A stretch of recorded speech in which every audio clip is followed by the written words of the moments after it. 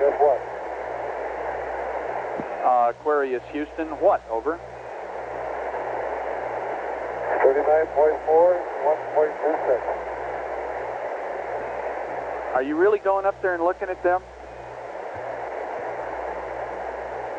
That's what the meters say. Okay, we copy, Jim.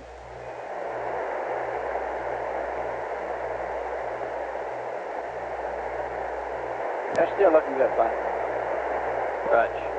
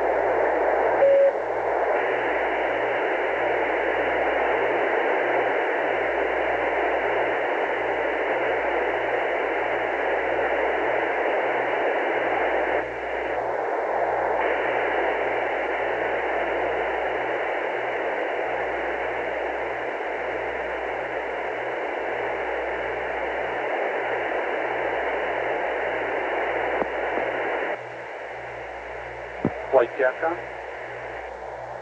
Go ahead, Joe. Okay, before I call Jim here for this, I'd like to verify with Telmu the switch configuration procedures for getting the power amp on. I think I remember, but I want to make sure. Okay, and stand by before you go. Tell me, you give them some words on the power amp, or Inco. Inco play. Go play. We're going to use a couple amps here for the power amp to get a good story up to the lamb on this procedure. Okay? Okay. That is the procedure, the overall sketch of the timeline for tomorrow. Okay. Give Joe what he needs to get the power amp on. Secondly, I would like all physicians in the room to settle down a little bit, be quiet, and especially down there, and listen to what's transmitted. Joe is going to try to convey the plan for tomorrow, so pay attention to it and listen to it to see if it could just possibly be misinterpreted in any way by the crew.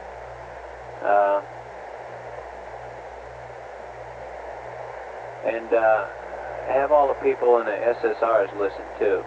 We want to get some care. As a matter of fact, Clint, you might call down to wherever Gene and the group of people are and tell them we're going to be doing this pretty soon. They may want to punch up the goss at wherever they are and listen to it. Okay? Joe, give us a few minutes to see if anybody wants to get, when you get any more people punched up. Oh, Roger. Flight Tommy. Yeah. It's not entirely clear to me now which procedure we're passing up at this time. We're going to give them the sort of talk them through the sequence of events for tomorrow. Oh, okay. That's the one I'm referring to about. Okay? Capcom Inco.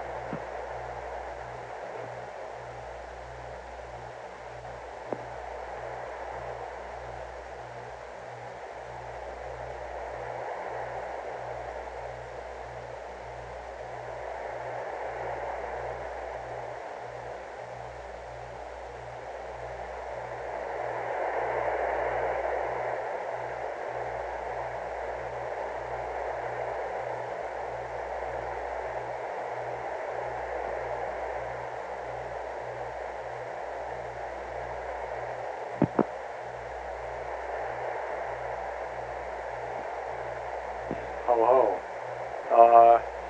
Okay, EI is 142.40 something, is that correct? Retro flight. EI flight is Go ahead. just like you read it. What's your EI's EI time? 142.40.39. Okay, you can probably knock off the seconds, okay? But you gotta hit these things to the nearest minute form. Flash is 14 minutes later. Say again? Flash is 14 minutes later. Okay. Joe, one other thing I mentioned to Jerry is that before they go to sleep tonight, we ought to get their feeling on when they'd like to be up. We don't really know what all they got to do to clean up the cockpit. And when you lay this out for them, Roger they ought to that. have some time to think about it. And then one of the things you want to be sure to get before they bed down is when they'd like to be up, if they're not leaving somebody on watch. Okay, of Which course, they probably will. they don't have a clear idea of their stowage problem either, and that's an item they've asked about. Yeah, how is that stowage coming over there, FAO? It'd be nice to have something for them to get started on that. Let's not bunch that up with the rest of the stuff. Isn't that easier? Roger, Flight. I think they just about got the list finished. We'll have it in a little bit. All right.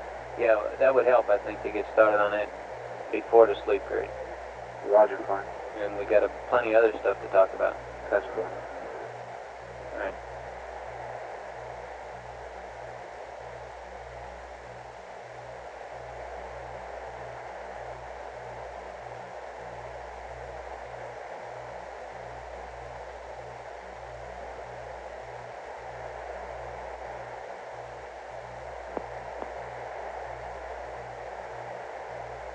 Okay, and I assume that all the black team has done their talking to the guys coming on duty. Jerry's coming on here shortly too, and probably after this discussion with the crew, I don't know what his intentions are. He'll go through the room. I suggest the black team operators hang around and see that everything gets transferred properly to the oncoming team. Flight, Tommy. Go ahead. We show the suit circuit relief valve is back to auto. We'd like them to... Capcom, he's got to close that suit circuit relief. It's probably been bumped again by a hose or a guy asleep. Aquarius Houston, over. Go ahead. Okay, Jim, we show the circuit relief valve is back in the auto position, and we'd like to have it off for good scrubbing, over.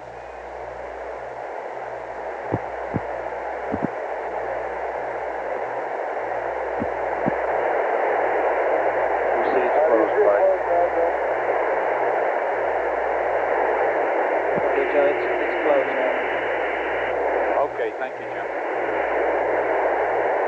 The corner of our closed of the scrubbers gets into them perfect. Raj, no sweat. Jim, in a few minutes, I'm going to be coming at you with the overall timeline for tomorrow morning. You might want to think about taking a few notes, although we don't have detailed procedures for you at this time, and maybe you want to have Fred or Jack listen, over. Right, we're all set to copy. Oh, okay.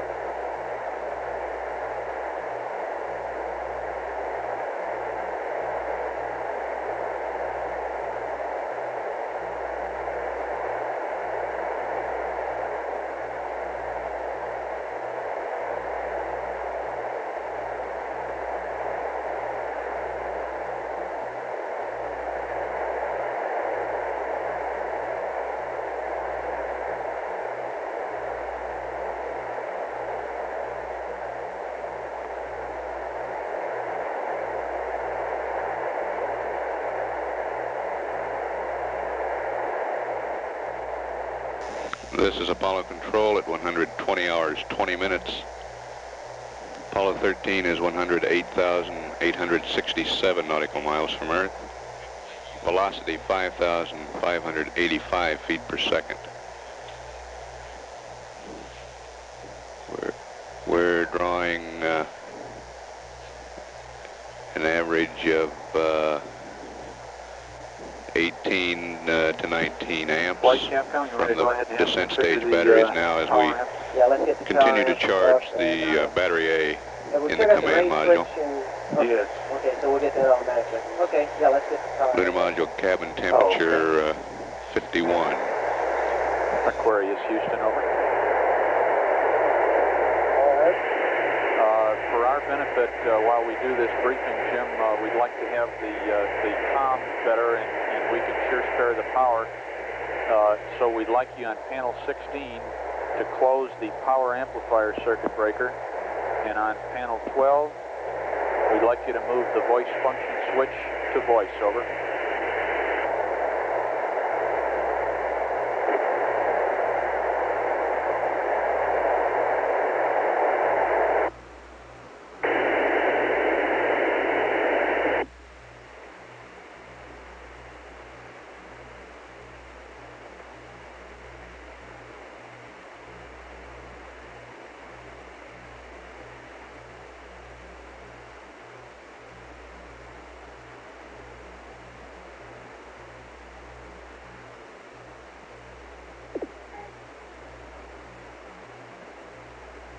It should be it, Flight.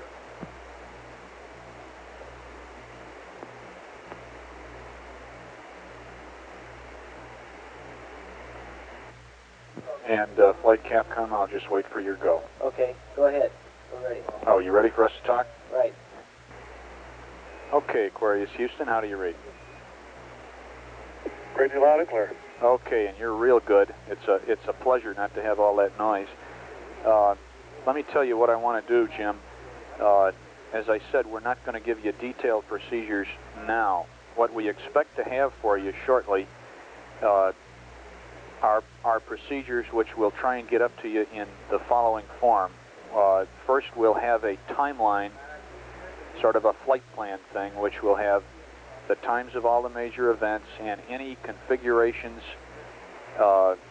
switch settings, and so forth, which are peculiar to our configuration and which therefore you won't find in the checklist.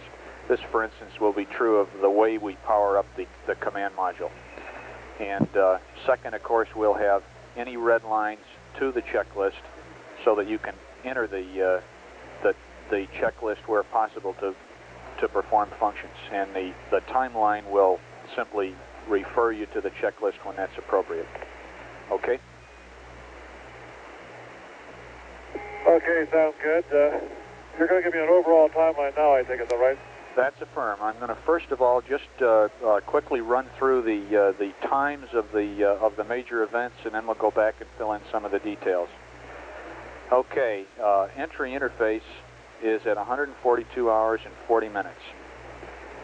6.5 hours, roughly, prior to that, or at about 1:36:10, we'll start this whole thing going by applying IMU heater power, by checking the CMRCS temperatures and preheating the CMRCS if required, and we suspect we'll probably want to do that. We'll have detailed procedures up for it later. At about 6 hours prior to EI, or about 1:36:40, we will commence powering up the LEM, powering up the AGS using the modified LEM DIPS RCS 30-minute checklist, which you have used for the previous mid-course. Then shortly just before 5 hours prior to EI, or at about 1:37:40, we'll want you in the attitude for a LEM AGS body axis alignment using the Earth terminator like we did before. And as soon as we have that, we'll perform MCC7, which looks like now about a 2 foot per second burn, or about 15 seconds of RCS. And I'm told that it's down to 1.5 now. So it's comfortably within the RCS margin. Okay, when we do that, we'll immediately start the maneuver to the service module jettison attitude, which will be in plane.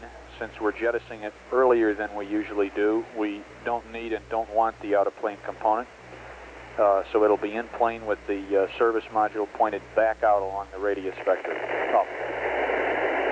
We will then commence to get the command module ready for service module SEP, including command module RCS checkout and a hot fire. And at approximately 4 hours and 30 minutes prior to EI, or 1:38:10, we'll jettison the service module. We'll pitch the LEM up until we acquire the service module in the hatch and try and get some photographs, but we're not going to fool around with LEM translation maneuvers or pictures because we don't want to foul up your flight path angle at that time. Okay, that gives us 2 hours to more or less open time here to finish up if we're late on that, to run over the checklist. We're doing fine. For Use powering the up the PTC. command module. When you get over the edge of the arm, Start the command module full power up at EI minus 2 hours and 30 minutes, or 1:40:10 GET. We'll get the computer on the line, we'll get the IMU up, we'll start uplinking your state vectors and so forth, and aligning the command module platform. At about 1 hour and 30 minutes at the latest, giving us an hour to do this command module stuff, we will start the maneuver to the LEM jettison attitude. We'll then start to close out the LEM. Of course, we hope to have our stowage all configured way before this. We'll close the hatch, do a pressure integrity check, and at EI minus 1 hour, or 141 hours and 40 minutes, we'll jettison the LEM. As soon as we do that, you can start the maneuver to the entry attitude. When you're there, do a sextant star check, take down the optics, and At that point, we'll be giving you your final entry pad. You can initialize the EMS, and you will essentially be right back on the checklist at that point. There's one little difference from your nominal entry. You're a little bit earlier in the morning, so it's going to be nighttime when you get to EI. However, we're fortunate enough to have the moon in the perfect position for a horizon check. We'll give you a moon check instead of a horizon check, and you can track it right down to moon set, which is going to be at EI roughly minus 3 minutes. And that's it for the quick timeline. Do you have any questions right now?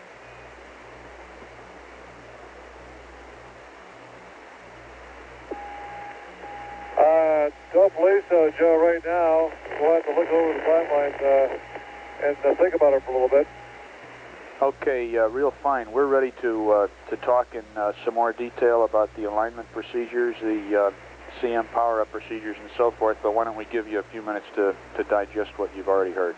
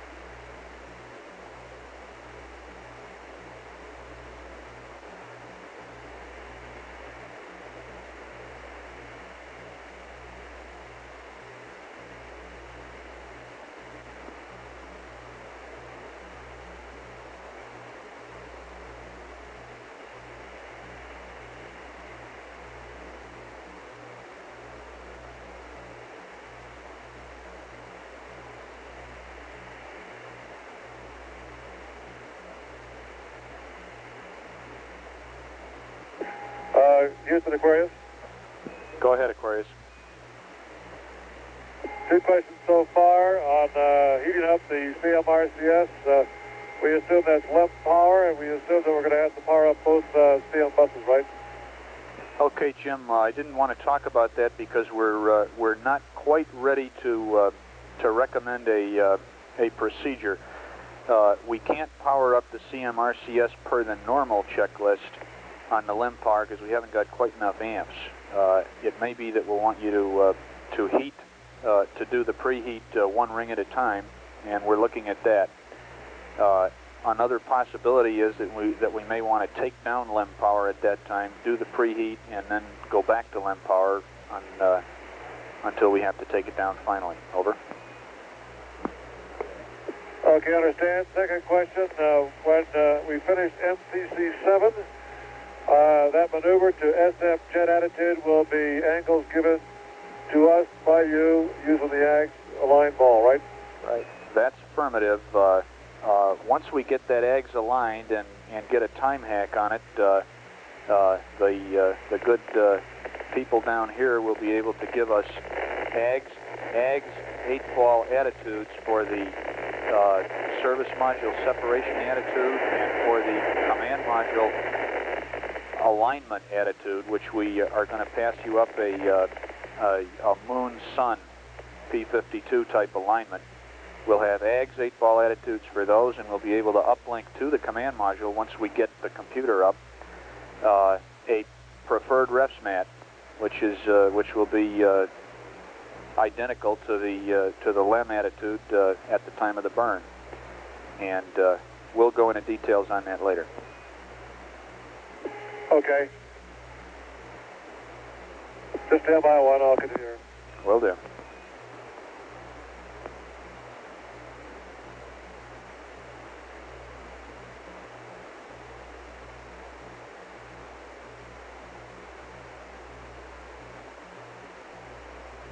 Flight FAO. Go ahead. The entry storage list is being looked at, verified, and should be ready in the near future. Okay.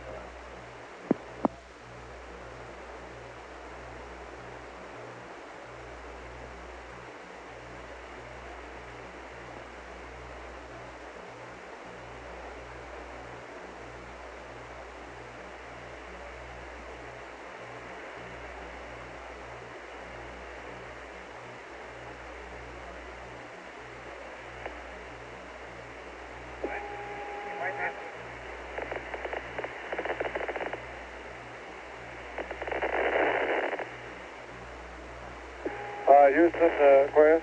Go ahead, Jim.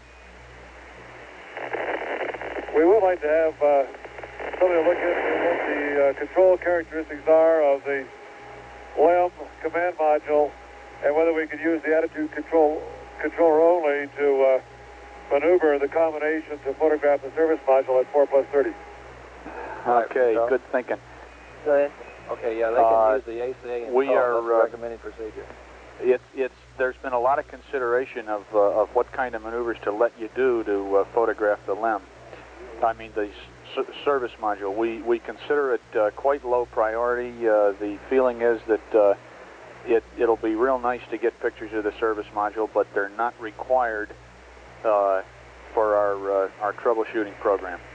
As far as the attitude control authority and so forth, we'll get you more detailed word on that later. We are working it. It appears that using the ACA instead of the TTCA after service module jet will give you excellent attitude control authority, and that's what we recommend. Okay, also can I use an add-hold configuration to keep the attitude, so during the left jet attitude? That's affirm. We are probably going to recommend a tight dead band AGS attitude hold for that. Go ahead. That's not the data that we have. Okay. That's the best way to go. What's the difference? We're saying it'd be pulse mode all the way. He's talking about for jettison now. That's right. Because that means you're not going to have any control. He's talking about for service module SIP, wasn't he? Negative. He's talking about LEM jet. Okay, for LEM jet, it would be a AGS attitude hold mode. That's what he said. Houston, Aquarius. And wide Go deadband, 5-degree deadband. Okay, the start check at the entry attitude, is it a sextant start check or a coas start check? It'll probably be a sextant start check, Jim. It really depends on how good that platform is that we get, and we expect it to be plenty good enough for a sextant start check. While we're on that subject, Jim, I want to mention one thing to Jack. As I said, this CSM alignment procedure we're going to recommend is a moon sun, and there are sun filters stowed. They're stowed in compartment R1. However, they're for the telescope only, of course, and not the sextant. One is for the long eye relief piece, the other for the normal eyepiece. And if he has any questions about that, we'll be glad to talk about it. Okay.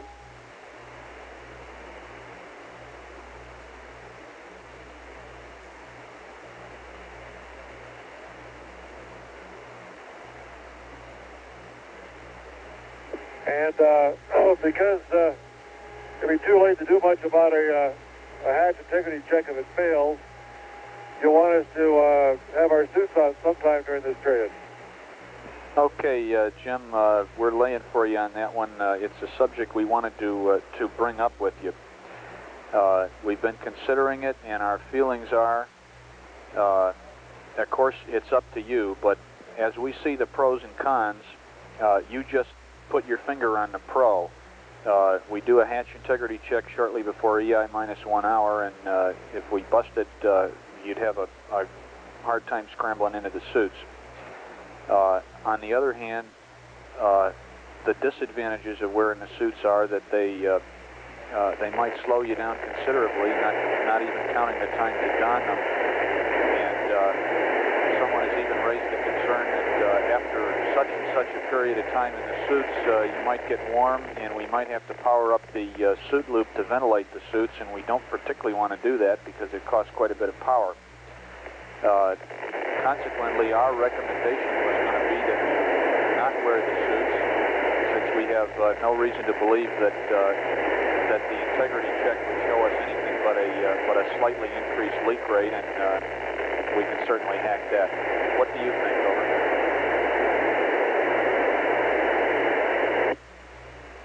Well, I have confidence in the hatch as long as it goes in and locks in smoothly. I see no reason why we need the suits. And one thing we're going to do during our spare time is to is to practice putting that hatch on, to make sure we get it on and locked.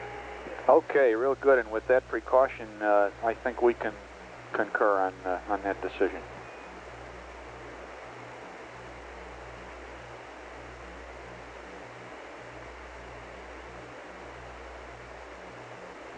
And that's all the questions we had about the timeline you gave us.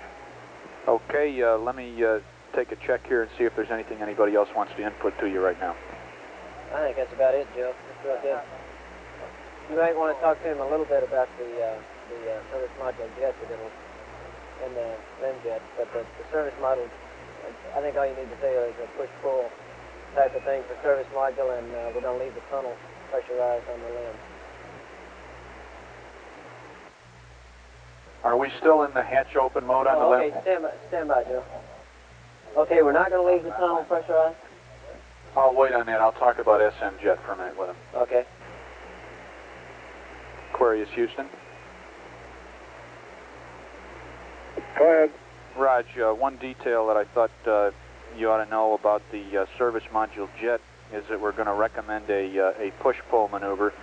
That is, in the attitude I described, we'll want you to go half a foot per second plus X on the LEM, then jettison the service module, then go half a foot per second minus X, which will be less time because you're suddenly a heck of a lot lighter. Over.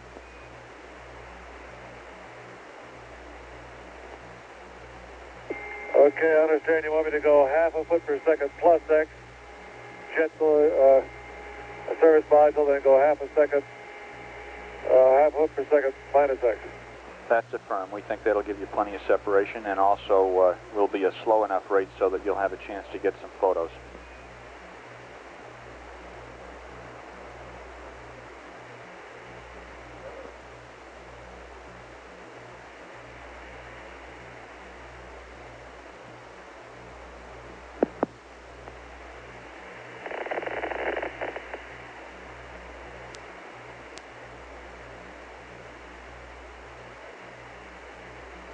Okay, Capcom flight. Go flight. Okay, it looks like probably the way we're going on this LEM jet is we'll have the LEM overhead hatch closed, but the vent valve open, tunnel pressurized, and then pop it off. Okay, why are we closing the hatch? So we don't want anything coming out of the LEM, for one thing. Okay, understand. Now, okay, this is 45 degrees out of plane south. Got it.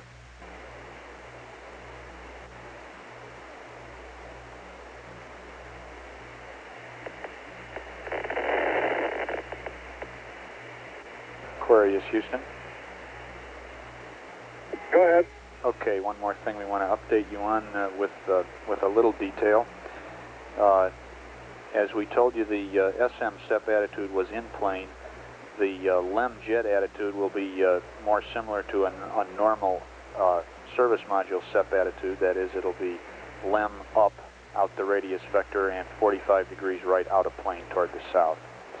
We are going to recommend that prior to jet, the configuration be with the LEM overhead hatch closed, with the vent valve open, and we'll jet with the tunnel pressurized. Over.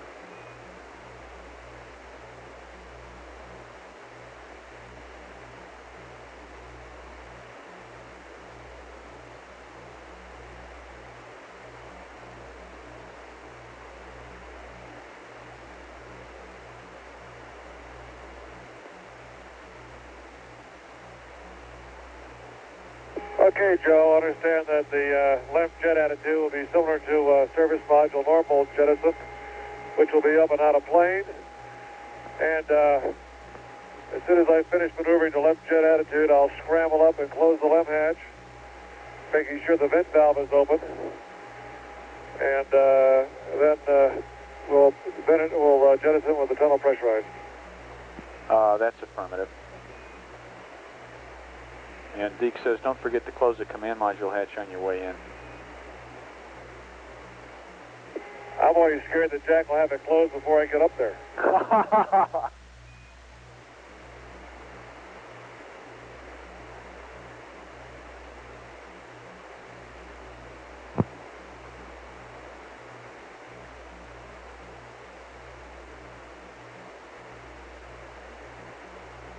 Okay, Joe, sounds good.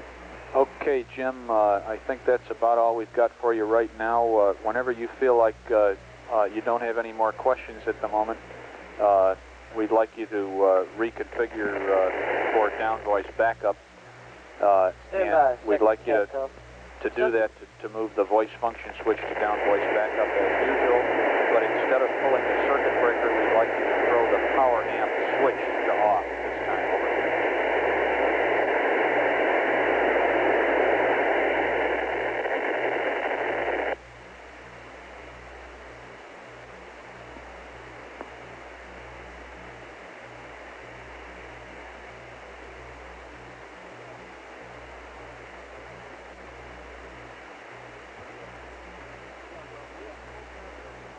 Okay, Joe, I have one more question here.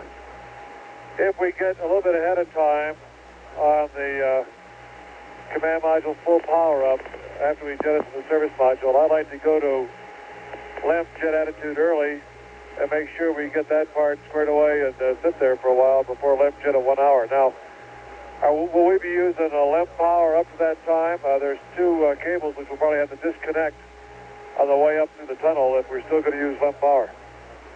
That's affirmative. Let me get word on when we expect to go off LEM power. Flight? I think he's. I think it's. No, it's before that. It's on the order of an hour and a half to 2 hours, somewhere in there. Okay. We'll just have to get that answer. I don't know what the answer to that is. Queries, Houston? What, tell me? Joe? Go ahead. Show that we go off of LEM power at EI minus 630. We expect to go off LEM power at the time we start powering up the CSM, or about minus 2.5 hours. That is not a hard number, and we'll be updating you on it. As far as going to the LEM jet attitude, that's completely permissible. As soon as you have a powered up command module on a satisfactory platform, you can go there immediately. We're giving you a maximum of 1 hour just for grins. Over. Okay, fine, and that will be a LEM maneuver, I assume, because we lost the service module, so there's no strain there. Affirm.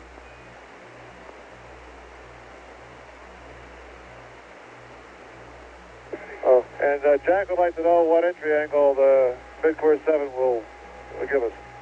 6.5. What's the entry angle after mid-course 7? It'll put us right in the middle of the corridor, Jim. 6.5. Okay. Minus 6.50 degrees. And Jim, Houston, I guess as a last item, we expect that it'll take us about an hour to update your checklists and your timelines sometime later on today. And, we'd just like you to consider that.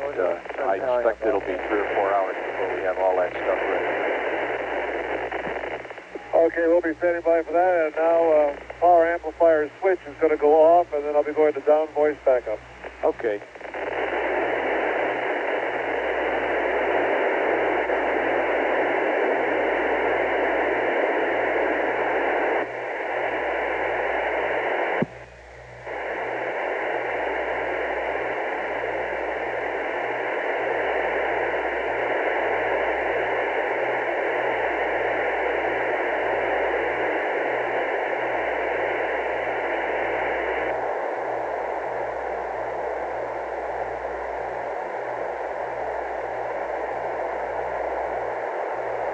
This is Apollo Control at 120 hours 47 minutes.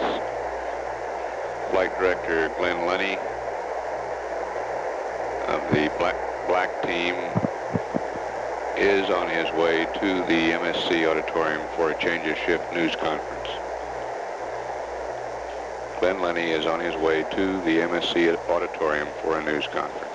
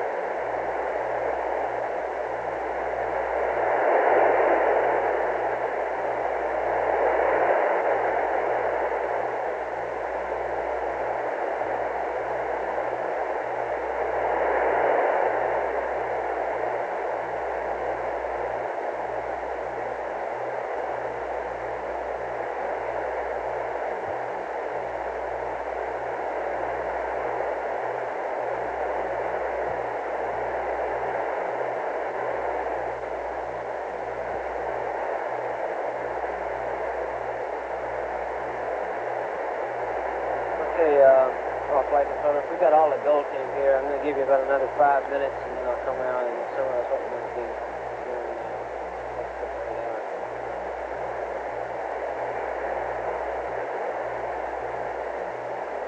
Telmute flight. Go flight. Incidentally, that number for the final limb coming off the limb power is around 2.5 hours.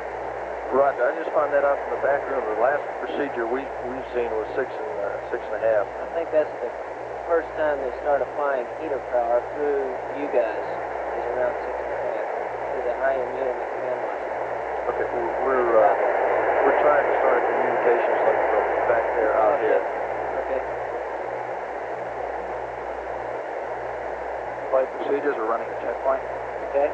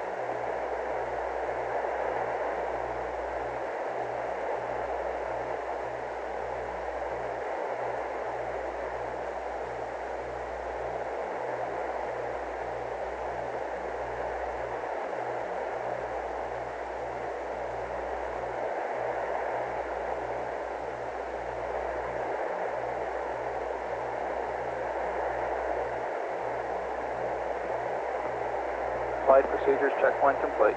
Roger.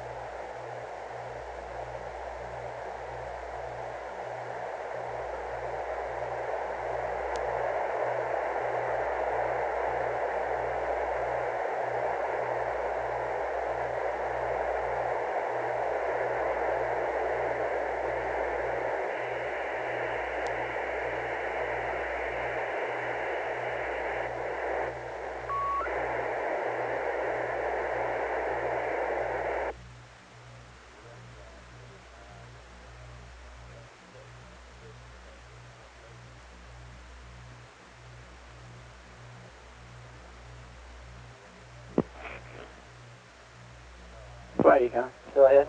We'd like to get a voltage amp readout on that charger. We're overdue. Okay. Capcom flight. Go, flight. We need a readout of the battery voltage and battery charger current. That's affirmative. We're due for a periodic one here. That's in the command module. Okay, bat voltage and... Bat A voltage? That's affirmative. Bat A voltage and battery current. Battery charger current. Yes, battery charger current. Okay.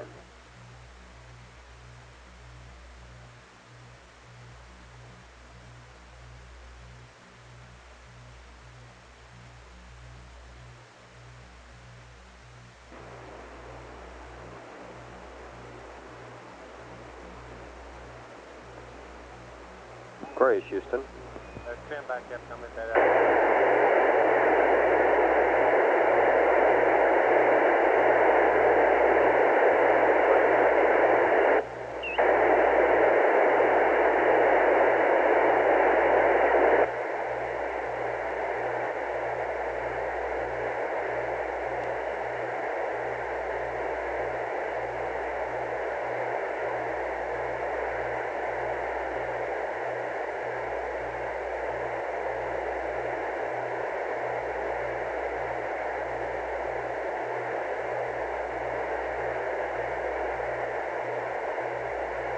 Go ahead, sir. Right. Did we lose lock or... Yes, sir, we have. Pardon? Yes, sir, we did. Okay, I'll stand by then. All right, sir, I'll give you the word as soon as possible. Say again if there's noise. Flight in, go. Go ahead. We've lost lock for a little bit. We'll have it back. We haven't got it uplink right now. Okay. Sounds like we got him.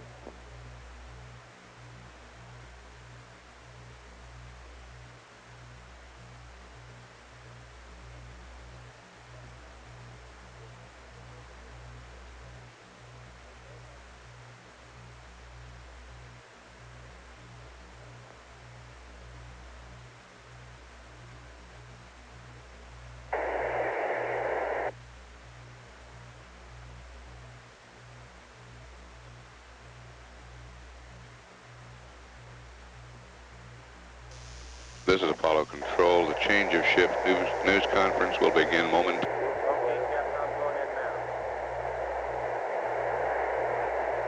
Roger, man. Aquarius, Houston, go ahead. We haven't got him back yet. We had him for a minute. The Capcom now is astronaut Vance Okay, we got him Brand. now, flight. Yeah, let's try him now, man.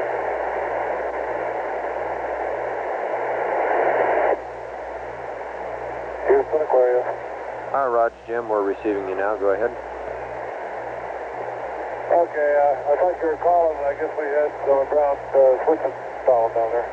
Yeah, we lost the lock for a little while there, Jim. Well, good day. Could you give us battery A voltage reading, please, and battery charger current, as you have been doing? Okay, man, so stand by. Okay.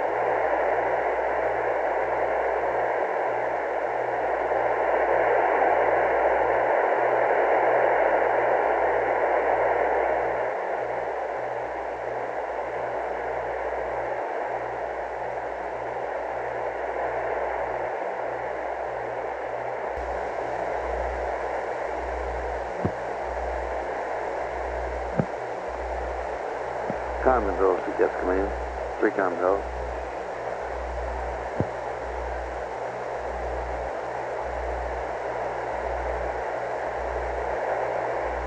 Comm control, CGS command. 3 comm control. Yeah, I'll try it. We haven't worked that magic yet.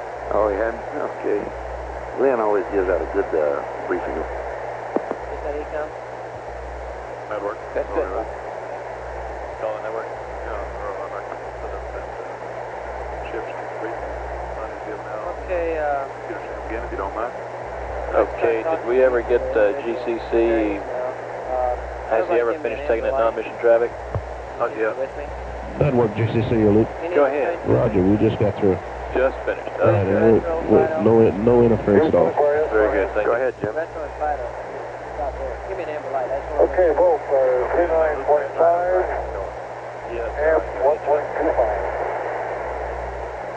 Roger, copy Okay, 39.5 and 1.25. Thank you. I think we got everything pretty well figured out. Retro, what have you did that econ for us? I guess the only thing we really have to talk about now is coming up, and let's square around the measurements. We were up to about 1 millimeter, 1.5 millimeters of mercury, at which time we decided that we would put another canister on the end of the one we had already had rigged up, so that we now have two canisters in series, taped together, so that there's no leakage between them, feeding into the hose through which the air is being drawn into the suit loop. So we are continuing to get good scrubbing or cleansing of the carbon dioxide in the vehicle, and we feel that the present arrangement of removing the carbon dioxide will last just fine into the 130 hours sometime, perhaps 135 hours thereabouts, and by that time, if we see the carbon dioxide level going up a little bit, we'll probably go back and select the primary cartridge, which we still have available in the LAM, which will be good for about a day. So at the present time, that's our plan relative to the carbon dioxide. At about 113.5 hours, Jack and Fred, Jack Swigert and Fred Hayes went on duty, and Jim Lovell went below to take a nap as best he could. Fred reported he had 5 or 6 hours sleep. We have, since that time, not really been doing much with the vehicle. We have had the pilots going back and forth, who's ever on duty, down into the command module to look at the charger currents. This is to keep track of exactly what we're putting in the battery, so that we will know what we have in there and we'll know when to terminate the charge. We also want them to go down there and look at that gauge regularly, because we don't have any telemetry on the vehicle, and we didn't want anything going on down there that we didn't know about. I discussed the battery malfunction. We had another one visible to the crew for a while at 115.5 hours, I think, about, and we discussed it again, the fact that we had concluded that it was a sensor, and as I said before, we're continuing to use that battery just fine. We radioed up some information on the trajectory. As I said earlier, we're comfortably within the corridor at a flight path angle of about negative 6.25, a mid-course of approximately 2 feet per second. A few hours before entry will put us right back in the middle of the corridor. However, it may not even be required. At last measurement, the mid-course was down to 1.5 feet a second, and for all we know, by tomorrow, the mid-course will be closer to 0, although it may also still remain at the present level. The one report relative to crew comfort is that it's getting fairly difficult to sleep in the command module, in that it is getting fairly cool in there. Jim Lovell reported that he's been using the lunar boots to keep his feet warm, and yesterday we were involved in a discussion as to one of the pilots, I've forgotten which one it was, sleeping in the tunnel, up with his head probably pointing into the lunar module, or perhaps his head pointing away from it. There's not much we can do about that problem right now, so they're going to have to sleep the best they can, either in the LAM or in the tunnel, and stay dressed as warmly as they can on board. That was the shift items. Let me give you an idea of the consumables, and I know you're always interested in those. We discussed the water. Yesterday, well, I should say consistently, the water has been running at about the same rate. It's running at just about the same rate now as it was before. You know, we're drawing a little more current out of the LEM batteries now in order to charge the command module battery, but the water profile is staying just about the same. So consistent with the kind of information I was giving you yesterday, assuming that we have to power up for one more mid-course, we're predicting a lifetime on the water of 160 hours, 159 hours. The oxygen is very comfortable. We have a depletion in the LEM of 271 hours, so that's well past the splash time. depletion of the power at the same rate, except for about 2 hours, if we assume that we continue to use power at the same rate, and add in a couple hours for a mid-course, we would have 170 hours of depletion. Now, it's probable that we will use more power tomorrow than the numbers I'm quoting here, and get as much useful work out of the LEM in terms of transferring its power over to the CSM as we can. The details of exactly how we are going to accomplish some of the functions tomorrow are not all completely resolved yet. We had a briefing just as I left the control center with the crew as to the timeline, the major events. I assume that everyone heard those. As to the sequence of events we would be going through in preparation for any actual entry. Some of the details within those events are still being worked out. We've had crews in simulators all day. There'll be another meeting this afternoon on exactly what the checklist ought to be. And as the Capcom Joe Kerwin was saying, we will spend some time later on this afternoon, this evening, reading up a lot of the checklist that the pilots will need for tomorrow. We're basically going to be modifying the checklist that they have on board, and a number of the parts of this activity tomorrow have already been exercised. Maybe a little closer to 30. Somewhere around that number, 31 and 32. There was one more thing I wanted to tell you. I can get you an exact number. The weather is very good in the recovery area. Oh, I know what I wanted to tell you. I had asked that somebody either in conjunction with the next 8 or 9 more press conference or separately to perhaps lay out as well as we can the timeline and the activity that will be going on tomorrow, so that you'll be as informed as we can have you at this time. I'm sure there will be a lot of questions. Some of them I won't be able to answer in the next hour, and I hope that sometime this evening we can satisfy most of your questions on the details of what's going to happen tomorrow. The weather is good in the recovery area. As a matter of fact, it's very good. And I think that's about all I have to say, and perhaps we can find what you're interested in by going to questions now. Okay, front row down here. Wait for the mic, please.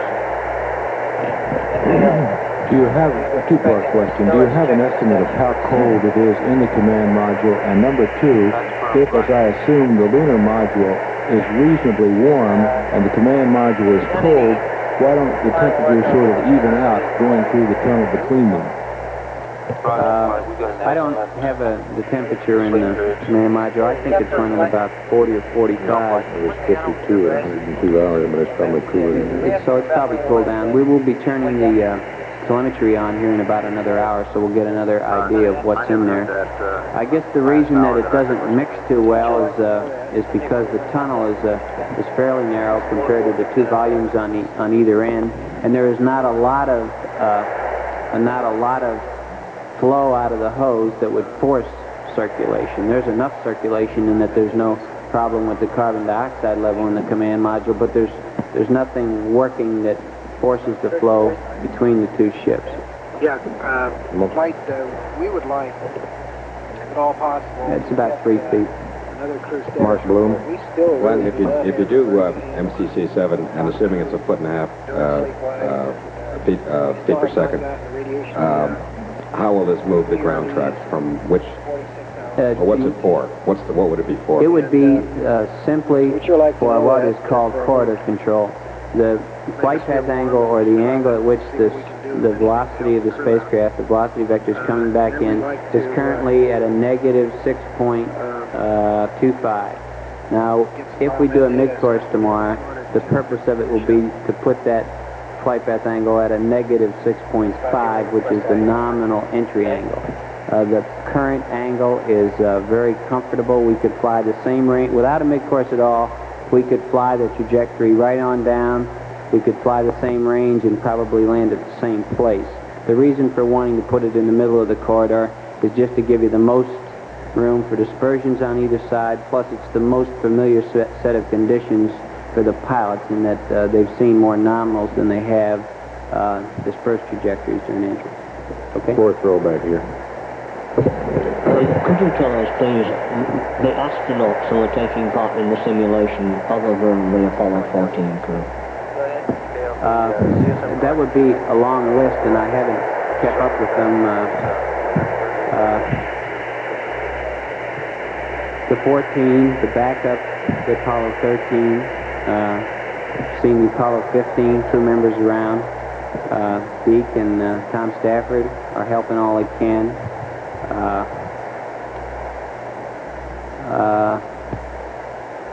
And there are probably a dozen more, but I can't recall who they are right now. Front row over here.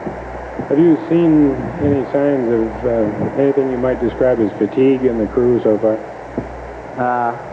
No, I don't think so. I think they've been, I think they improved through yesterday and today. They seem to me to be at the same level of operation, and I think tomorrow they will go through their own process of bringing themselves completely up for the entry, much as anybody has to do to prepare themselves for an event like that. And I think the best indicator is Tony's voice. It's been very good. Were they fatigued earlier, or did you get that impression? I didn't really get the impression that they were tired. Somebody asked a while back, I recall Fred Hayes, I believe, answering that they really felt pretty good and they really didn't feel tired or fatigued. And back here. If it's so cold inside the command module, why aren't they wearing spacesuits? What are the differences? The primary disadvantage to putting the suit on is that it is bulky and it limits what the people can do. It's cumbersome to try to squeeze around in either the LEM or the command module, especially if you're trying to squeeze through the tunnel. And we've kind of had, with one man on watch, we've had him busy moving back and forth, so that they just haven't felt the need to put the suits on. Now that's entirely up to them. If they feel that if it is just so cold that they want to do that, they certainly go ahead and do it. John Wilford. Under the plan for the separations that you have now, where will the lunar module re-enter and where will the service module re-enter in relation to the command module? Well, I hope that the men who come over this afternoon, this evening, can tell you some more about that. I don't know offhand. Of course, we fully expect both of them to splash down in the Atlantic. The separation sequences that we have are primarily designed to be sure that they're away from the command module during the coast above the atmosphere and during the reentry portion. I'm not answering your question, but I hope that they can help you better with that tonight. Back here. Why aren't you going to be using the normal technique for jettisoning the LEM rather than letting it be pushed away by that pressurized tunnel? Well, the reason for that is that we don't have the service module. We would not have the service module with us. The normal procedure for separating from the LEM is to undock from it and then translate away with the service module thrusters. At the point of the flight that we'll be at, we will have already detached the service module. The command module does not have a thruster configuration that allows it to translate. It can just rotate, pitch, or yaw. Okay. There was some discussion about the possibility of the astronauts getting into their spacesuits just prior, I believe, to jettisoning the LEM after they put the tunnel hatch in place. What was the final decision on that score? Well, to clarify your question, the question really is whether they ought to put the suits on before we get into all the engine tests for tomorrow or not. As Joe Kerwin, the capsule communicator, discussed on the loop, the advantage of having the suit on is if there's any problem with a leak in the command module hatch. We have not experienced any problems like that, and we are able to exercise closing the hatch now, and as Jim pointed out, they will do that a number of times. The disadvantage with putting the suit on is the same one I discussed earlier, that the suit is indeed a cumbersome thing to wear, and in the sense that it is cumbersome, it actually becomes a limitation or a compromise in getting the job done that you have to get done to accomplish the entry. So it's a question of trading off inhibiting or making more difficult the task, which is already difficult that they have to do tomorrow, versus the confidence in the hatch? Carl Abraham.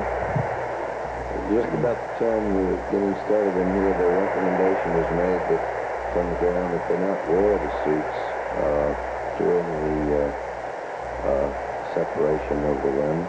And the reason that was given was that the wearing of the suits would cause the astronauts to generate more heat, and that heat would have to be dissipated, and there would be a commensurate power drain for that function.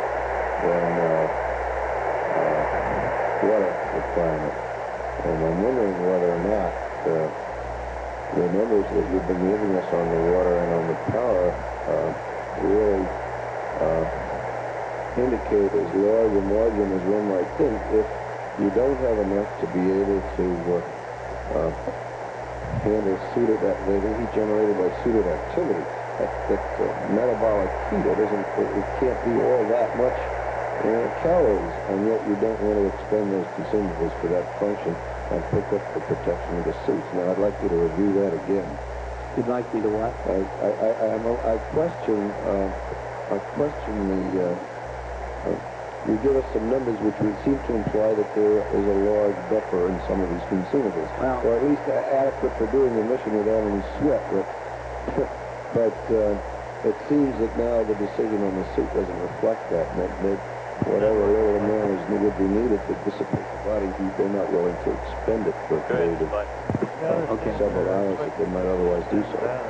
Each time that at least I've quoted the numbers to you, I have tried to carefully explain that they are based on the current rate of expenditures, allowing for 2 mid-courses 2 days ago, and allowing for, from this period forward, a couple hours for 1 mid-course.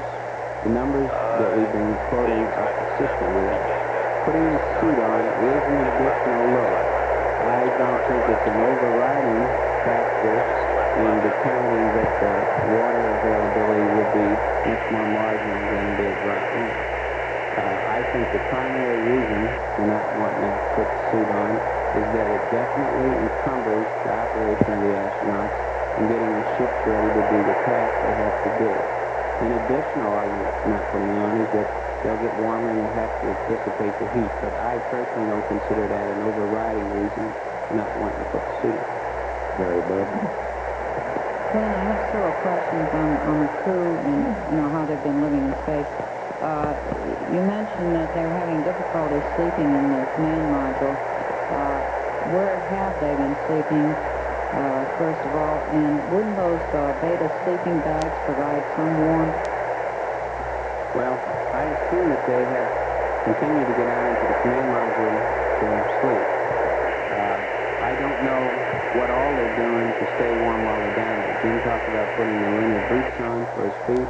He talked about wearing a couple sets of underwear. I don't know how much good they're getting out of the sleeping bags, but they generally seem to be getting cooler and cooler as they sleep in the command module. In other words, they definitely seem to be noticing it at this time of the flight. Somebody remarked that they were rubbing their hands when they came up from the last sleep shift down in the command module. Then, secondly, on the food, in the hurry, to transfer into the LEM and what have you, there seemed to be, they were sort of snacking there for a while. Do you know what kind of stuff they've eaten, and have they been able to use any hot water, or have they been eating cold stuff, or... I don't know. Do you have any comment? Have you heard any comment? Hot water in the LEM. There's no hot water in the LEM, no, but I really don't know what they have been eating. I just assume they've been working about through their regular menus, or deviating as they see fit. And the other thing was, outside of the comment that Lovell made that there'd be a long time before another moon mission, which he made several days ago, I haven't seen any comments from the men, particularly on their flight in space. Have you heard any? On their flight? Yes. Well, no, I haven't heard any hand-wringing or anything like that. I think their primary interest, as ours is to keep the ship working like it is now and get thought out what they have to do tomorrow. I wouldn't expect to hear that kind of thing from them. Realizing you'll be able to fill in more details later, could you still give us the outline of this pre-entry sequence and a rough estimate of what time each step will happen and perhaps what altitudes? No, I'm not going to give it altitudes, but I'll give you the same times that Joe Kerwin read up to him a little while ago on air to ground. They're to start the IMU heater in the RCS preheat checks in the command module at 136.10. They're to start powering up the LEM ag and getting in the line at about 136.40. They're to do mid-course 7 about 137.40. Service module jettison, am I going too fast? 136.10 for some IMU and command module RCS, 136.40 for powering up the LEM ags, 137.40 for the mid-course, which, by the way, would be done with the LEM RCS at the present size, which we don't expect to change. At 138.10, service module jettison. Go ahead, display. Raj, on his time recorder, ground station would be offline. They would have a simulator on, so all between the service module and the LEM jettison, of course, is all devoted to the system's operations within the command module, getting it ready for entry, including lining the platform. And then at 142.40 is the 400,000 foot point, and then there's a landing about 14 minutes later at 142.54, and that's all to the nearest minute. I would hope. Service module jet, 138.10.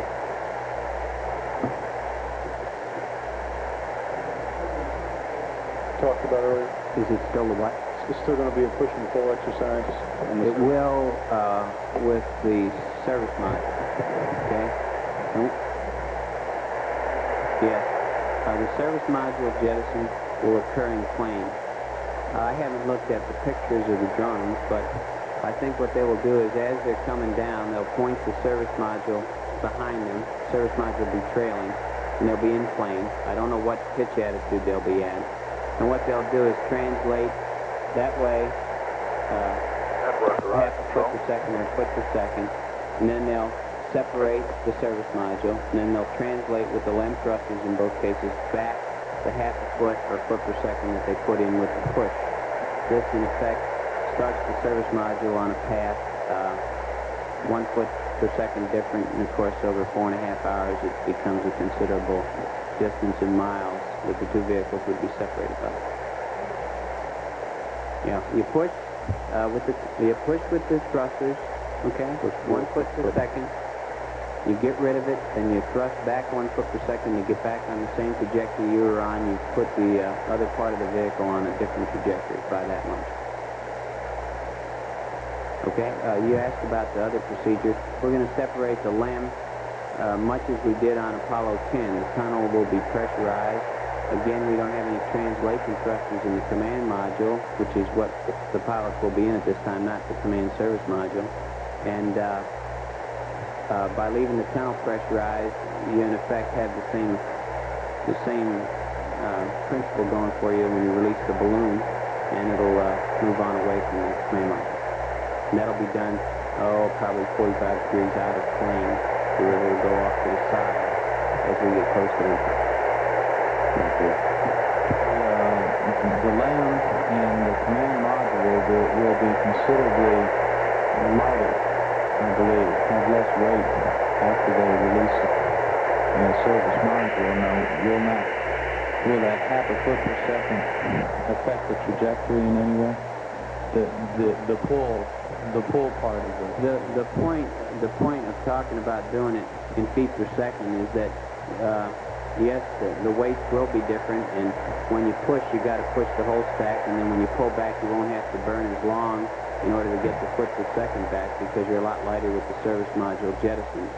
So putting the foot per second in and taking it out essentially puts you back on the same trajectory. It will be a longer duration burn when you're pushing with the service module on than when you're backing off without it, if that answers your question. Harry, please. Excuse me if you've already answered this, Glenn, but where are you, Harry? Over on your right and way back. Okay. Will you leave the lens systems up and the eggs in attitude hold when you do that off bottle thing? Yes. The idea being to control the attitude of the LEM with the control system so that the effect of the pressurized tunnel will be to continue to thrust the vehicle away from the command module. Glenn, did you say what the separation rate will be for the lens? I don't really recall. It's on the order of a couple feet a second. Maybe it's 1.5, something like that. Okay, Weather, do you have anything to add to that? Go ahead. He's worrying about the next one. Okay. I've got 3 questions.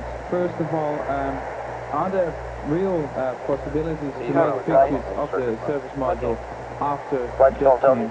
And second, can the crew keep up with what they have to do, or have they time which they can't use just to do nothing? And the third question is, after jettisoning the LM, could it start rolling over a kind and then... Okay, we have planned a pitch maneuver with the LEM to take pictures of the service module. However, as we brief the crew, we consider that at this stage of this mission the low priority item that we would not want to interfere with the conduct of the operations that has to go on to get the vehicle ready for entry. There are people working on what kind of cameras and what kind of lenses to do, but we have tried to convey and will continue to try to convey to the flight crew that we don't want them to spend too much time or jeopardize any of their sequence getting those pictures. As far as the timeline for the crew goes, I think they're going to be tight parts to the work tomorrow, and I think there'll probably be some periods in there when you'll be able to tell that we're just waiting for something to occur. I have not heard yet completely the results of the simulator work today. As a matter of fact, the astronauts were still in the simulator when I left. No, we don't expect the LEM to go tumbling all over when we fire it away with the tunnel pressurized, because we have left the control system on, and that should continue to maintain the attitude of the lunar module.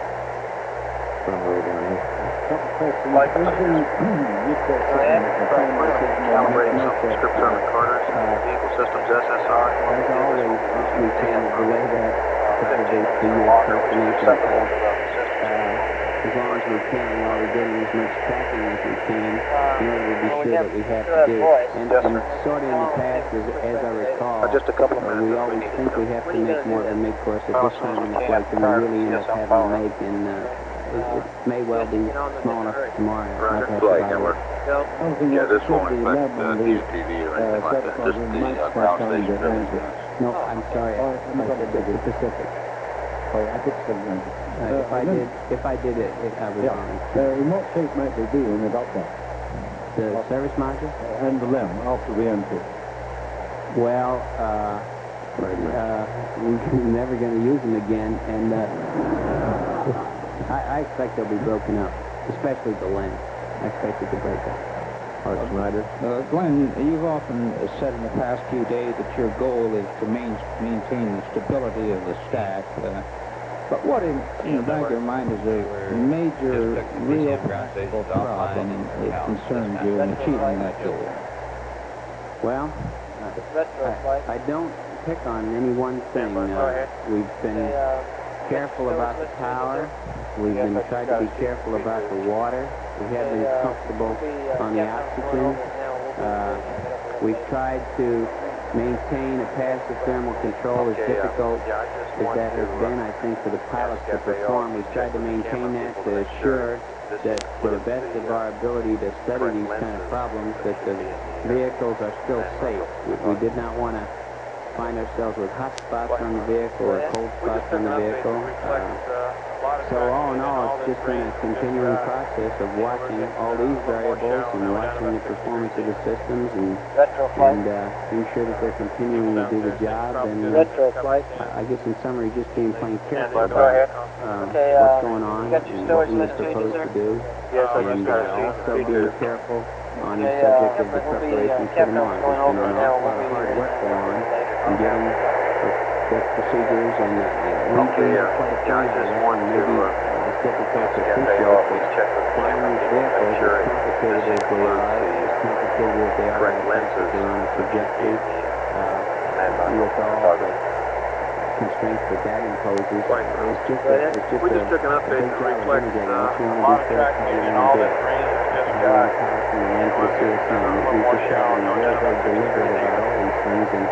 I just have not had any one thing on my mind concerning me. I think all of us feel the entire situation needed to be watched at all times. Russia's going to be running that a little bit. If you get to concentrating on any one thing, you usually end up missing what you ought to say. I'm green now, Frank. Third row I'll back have here. the... I was wondering if you have any kind of control over the LEM once you allow the air pressure in the tunnel to cast it off, so to speak.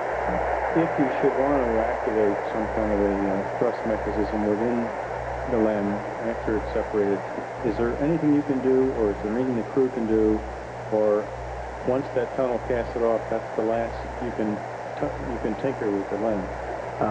Once we close the hatch, we will not be tinkering with the LEM anymore. Now there is an active... Something went wrong. I'm getting to that. Sorry. There is an active control system, an automatic control system working in the lunar module when we jettison it to hold attitude. It is possible, if we wanted to, and we have no reason to do this, that we could send numbers to its computer, just as we do in flight, sending us state vectors and updates to the platform. But there's absolutely no point in doing that. In no way could we fire an engine or turn something on or off by that process. So, in effect, the answer to the question is no, we're not going to do anything to it, nor really could we do anything to it. Thank you. Are you satisfied as a result of today's checks that you now know the full extent of the damage caused by the original explosion? If so, what is that?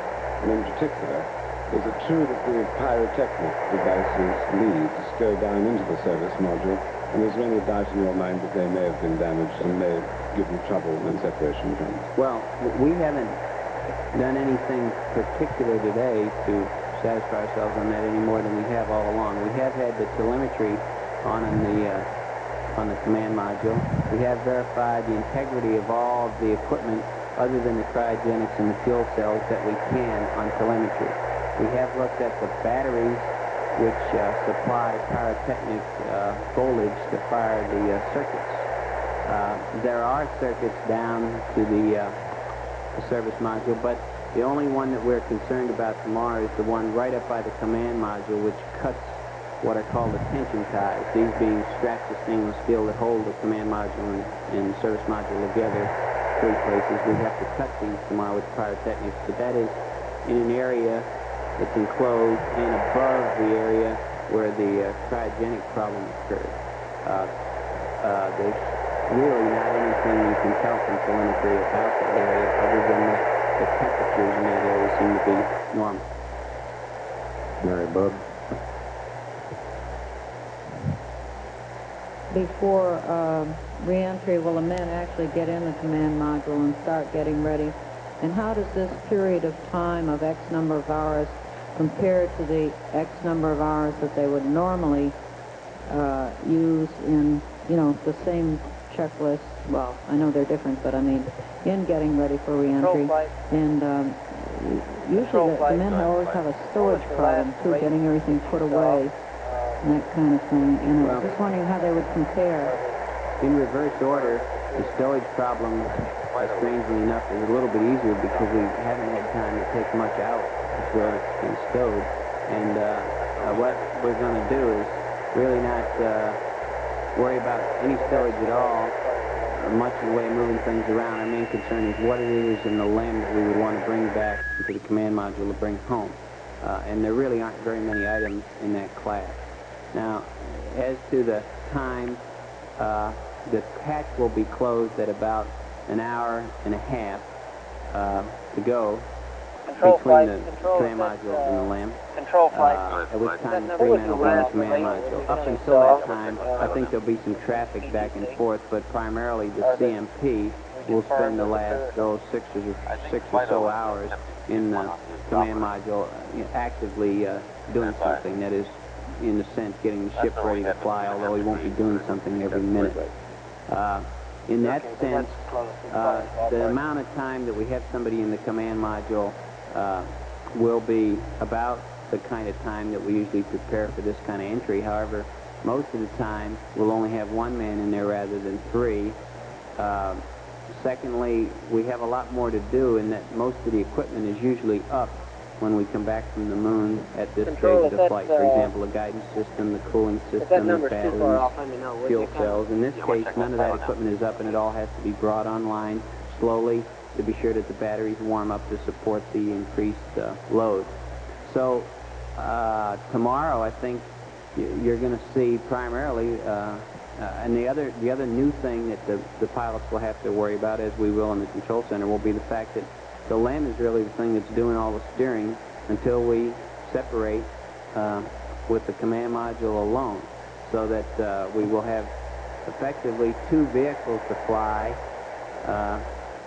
Most of the time that we normally have only one vehicle to fly, and normally that one vehicle is 95% ready for entry, and there's just a few things you have to do. In this case, we have to power it up from the beginning.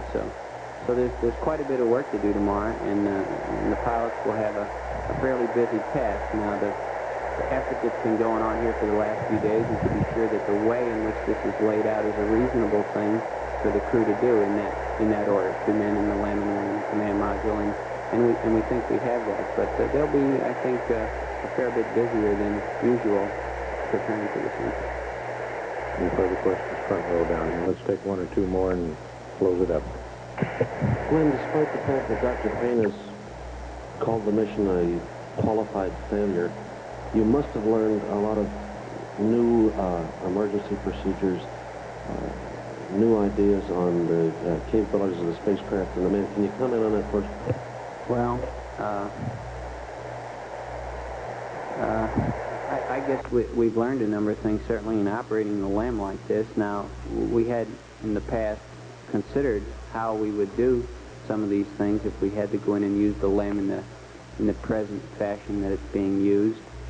I don't know as I can come up with any specific examples, anything that we really learned. Some things are difficult. We learned those.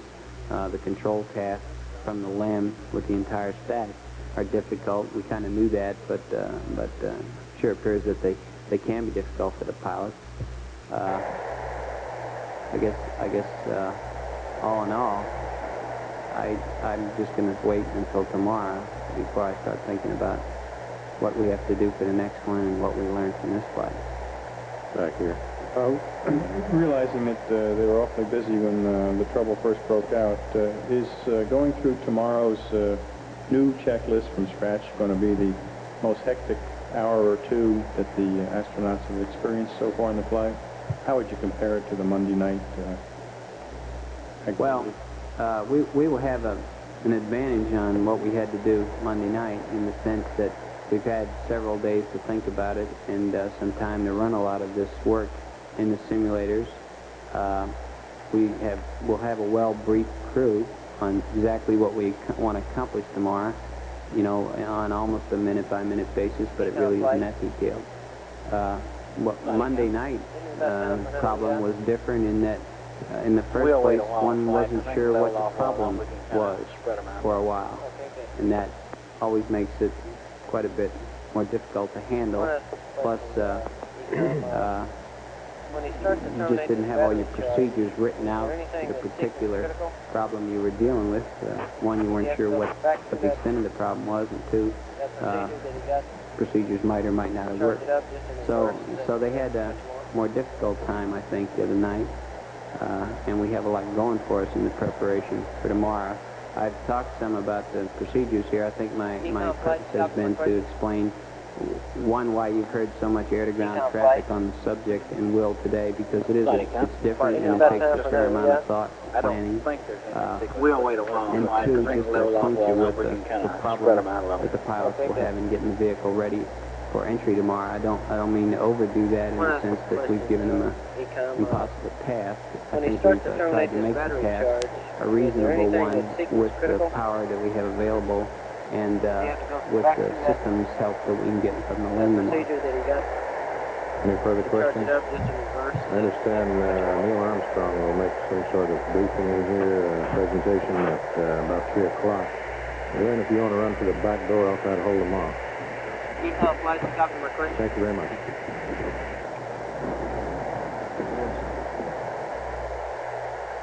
Friday, Commodore, just a minute on that. I don't think there's anything sequence critical, but let me check in.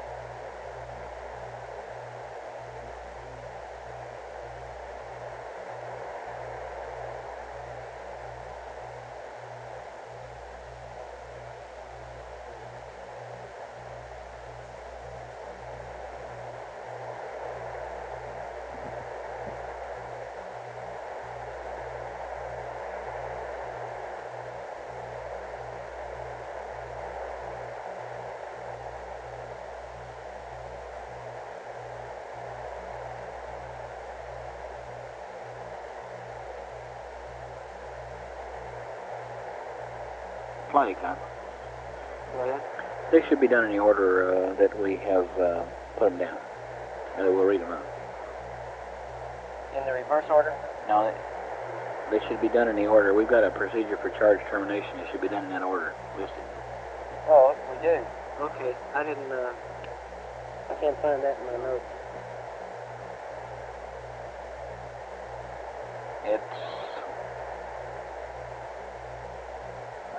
I believe we read it up earlier.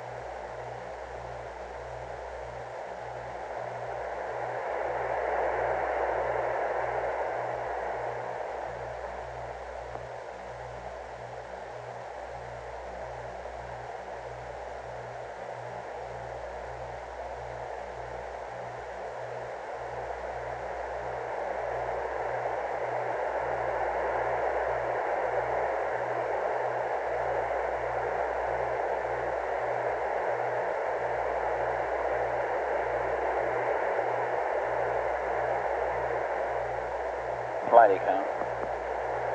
Okay. As far as I know, we read that up last night. Okay, I see another procedure with AFE's got the terminate procedure out in the right-hand margin. Is that the one you're talking about? I've got one that doesn't have a terminate procedure in the right-hand margin. That's right. Now we got 4 steps on the 3rd page of that procedure. Do that, and then go back to square one with these things in the right-hand column. Okay, then the AFP's got the right one. I got the wrong.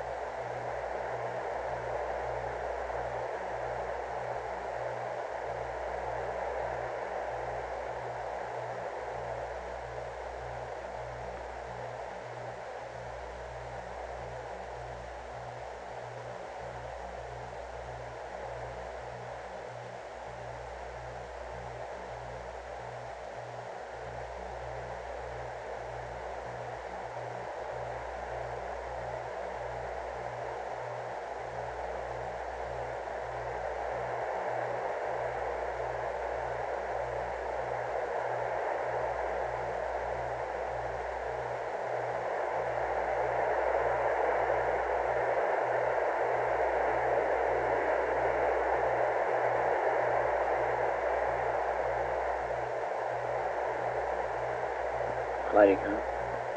Go ahead. Now we'd like to get a bus A volts and a battery charger current readout. Okay, Capcom. Another readout of battery and charger current. Okay, flight. And you want that entry storage set up, huh? As soon as they're ready to copy that. Yeah. FAO flight. Have you, FAO flight.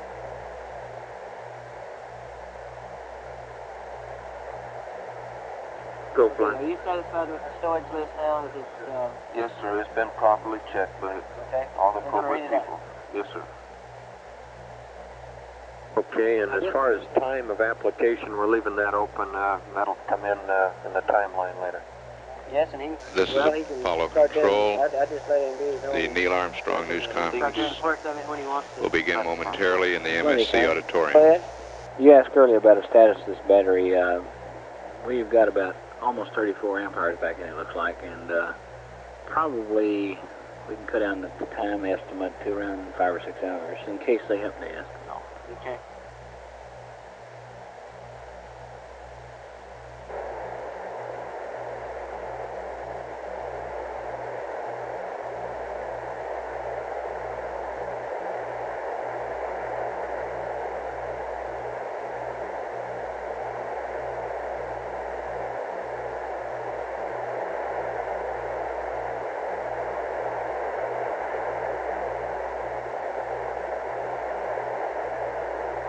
Aquarius Houston, over.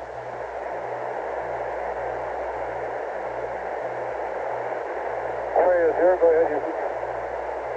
Say, Jim, could you give us another reading on the battery A voltage and bat charger current and the CSM, please?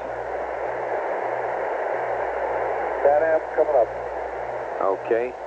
And sometime when you have some time to copy, I have an entry stowage list to give you, which specifies which equipment will be moved between vehicles before splashdown. Okay, I'll be able to copy that. Okay.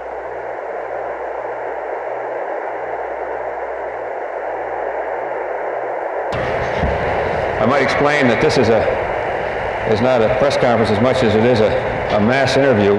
When we got to 22, have I got anything?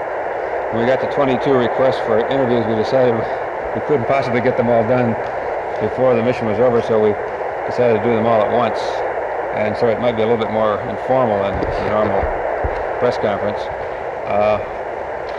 Neil, do you want to start by saying something yourself, or do you want to go right to questions?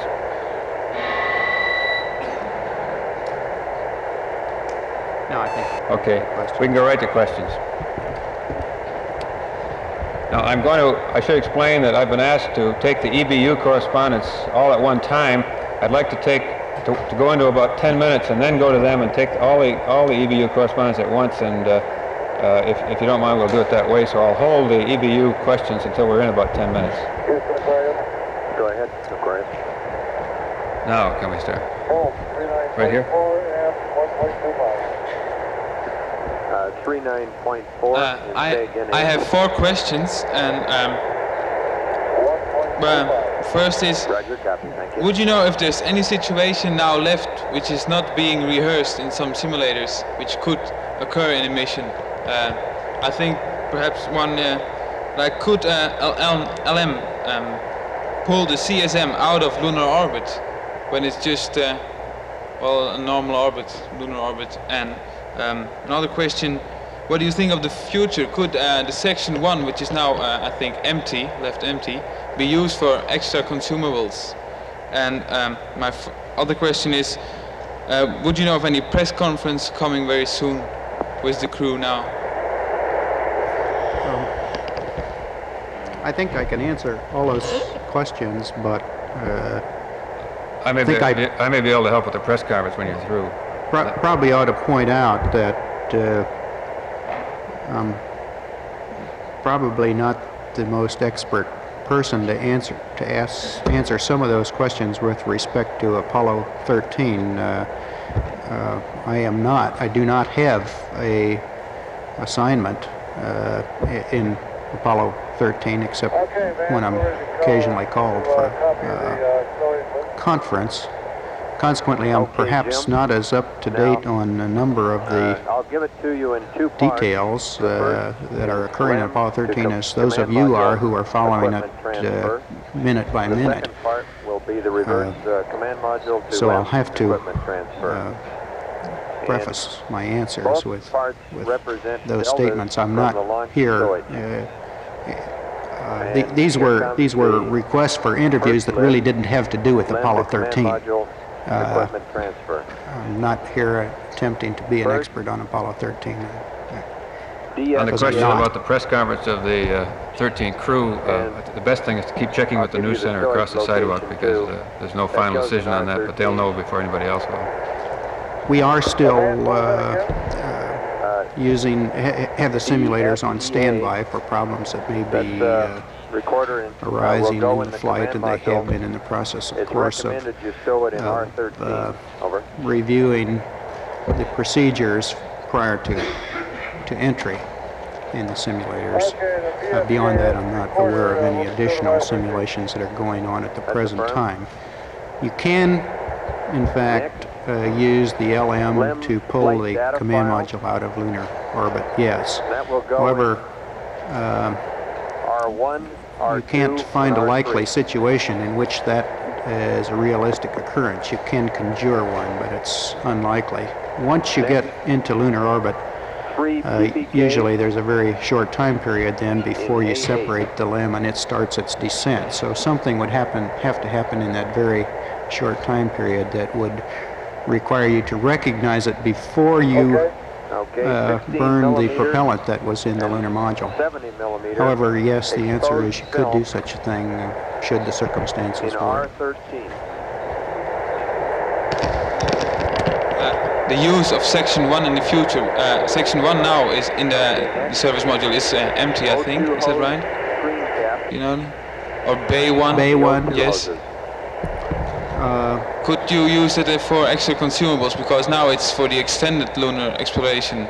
It's meant for that, but would it be used for anything else? I can't answer the question except that, for example, in Skylab kinds of service modules, the arrangement of the systems in those bays is considerably different than it is in our current lunar service modules. However, they can be retrofitted and changed before. There is some flexibility in choosing Bay 1, Bay 4 configurations. Black and white TV camera. All right, Bob. Neil, if you had been commander on this mission instead of your tremendously successful one, how would you have felt in space faced with this kind of emergency? In decontamination bag. Well, I'm particularly glad that I didn't have to face that problem. I think I can, however, accurately guess how those crew members felt. Of course, in Gemini 8, we had a sort of a similar circumstance where we were unable to complete all the things that we had hoped to complete. And while you're flying,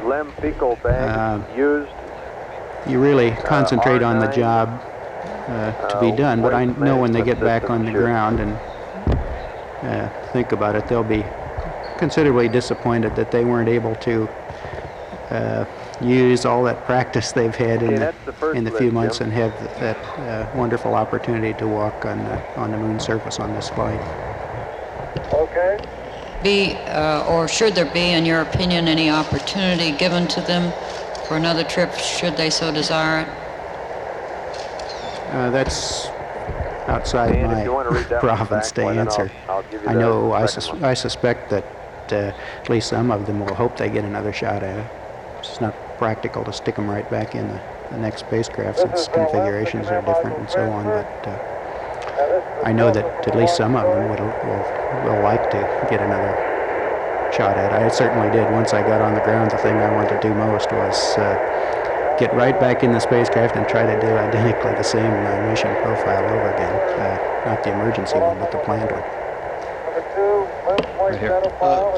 Neil, in a situation such as the one we're faced with now in Apollo 13, the crew members have not talked of concern or anything like that over the radio.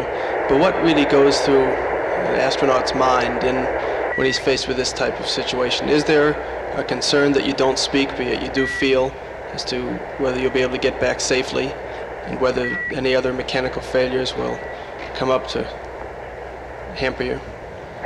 But that concern is a real one. It always exists in the back of your mind, but I suspect that the attitude that they reflect over we had a lot of noise the communication loops reflects what they're really thinking. Namely, they're trying to do each and every job precisely as well as they can, not overlook anything, such that the situation that you conjure won't happen, at least as a result of their own doing. It would have to be some, unavoidable situation. I ask if you ever felt any similar doubts, any doubts that this sort of thing could happen to you just as you were about to begin your mission, or while it was underway, for that matter? No, when you're flying, you don't concern yourself with those things. Those judgments and decisions are made before flight. When you are reviewing the systems and the flight plan, and any time you find what you think might be a weakness, you attack it at that time during the preparation phase. And once you lift off, you don't worry about those alternatives anymore. You just do the best job that you can with the commitment you've already made at that point. To the ISA. Right here. Yeah, sorry, I'm French. Try to ask you a question in English. If they go back safe on the Earth, do you consider it's as successful as your first foot on the moon? I'm sorry, would you repeat it, please? Yes.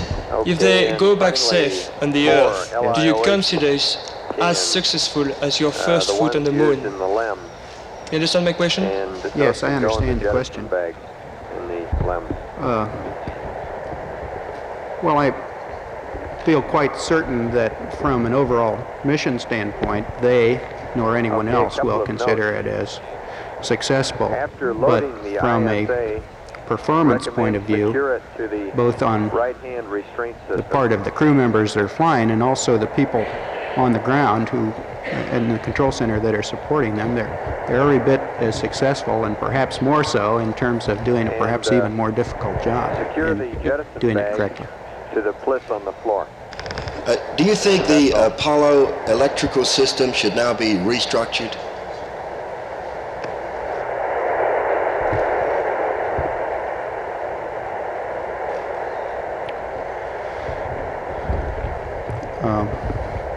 No, I don't think it should, although it should temper the remarks by saying if the analysis of the data in the coming weeks shows that there is a identifiable failure that could be prevented by a simple design change, I'm sure that would be seriously considered, and I would support that sort of a change. There's always a balance in the design of systems of this nature. One is that you will take the design approach that is the most simple and straightforward and therefore the least likely to get you into difficulties. The alternative is one that by design minimizes the possibility of these kinds of problems. For example, they could have the components that were affected simultaneously in widely divergent parts of the spacecraft, for example, such that local catastrophic failures would not tend to knock out 3 fuel cells at the same time. That's certainly a consideration, but it's a much more complex design problem to do that, so you buy yourselves additional problems as well as solutions. So again, it's the old matter of a compromise. I think we can see in this case what is a good demonstration of the worst kind of things that can happen to you if you select the way in which this design was selected. You don't think then that something was overlooked? You do good work. That a contingency was overlooked? I'm not aware of it, but it's certainly possible. I don't think so, but it's possible. All right, now we'll take the EBU questions in series, and we'll just go through. Would you just begin in your own order? Mr. Armstrong, if this accident had happened after the moon landing, the crew would not have had the LAM as a lifeboat, and presumably would have been killed. Is there any way for future missions that the command and service module could be adapted to meet this situation? Do you have any proposal to this? You do notice that that's a pretty good jump in gamma that we've got just with this new vector. I haven't reviewed the possibilities extensively. I know that should you get in this situation that you describe, that you would in fact turn the batteries on in lunar orbit and fire the SPS engine and get on a trajectory coming back to Earth. Then of course you would be faced with the problem of maintaining life support, temperature and oxygen and so on through the 3-day period without benefit of very much power to use, because there'd be very little left. You would certainly try that, and I wouldn't say now that it's impossible, but it might be unlikely that you could successfully complete such a return.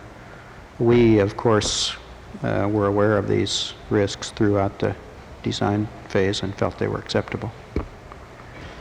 Following that up, Mr. Armstrong, do I gather that you rather discount any idea that it was a meteorite strike?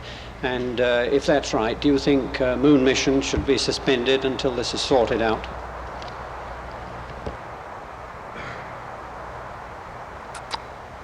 I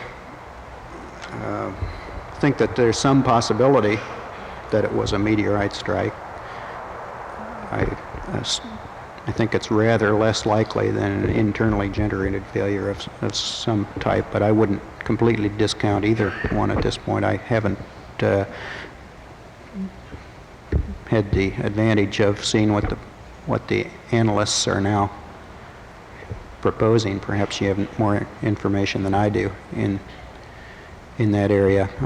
I think that meteorite strikes should not affect the overall program planning, should that be the case.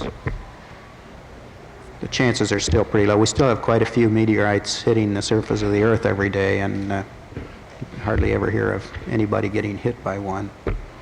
The follow-up to that was whether you thought the moon mission should be suspended while it's sorted out. I'd have to reserve judgment on that until I had heard the best summary that we have available from the analysis of the data, and I just don't know what that is. Do you foresee any fundamental changes in the Apollo program and the follow-on programs on account of the emergency?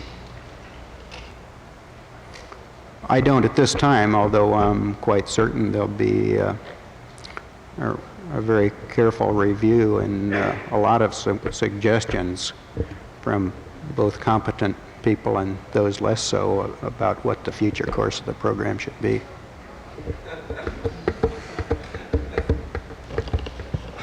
If you were in the spacecraft during re-entry, which would you regard as the most critical moment of all from the point of view of the commander and the crew? The parachutes. I think that's unquestionably the most serious time point in the entry from my point of view. And the reason is that unlike, let's say, you're sitting on the moon and the ascent engine doesn't fire, at least you have the benefit of time to consider and discuss it with the control center and consider possible alternatives for getting that engine started. But when the parachutes don't come out, you're rather short of alternatives and considerably short of time. I have a kind of a personal question, Mr. Armstrong. How do you yourself react to the haggard astronauts riding, wildly swinging ship type of stuff? I mean, a report put in this kind of a context. Well, I suppose I'm somewhat more conservative than the writers who choose to put it in that context, and I guess I would not write it that way myself.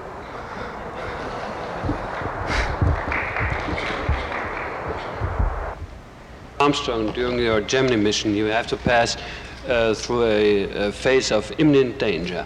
How does a human being feel at this moment? Did you think about death? No, I didn't. There really was inadequate time for those sorts of considerations. I've heard people say when they got in a really tough spot, they've had their life story flash in front of their minds, and I didn't experience that in my own case. It was much more like a pilot getting into an inadvertent spin in the airplane and recognizing that he absolutely must solve his problem and correct the spin before hitting the surface of the ground, and all his attention is directed toward that end, and that was rather the way we felt. Was there any piece of advice or experience you could contribute to Apollo 13 after the incident of last Monday? Stand by fighting. I don't see any reason to that there would be anything that I could contribute that would improve their performance any beyond what they've been doing. So apparently they're in pretty good hands by themselves. Sir, how do you interpret the remark of Commander Lovell that this is going to be the last Apollo mission for a long time? I heard that someone on the crew made such a comment.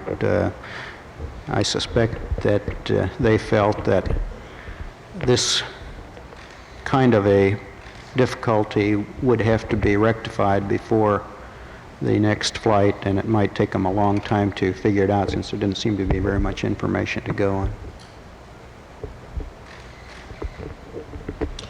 You spent a long time in the lunar module. Now there seems to be all three of them there for a long time. How uncomfortable are they, would you say, and how does that affect their work?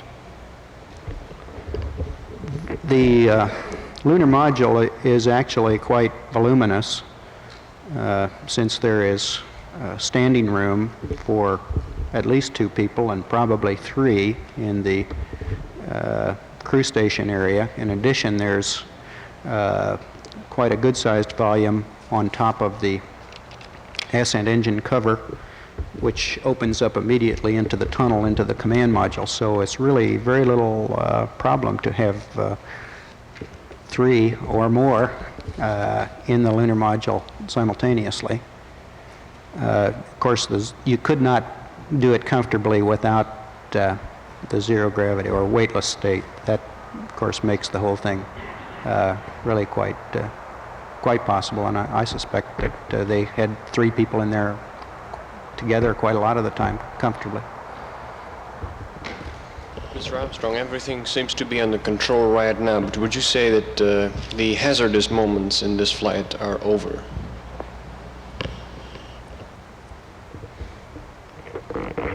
Well, I think all the difficult hazards are behind them. I wouldn't say that the remainder of the trip is hazard-free. They certainly, this last 6 hours before entry tomorrow will be quite critical in terms of performing that series of events properly in order to prepare for what we would hope will be a normal entry procedure tomorrow. Should all those things occur as expected, though, it's a considerably more favorable position to be in than we had a couple days ago. believe that completes the EBU series. We'll go to open questions now again. Right here. Mr. Armstrong, can you say, on behalf of all the flying crews, how an accident like this affects your faith in the adequate control and supervision of the engineering and design of the Apollo program?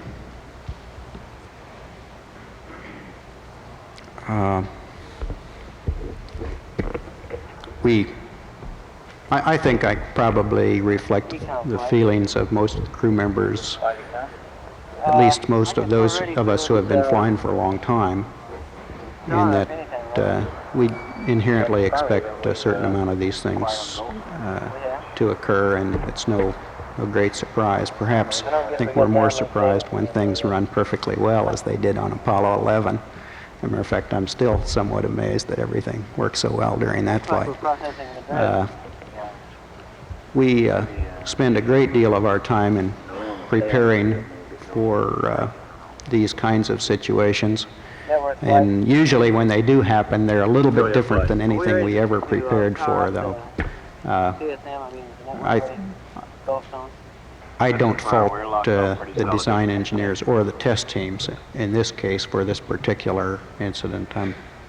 I'm sure that it was just one of those 1,000,000-to-1 shots that you just can't properly prepare for, or don't adequately know how to prepare for in this case. You're looking at Goldstone data now. Mr. Armstrong, have you spoken at any great length with the immediate families of the two married astronauts? And if so, how would you characterize their taking this whole incident? I did spend a good bit of time with Mrs. Hayes during the critical phases of the flight, and she took it very well, and she was she always believed that guys would do a good job, but she was very interested also in what the details of the problems were, and tried to understand them. Did a good job. Mr. Armstrong, what were your own feelings during the most crucial times of the emergency?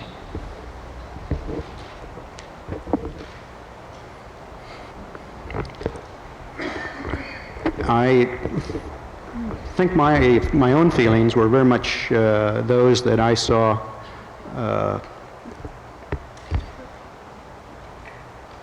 among the people in the control center also, not so much wringing hands and trying to figure out what happened, but rather trying to decide what the best course of action was with the situation we had at the time, looking ahead rather than looking backward. If the Apollo 13 mission had been successful, they had landed on the moon and come back, was it going to pose or provide that vital an answer concerning the long drawn-out ritual of quarantine, since it's not going to be used this time, or are we going to have to wait until Apollo 14?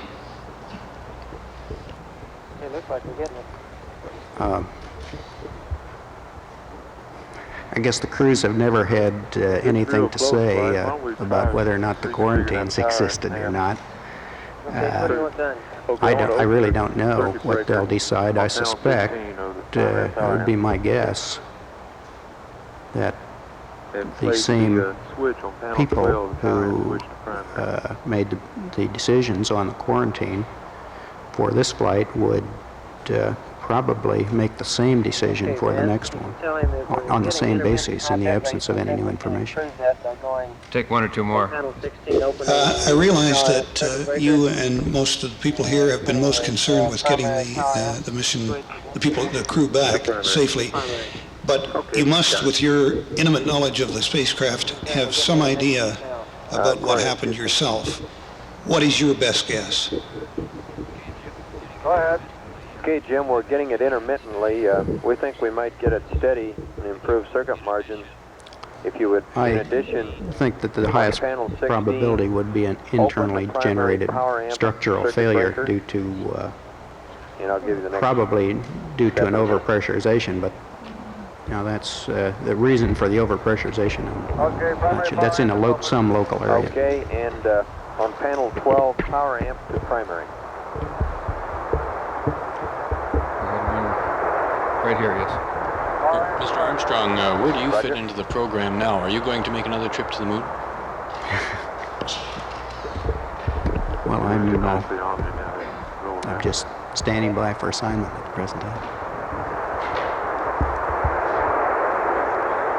You check the backup system for reentry, and if so, if they have to go to another alternative, what do you think that would be?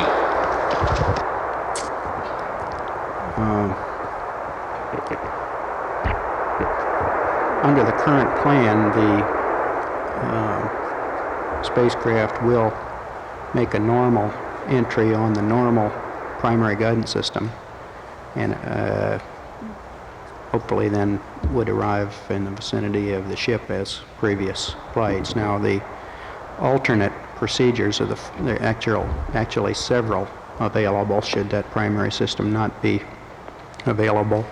All of these alternates will not land you. None of the remaining alternates will bring you to the ship or the area of the ship. They all have some predictable built-in biases.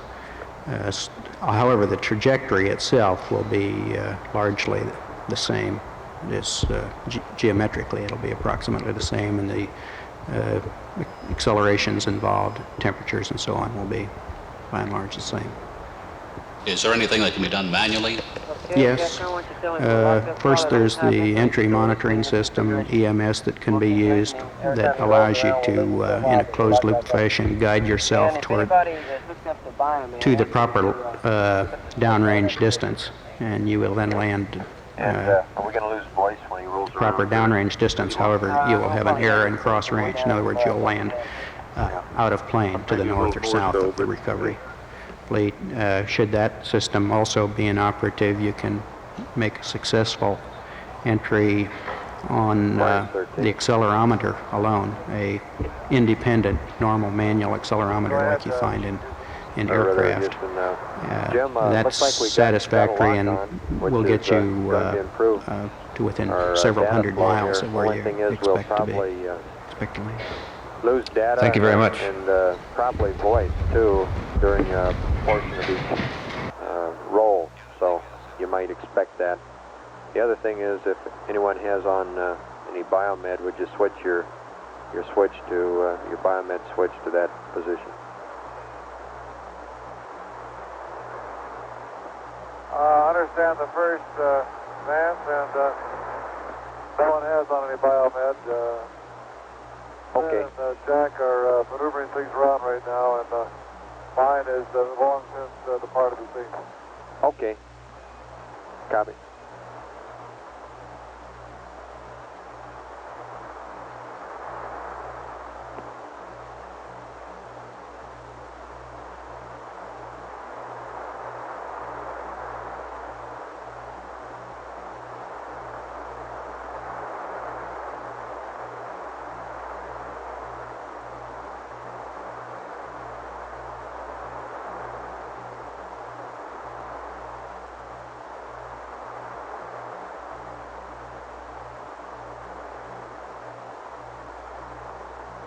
Vance, you might be interested the way we got this thing arranged. We have one helmet attached to the comm lines, attached to the LEM hoses, and the guy that's got the duty wears the helmet. The other people are free to maneuver. All right. That's understandable. One guy's on the leash, huh?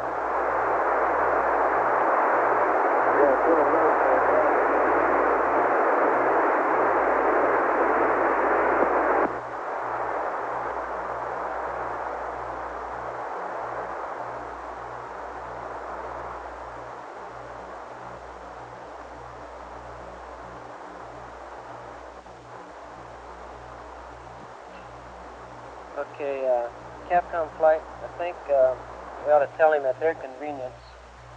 They're probably moving their stowage around right now, it sounds like. But at their convenience, we're ready to go into the command module, terminate battery charge per the procedure he's got. And we want to go through the powering up of the TM. Now, before we do that, econ flight. Flight econ. Okay, let's go over one more time, make sure that he's got the right checklist read up to him to, first of all, terminate the battery charge, right? And then secondly, and then he's gonna make sure Capcom's got the right checklist with it. You got him? Yes, ma'am. Okay, and then we'll, he's also got the procedure to bring up the, He's got the Delta. the Delta to the old procedure to the bring old up procedure, the yeah. command module telemetry. Yes. And you can tell him that we'll want to look at that for about 10 minutes. After we get a good look at it, then we'll give him a go to go back to battery charging Bat A. Okay. And just tell him... Do we really need 10 minutes? Or? No, we'll look at it 5 minutes or 10 minutes. We'll give you a go to turn it off, but it was on 10 minutes yesterday. Just almost exactly. So it'll be on that order. I just want him to know that we're not going to stay this way very long. We're going to go back to charging Bat A as soon as we get a look at the data. And this is primarily for another thermal look at the command module. We're going to give the people all the data and let them run off with it and do what they will. The thing about it is, it's not particularly time critical today. We're not using the CSM power, which is the real critical thing. That's why I want to tell them to do what they want to, do it when they want to. Okay, and just for info for them, how many amp hours are the CM batteries up to now? That's up to about 35 on that one Bat A, isn't it? Just a minute and I'll give you a new Hankel flight.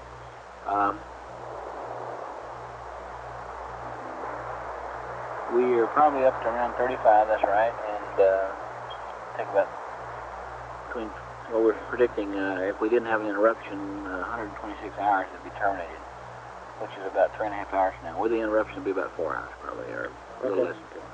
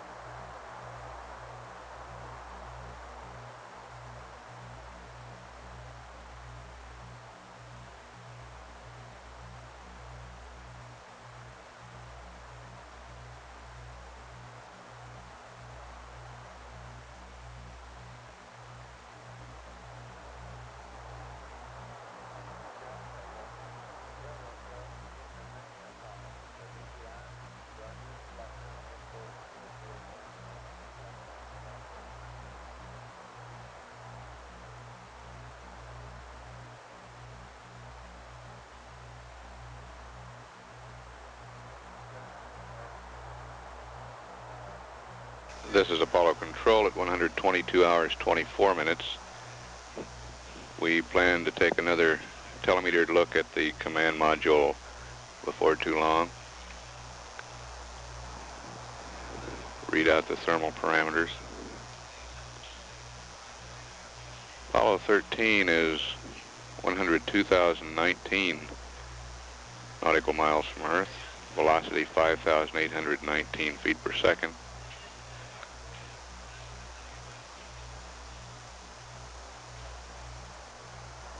Current load now is about 19 amps. Cabin pressure is 4.98 pounds per square inch. Temperature 52 degrees. Aquarius, Houston. Go ahead. Jim, when you get finished moving your stowage around and it's convenient, we'd like to terminate the battery charge for a little while to bring up the CM TM so we could take a look at the temperatures again like we did yesterday. Advise that right now on your batteries you have 111 amp hours and eventually we hope to have them peaked up to about 116. One other point, we can either read that procedure up again, which involves cranking up the telemetry, or if Jack still has it, we can use his notes, but I have one or two changes to make on them. Over. Okay, I understand that you'll want us to terminate battery charge for a while and crank up the CM PM to read out temperatures. And you have a few changes to Jack's checklist, and I'll turn the con over here to Jack shortly. As soon as he's finished, and we'll get on it. Okay, we'll be standing by. There's no hurry on it.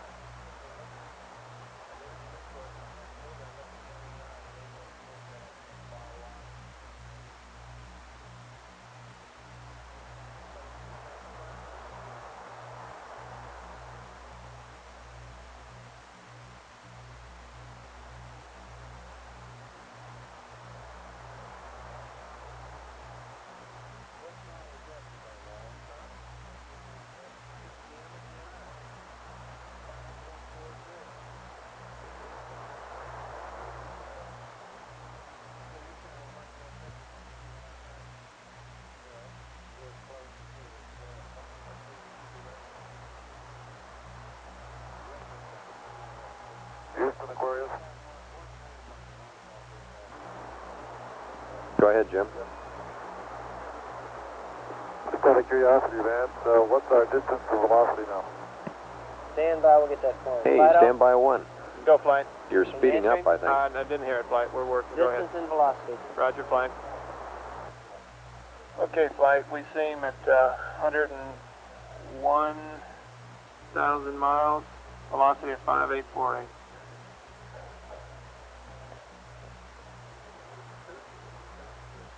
Okay, 101,000, 58. Jim, we have you 101,000 miles out, and your velocity is 5848. Starting to speed up. Okay, thank you. Turn up. Flighty time. Yeah? It's about time for another readout, but why don't we wait and get a readout when he terminates at a longer time? Okay, So you can give us a hack on the time, the GET. okay, we're going to talk to Jack yet before he starts that real briefing. Okay.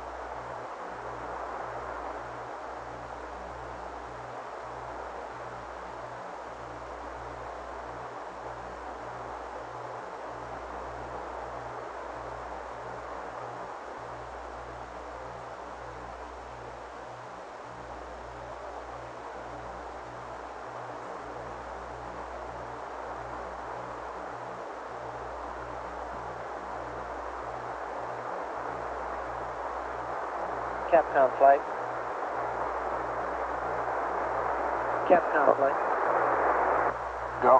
When you brief Jack on these deltas to his checklist, also tell him before terminating the charge to get a battery and a charger readout and just record it, and we'll get that from him when he gives the other readouts to us also. Okay, a last reading before we terminate. And the time he terminates. And the time he terminates. Okay.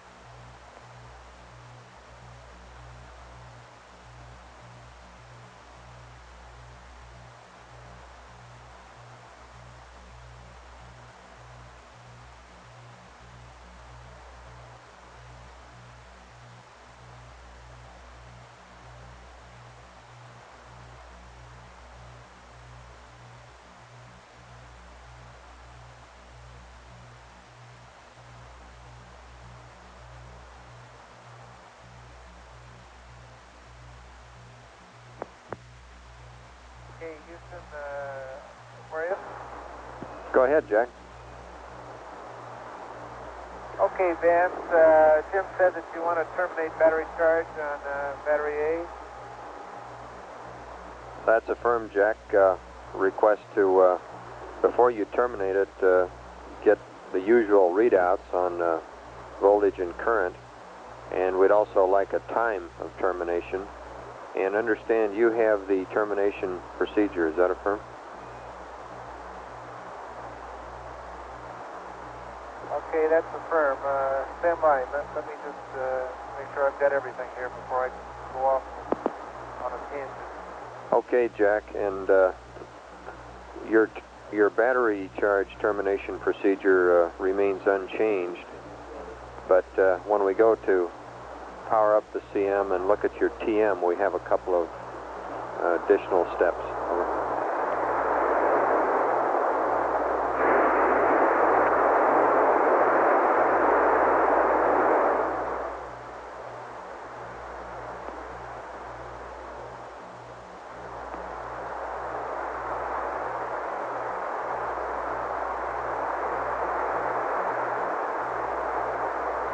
Vance. I do have the procedure for stopping the battery charge. And do you want me to copy this procedure now, or do you want me to come back and give you the volt amps and time, and after I complete this termination?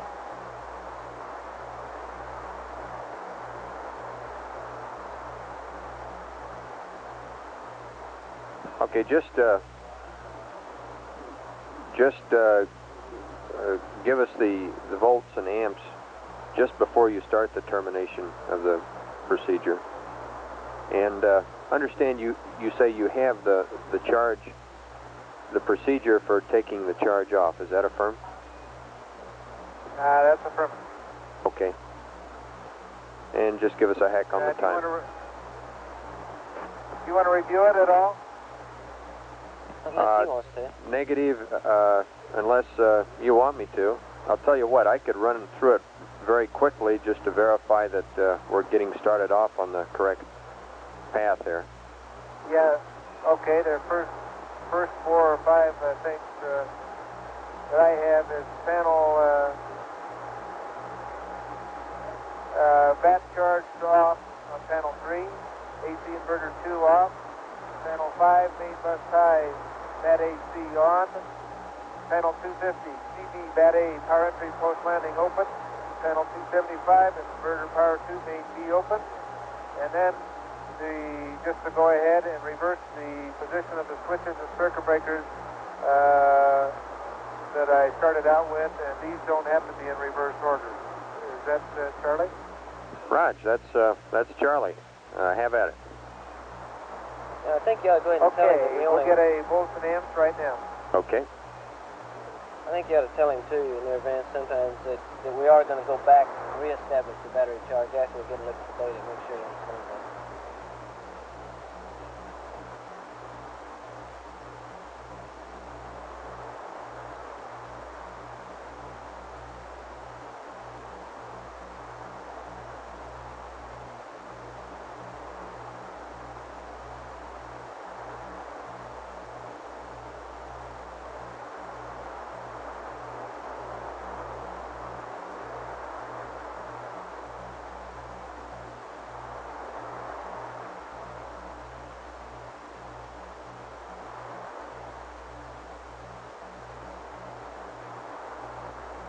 Tell me, Fly. Go ahead, Fly. How do you like this data configuration? We'll stay with it a little while, Fly. It seems to be pretty solid. 39.4 amps, 1.25. Okay, Jack, we copy that. Incidentally... Okay, we're going up to terminal. Quiet, Dan. Never mind, Jack. I'll bring this up later when you finish the procedure.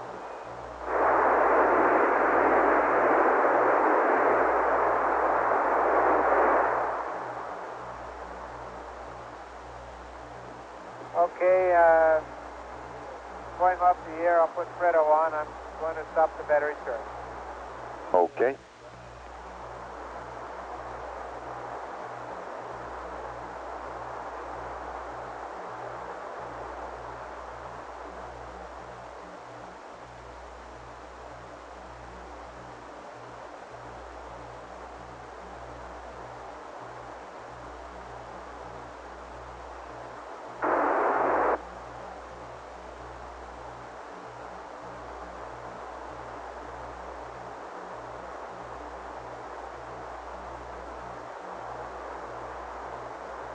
How do you read, man? Hey, loud and clear, Fred. Understand you've been doing some spring house cleaning, moving stowage around up there. Well, you wouldn't believe this limb right now. It's nothing but bags from floor to ceiling. Hey, that brings up a question. We were wondering where you guys plan to stow the probe and drogue. It occurred to us that one possibility was to stow it in the limb down about where the LMP normally stands, underneath the ISA, or perhaps you have a better idea. Over. Yeah, I do, man. Stow it in the limb, but I thought maybe we ought to stow it where the CDR stands. How's that? Okay, I can tell that you're just getting that one over because Jim just got off the loop. Okay, he's sleeping. Now that's actually where we normally had been throwing it for normal LEM jets. Okay, and hey, we just we'll record that and report back. Figure that you'll stow the probe and drogue over in the CDR stands. We have a change to this equipment transfer list that I just read up to Jim. Why don't you make a note of this one item? Forget about the LEM. Stand by one. Okay. Bill? This data's getting awful ratty now. We better go back to low bit rate. Okay. I think Jack called off the piece of paper with that all that on it. I want to hold it so Jack What do I tell him? Tell him put the PCM switch to low. Okay. Capcom, let's go back PCM bit rate, or PCM To low. to low. Low bit rate. PCM low bit rate. Clean up the comm a little bit. And Fred, request PCM on low bit rate now. Okay.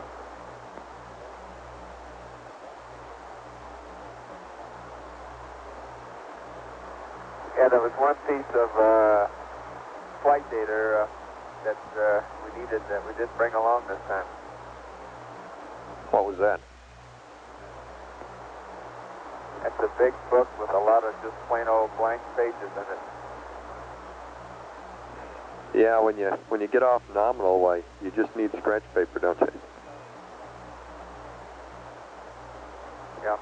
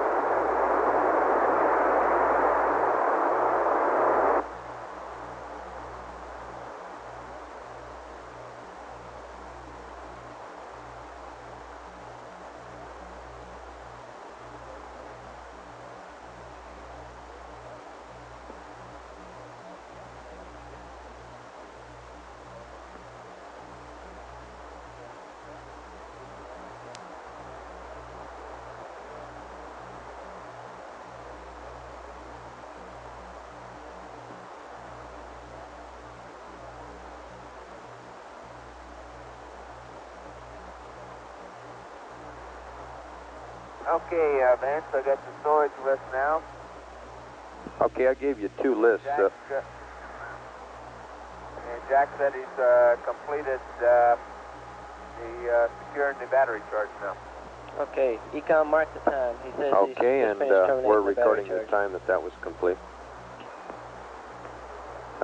You have two lists there. One is LEM to CM equipment transfer. And the second list is a reverse. Request to scratch the last item on the first list, which is returning used bags back to the CM. Okay. We didn't have any of those, so it didn't pose any problem anyway. Okay.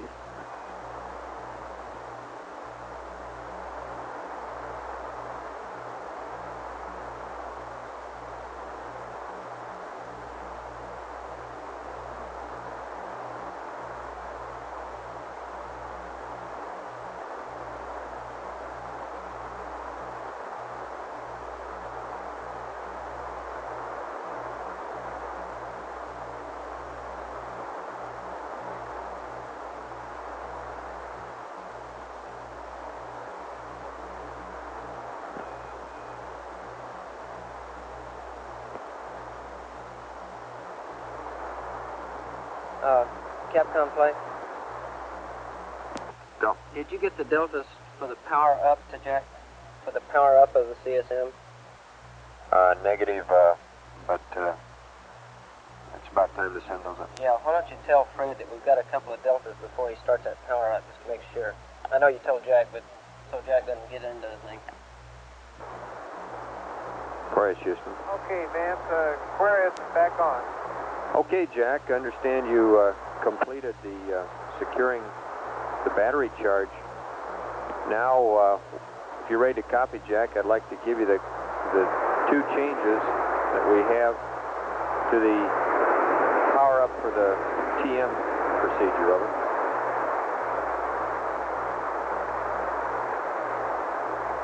Okay, stand by one. Okay.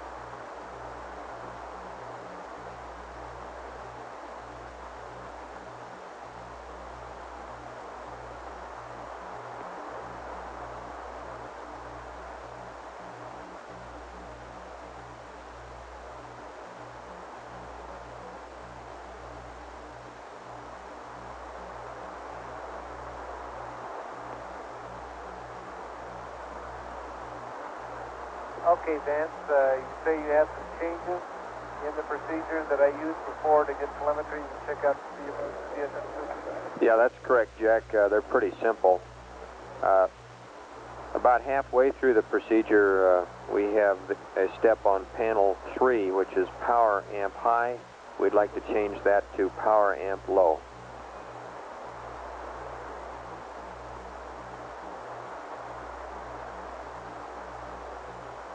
Okay, copy, power amp low. And the next change, Jack, is panel 275. Scratch the step CB main B, bat B closed. Bat bus B closed. Okay, you want to delete the step CB, main B, bat bus B closed.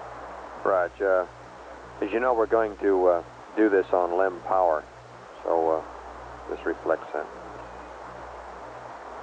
Okay, real fine. Okay, and have at it. We'd like to have the TM up for about 5 or 10 minutes to look at the data from the CM, look at your temperatures, etc. And after that, we'll go back to charging the battery again. And the charge will probably go till around GET 126. Okay. Do you want the same readouts from me that I gave you before? Affirmative. That's affirmative, Jack. And just to make sure that there's no mistaking the procedure, it starts out for the back out part, panel 3, power amp off, transponder off,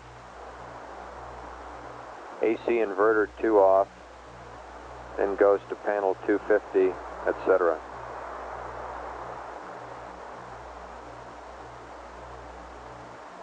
That's the way I read it. Okay. Okay, going back up into the refrigerator. Hey, I thought it was the bedroom. Well, it's got a new name now because it's about 30 degrees cooler. Roger, returning to the deep freeze.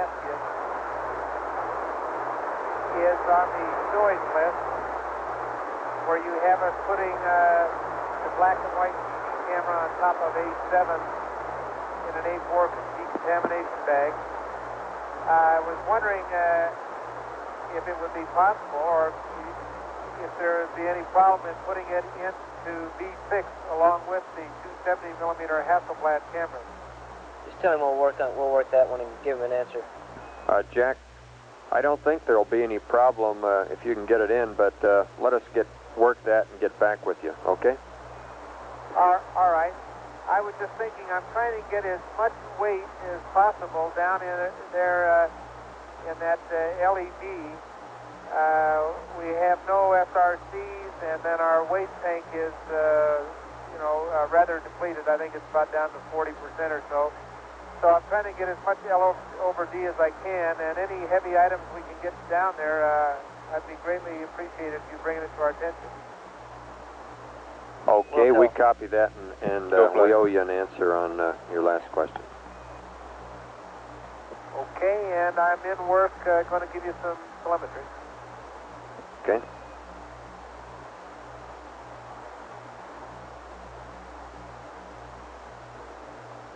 FAO, meet retro on my loop.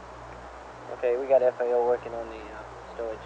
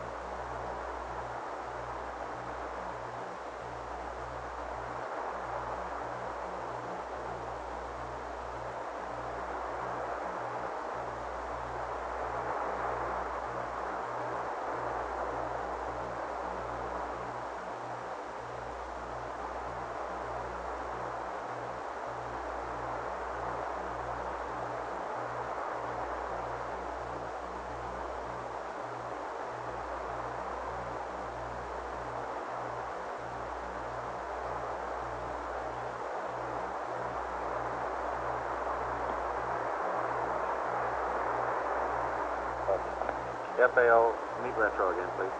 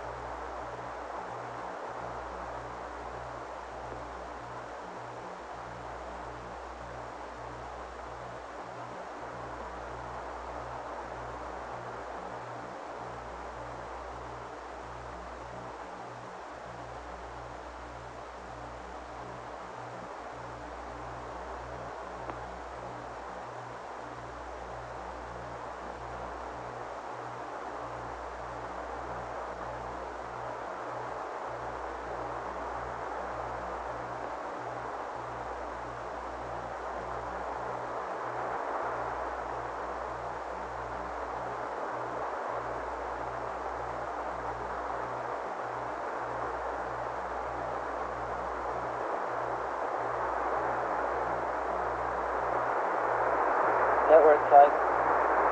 Go ahead, flight. Go on a good mark.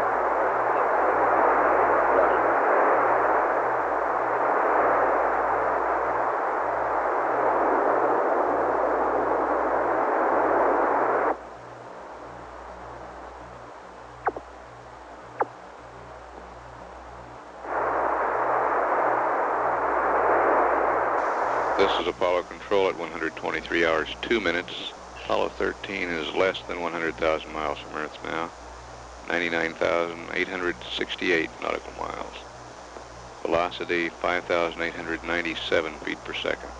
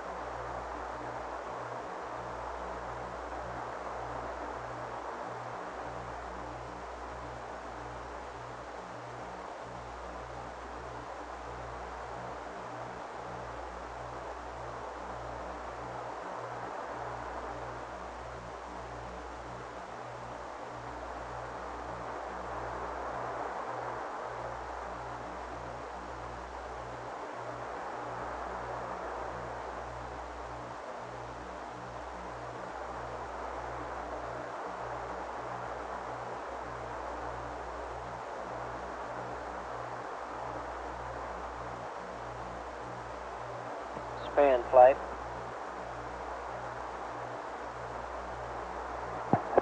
Go ahead, flight. Is Glenn Lundy back there? Negative, he isn't right now. Okay, thank you. All right.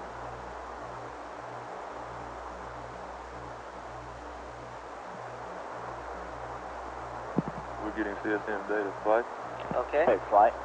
Say again? We got it. ALS CSM. Vance, tell Aquarius that we're receiving CSM data now. We've got good lock on the CSM. Okay, understand we're receiving CSM data. Aquarius Houston, we're receiving CSM data now. Roger.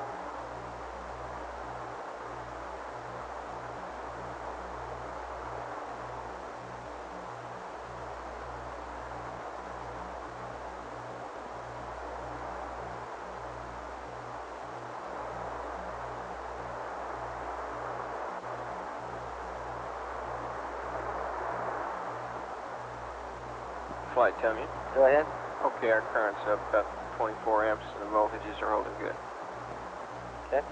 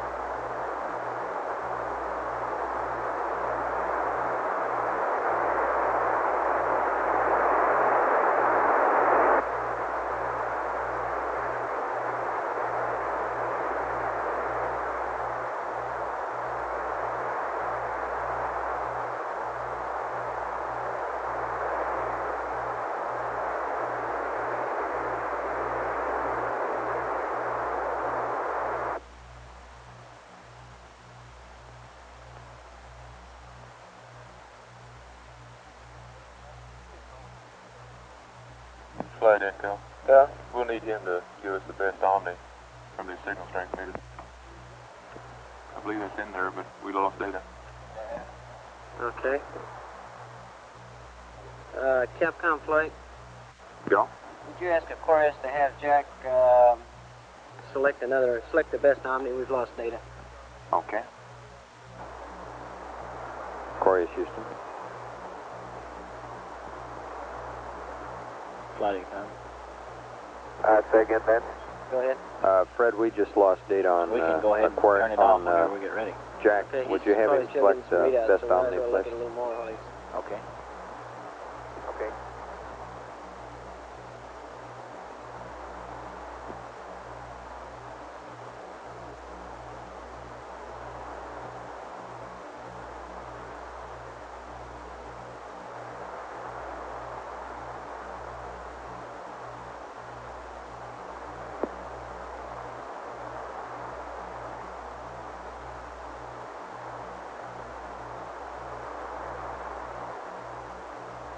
This is Apollo Control at 123 hours, 9 minutes. We're using LEM power for this command and service module telemetry check. And the current's up now to 24 amps.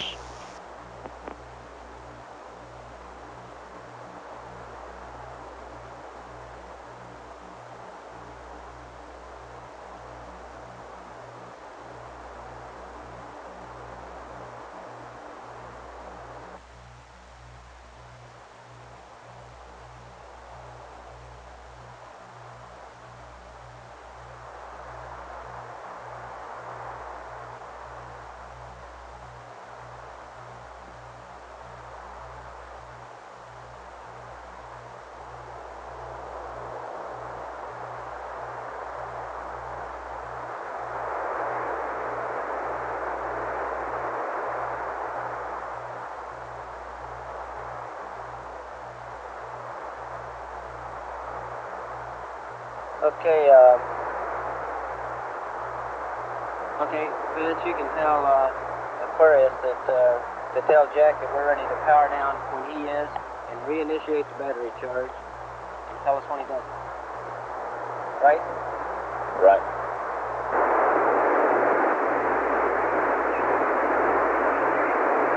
Just give us a time after when he does it.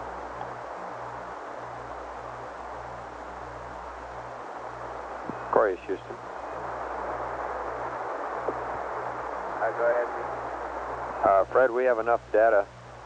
Recommend that Jack take off the TM and power back down again using his back out procedure. Just let us know when he does it. Okay.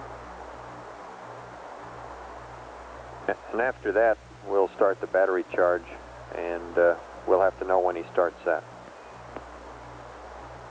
Okay, he's starting to back out now. Just out of curiosity, what y'all get a readout on what the cabin temp was up there? We lost it. Yeah, we're getting 45 to 46 degrees. LOS CSM.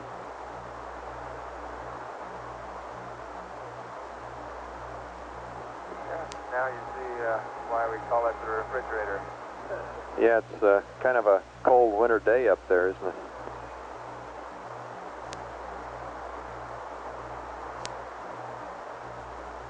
Is it snowing in the command module yet? Is it what, Ben? Is it snowing in there yet?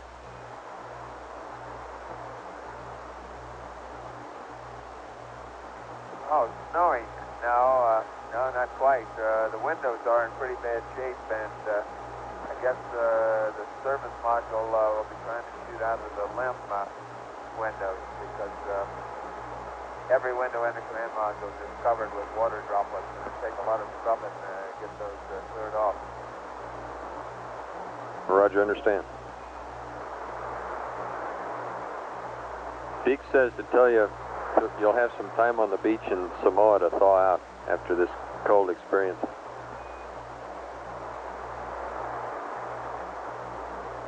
Yeah, that sounds great.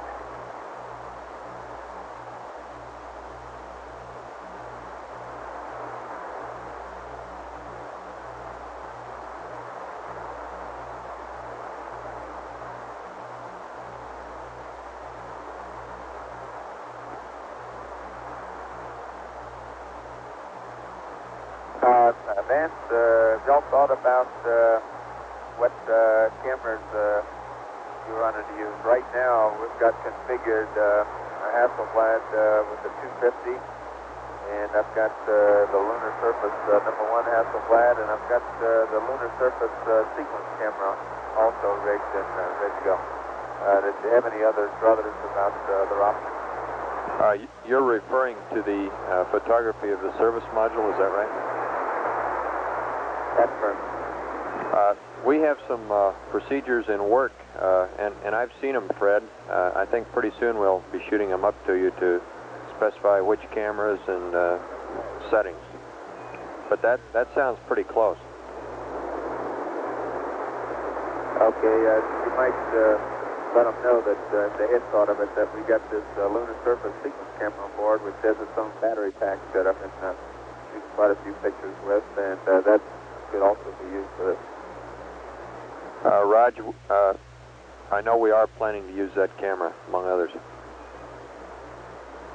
Okay.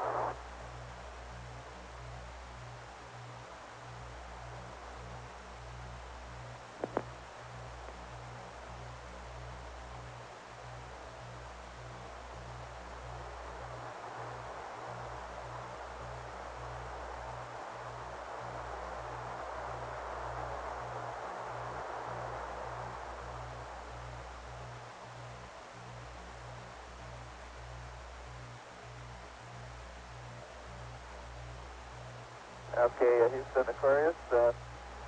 Jack is backed out of power enough to PM, and now he's proceeding to restart battery charge on Bat A. Okay, real good, Fred. We copy.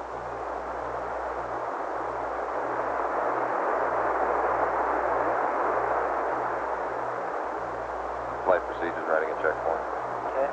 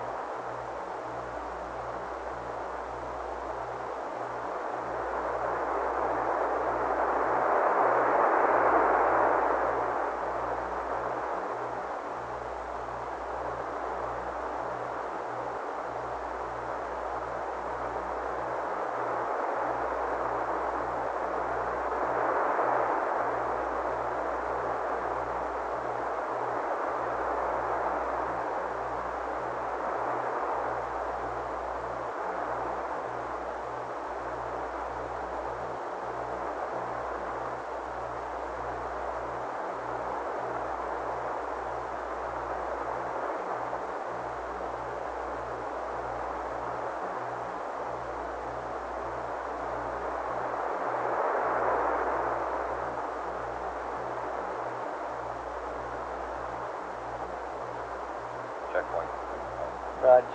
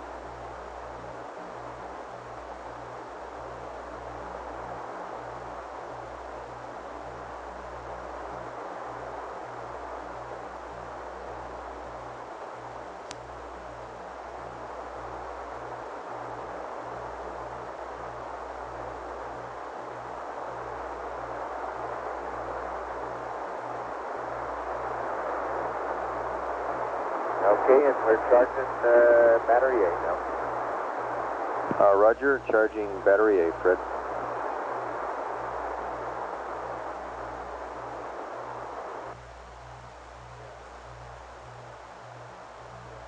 Flight cam. Black light. Since we just started, I'd like to ask you for voltage and current readout. Okay, let's get that battery. Okay, voltage, charge of current. And Fred, request now first reading of voltage, Bat A voltage, and charge of current, over. Okay, Vance, I can give it to you. I read it right after I started it. Bat A voltage was 39.4, and the current had jumped up to 1.4. Okay, 39.4 and 1.4. Thanks, Jack. Okay, how about you ready for some other readouts that you wanted there? Ready to copy. Okay, Bat C, 37.0. Pyro A, 37.0. Pyro B, 37.0. SPS helium pressure, 3400. And nitrogen A and B, just for throwing it in for kicks, 2200 and 2400 respectively. And the injector temperature, stand by. The sun went down.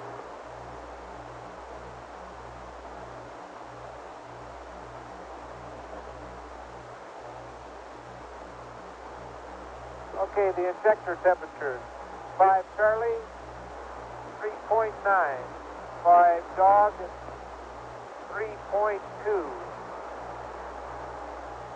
6 Alpha, 3.6. 6 Baker, 3.9. 6 Charlie, 3.5. 6 Dog, 3.4. The battery manifold pressure, 1.4.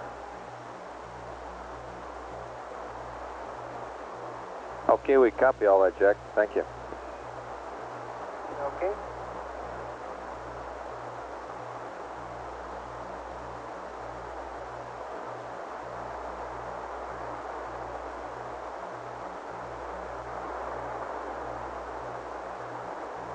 You say you figure you're going to be charging that A till about 126? That's approximately right. That's about right. Probably around about 20 or 30 minutes longer than that now, but...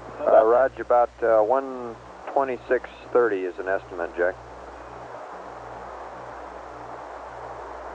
Okay, and you figure it'll be fully charged then, huh? Right. Yeah, that's right. We'll have all the batteries up to about 116 hours.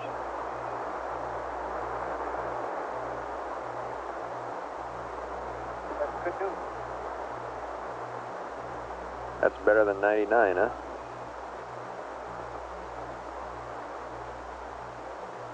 You're right.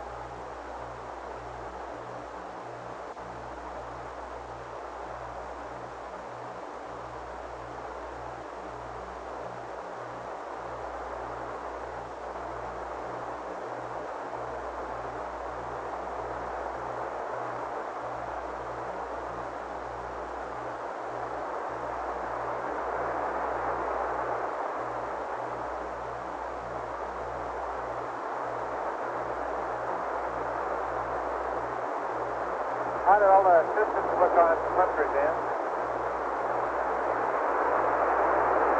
I didn't hear any complaints, but just a minute. Let me make a detailed check. Say again, Ben.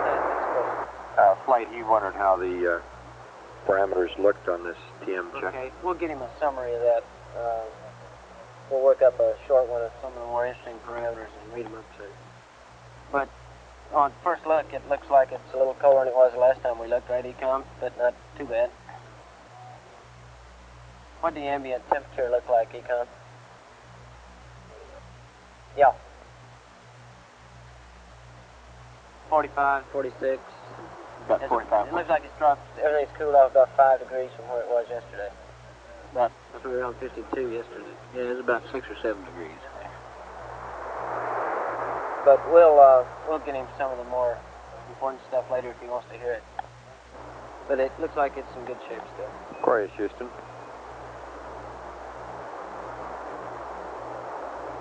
Go ahead. Jack, it's a general statement. It looks like temperatures have cooled off in the ballpark of 6 to 8 degrees cooler than what they were yesterday. Looks like everything is still within tolerance, but we're working up a detailed sheet of temperatures to send up to you for your interest.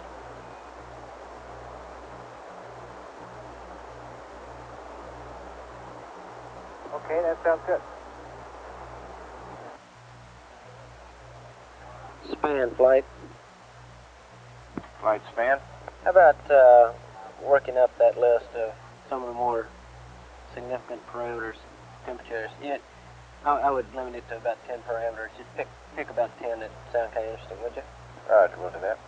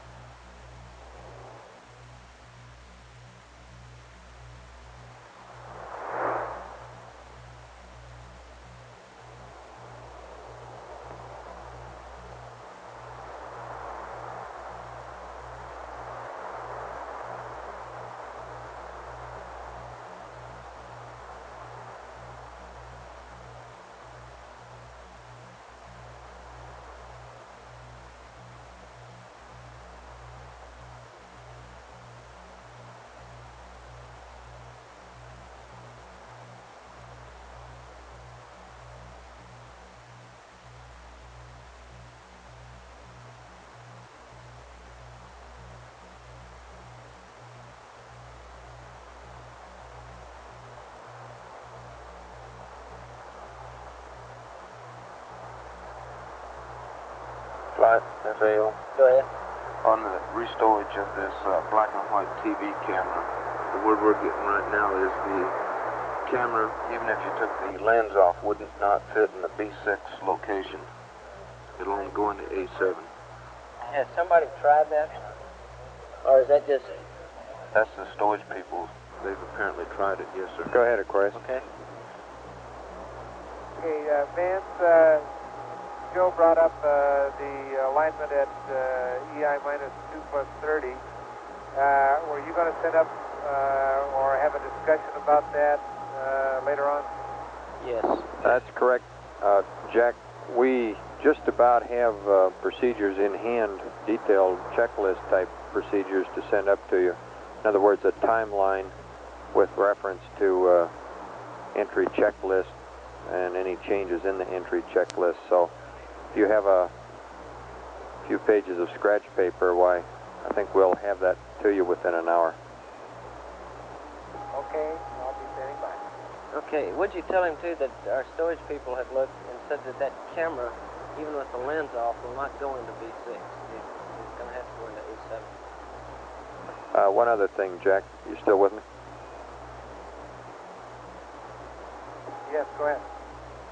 Our storage people have tried out this black and white TV camera into B6 idea.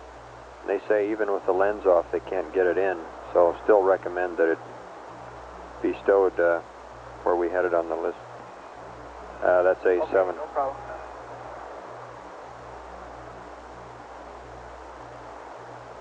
Retro flight. Retro flight. Go ahead, Flight. Did you copy that? We are going to put the black and white in A7 per the list. Okay, thank you.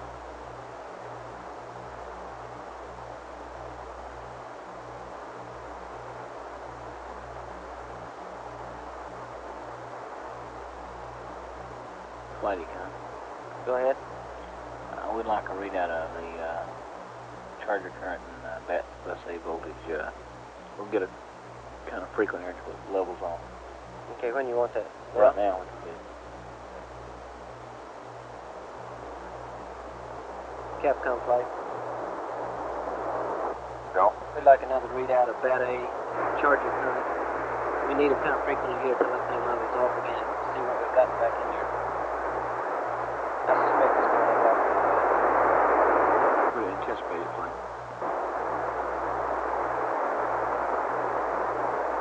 Aquarius, Houston.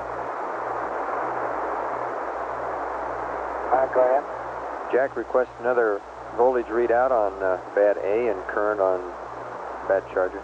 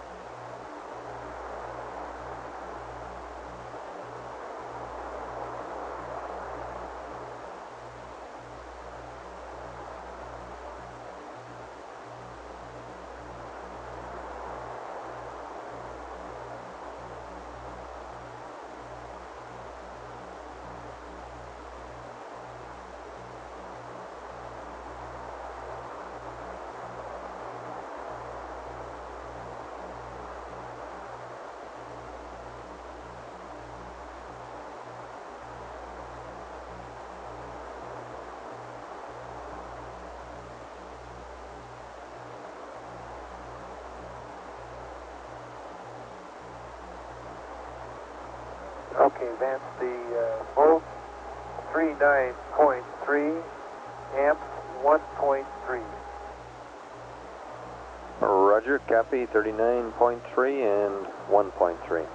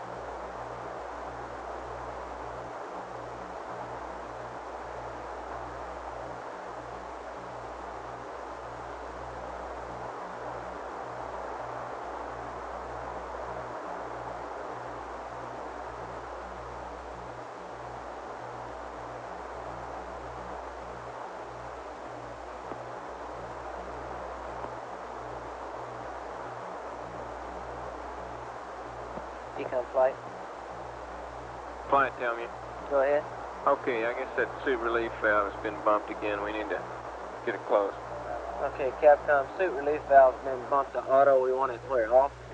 Closed. Closed. Okay. That's the third time that's happened.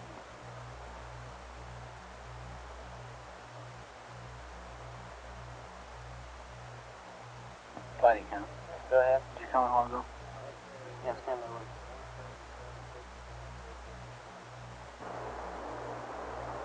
Chorus, Houston, over. Go ahead, Dan. Jack, looks like the LEM suit relief valve has been bumped to auto again. Requested. Okay. Closed, over. In work. Okay.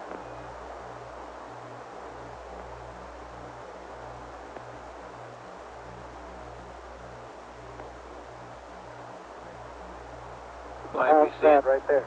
Okay, let's close now. Okay, they say it looks good.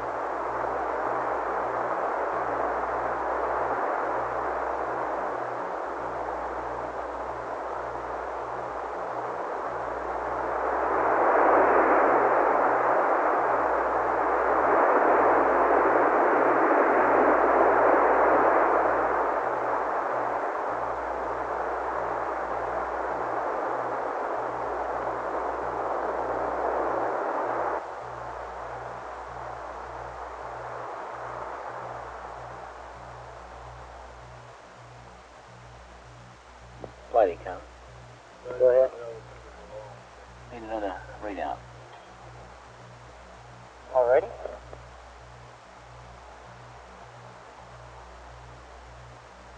Roger, Dodger. See, we only got one 9 minutes ago. I'd like to kind of... Aquarius, Houston. Better Okay, we'll get one more, and that's surely enough for a while. Go ahead. Okay, Jack, we need another one of those voltage amps readout, and maybe we'll get off here back for a little while. Well, don't worry about it. I'd like to have you talk to us. Volts and amps coming up. Okay.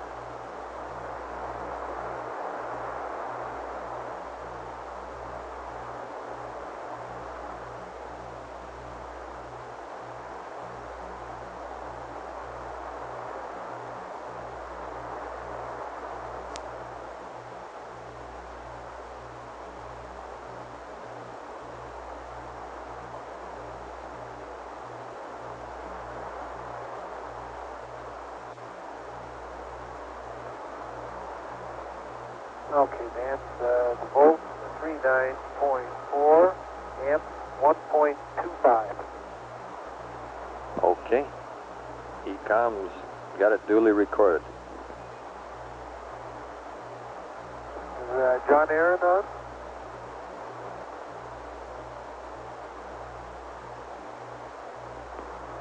No, see, I don't know what shift he's on, but he comes in later, I guess.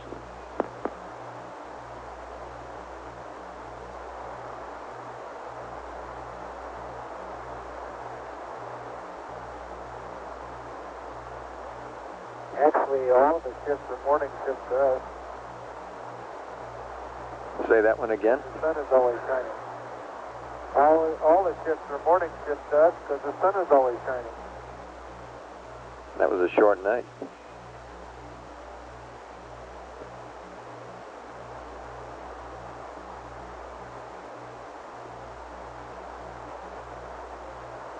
Just for curiosity's sake, we still holding the entry angle of 6.25? You can tell him it's somewhere near 6 degrees right now, but I don't want to patch him more. This mid-course direction is going on 2 to 3 feet. Okay, Jack, right now we're told it's closer to 6, but they'd like to track it some more. It looks like your next mid-course will be in the order of 2 to 3 foot per second. Okay.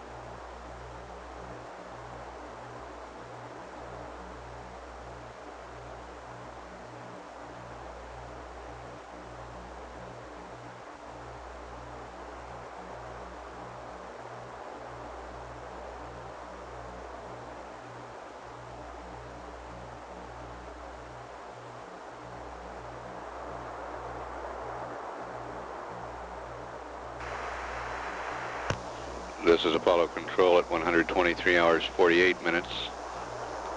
Apollo 13 is 97,232 nautical miles from Earth. Velocity 5,996 feet per second. We're 18 hours 52 minutes away from entry at 400,000 feet. And if the crew is satisfied with the integrity of the command module tunnel hatch, they will make this reentry unsuited.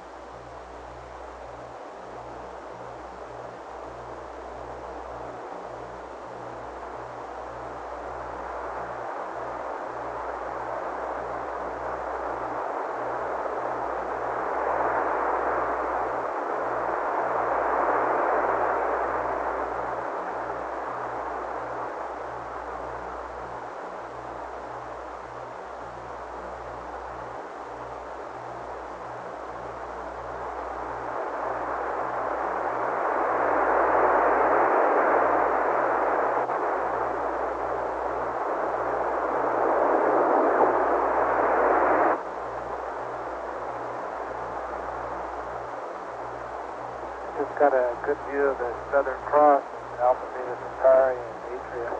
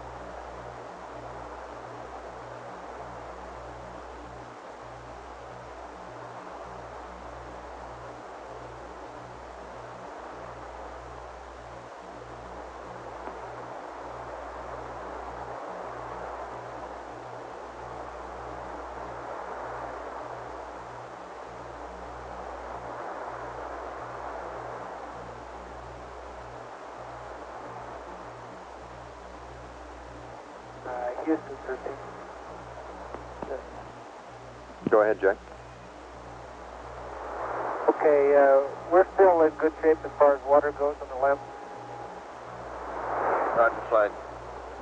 What do you... Okay, we copy. Just flight 58 flight. Still good at 163 hours.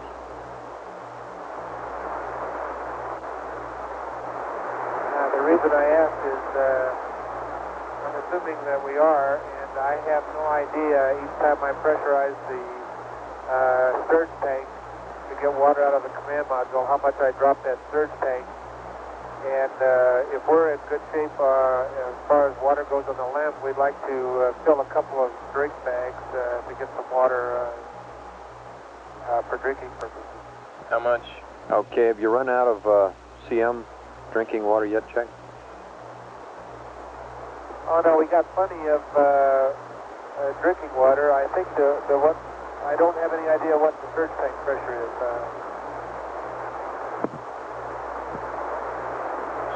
Okay, it's 750. It's 750, Jack. Oh, 750. What's oxygen? She's on a map.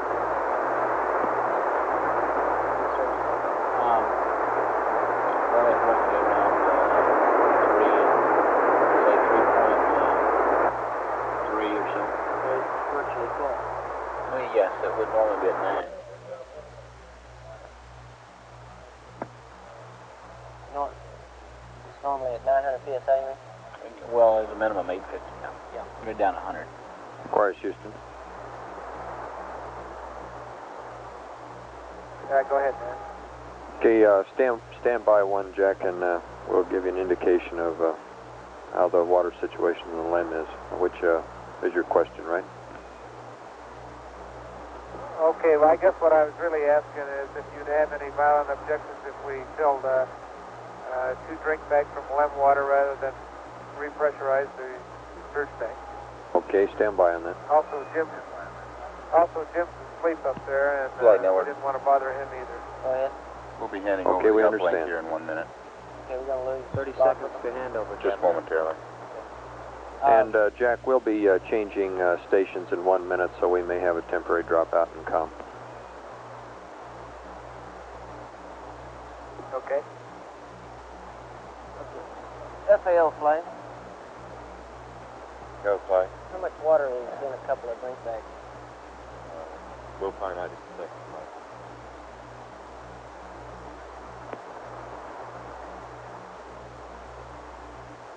What's that in terms of weight?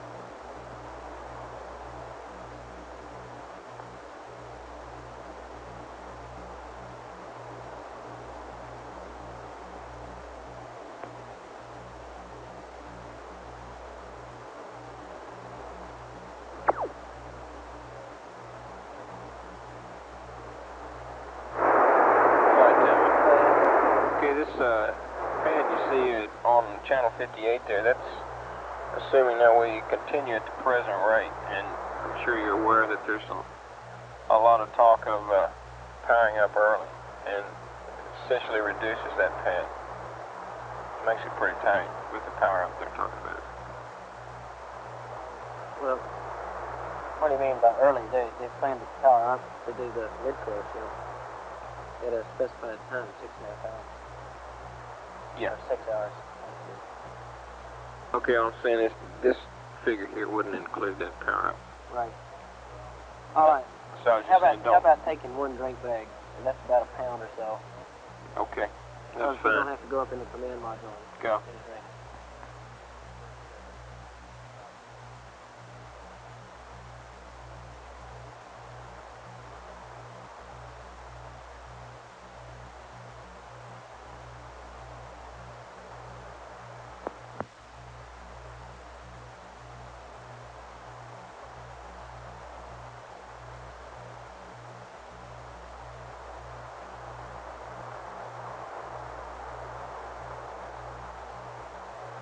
Tell me your flight.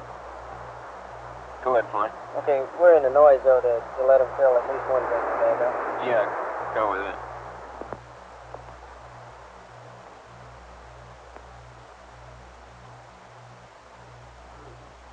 Okay, tell him to go ahead and get one drink bag out, and we'd like to hold on after that and continue to drink command water.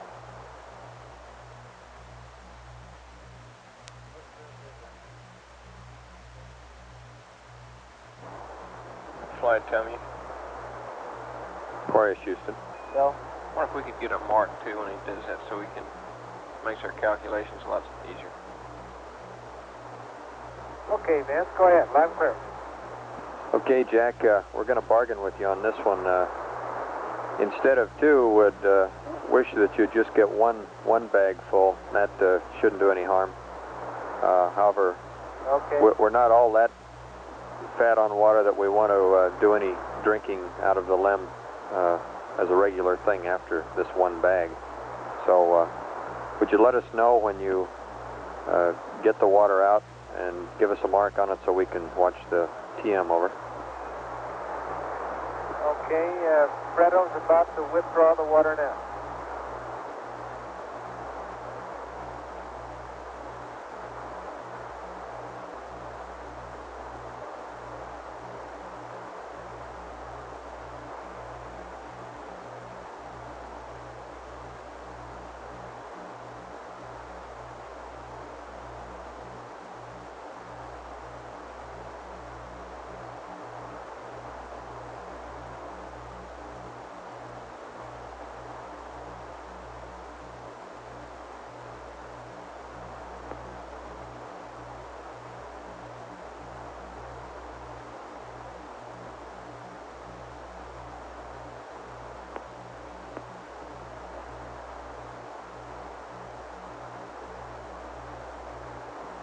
Tell me, flight. Go flying? That was it, wasn't it? Right, it just went.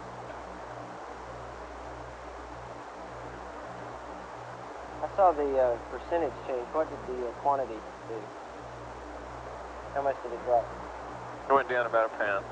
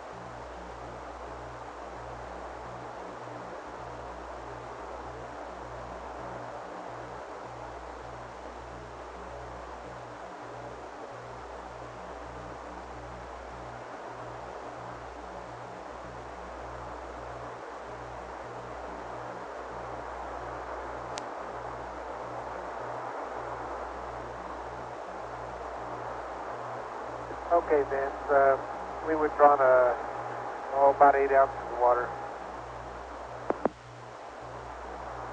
Okay, Jack. How's it taste?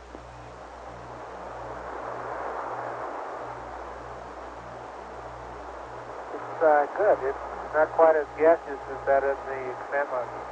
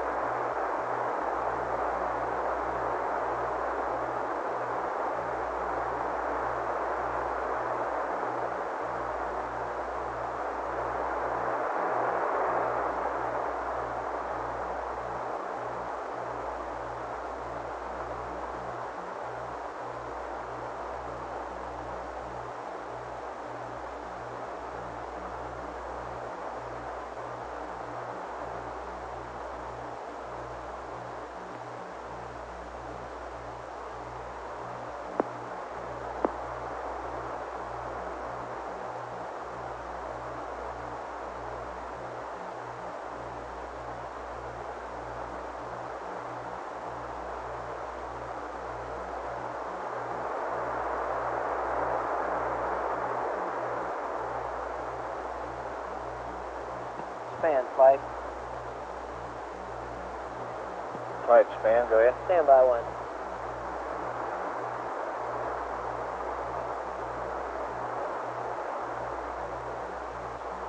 Disregard, Span. Roger.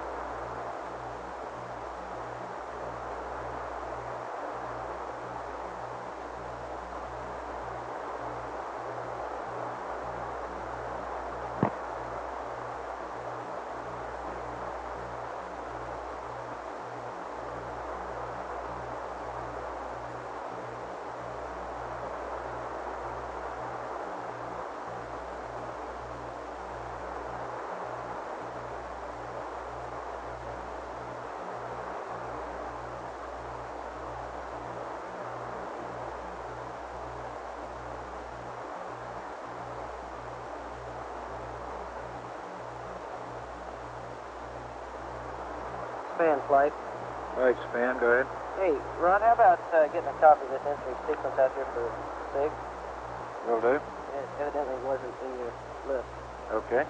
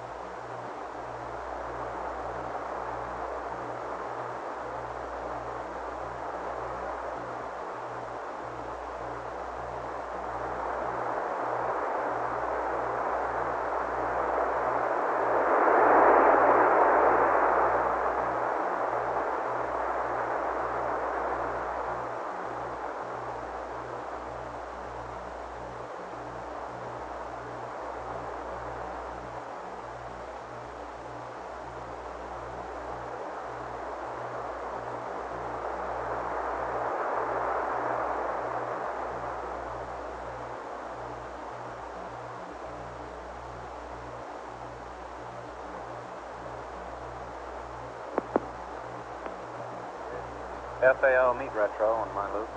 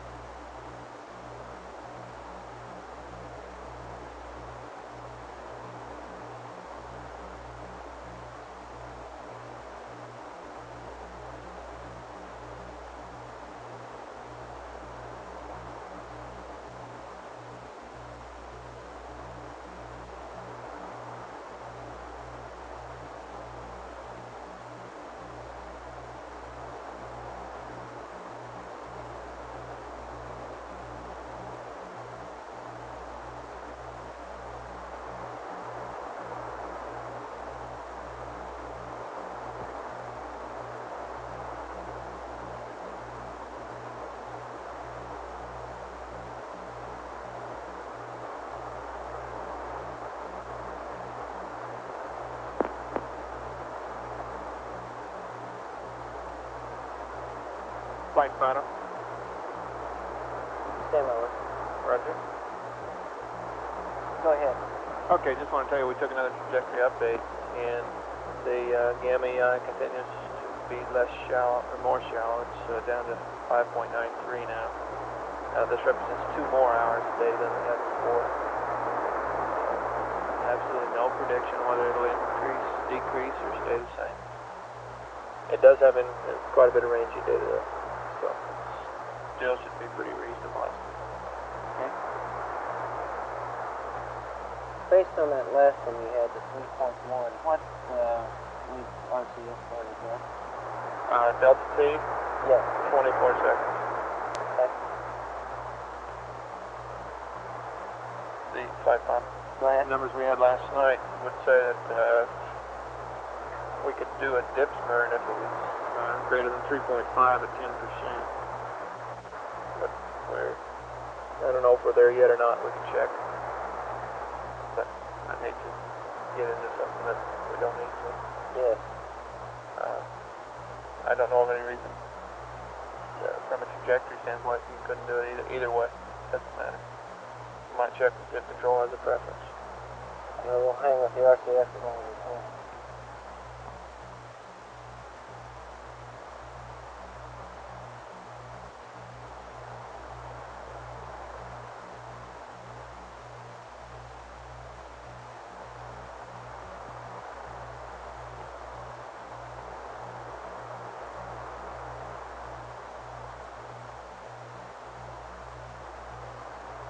This is Apollo Control, 124 hours, 15 minutes.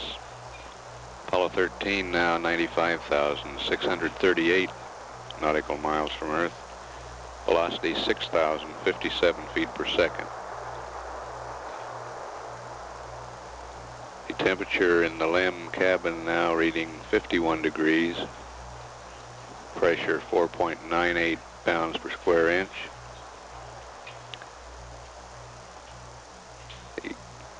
Carbon dioxide partial pressure, 0.2 of a millimeter of mercury. Does your plot on channel 64 now for MCC7 indicate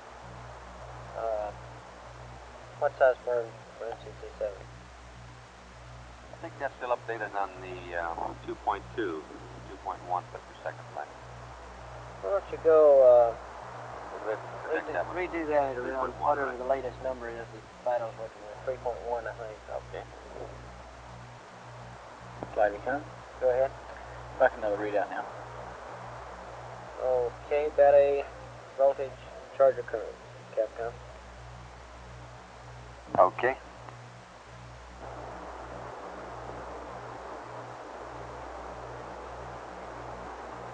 Apollo 13, Houston, or rather Aquarius, Houston, over. Go ahead. Hey Jack, we need another reading, volts and amps. Okay, coming up.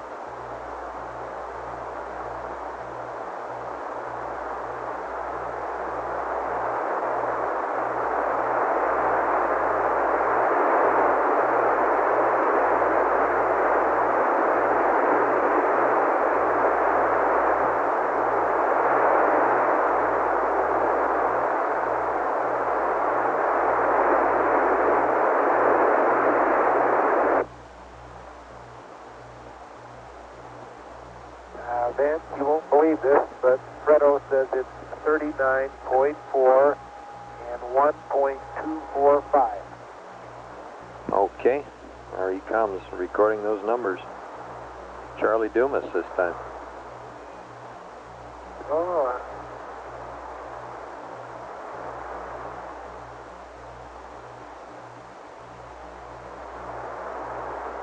Not changing very fast, is it? how far out are we? Is that right, Fido? Flight Fido, we're 95.3 95.3, and 6068. 6068 velocity. Okay, 95.3 and 6068 on velocity per Fido. Okay. Bill Stovall. Thank you.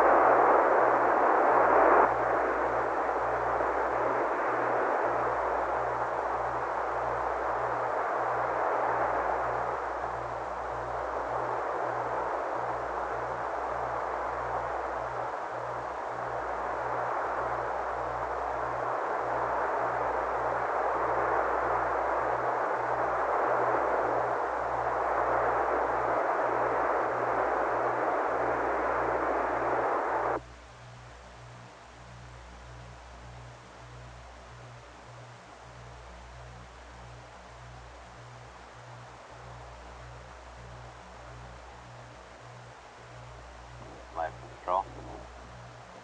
Calling flight. Control. Go ahead. The 3.16 Delta V, of course, costs about 5.5% of RCS. The cruise at 4 foot per second, about 7%. We'll get it injected in the top. Okay. Okay.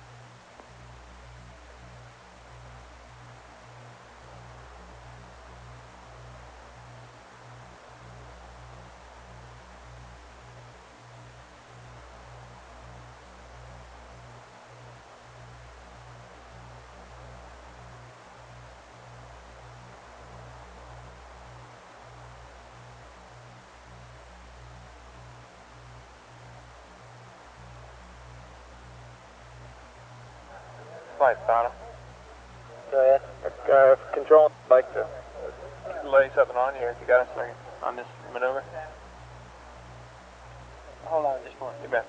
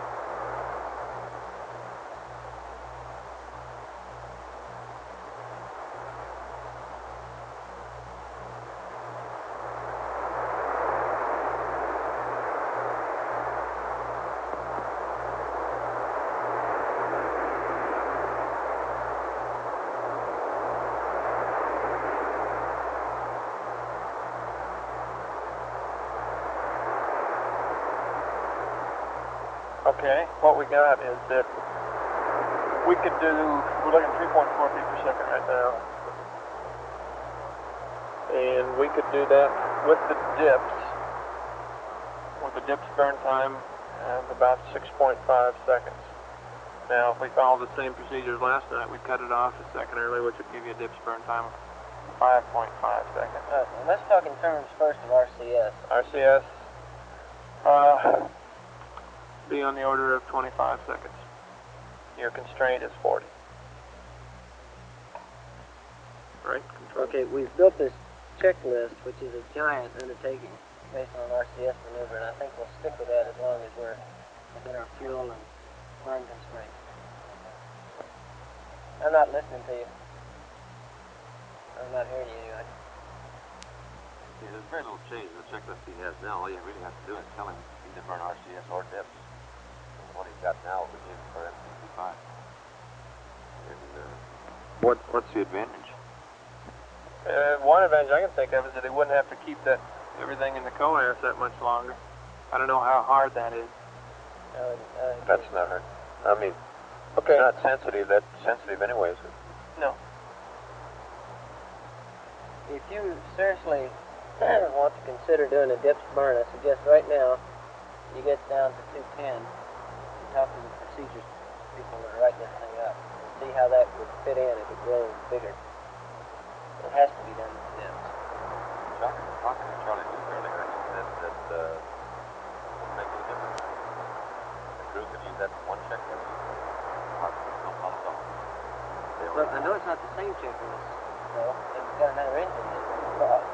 And we're going to update this whole checklist now. And if you think we may end up having to make the same for dips, let's get some people looking at the procedure right now and see how they can fit in there.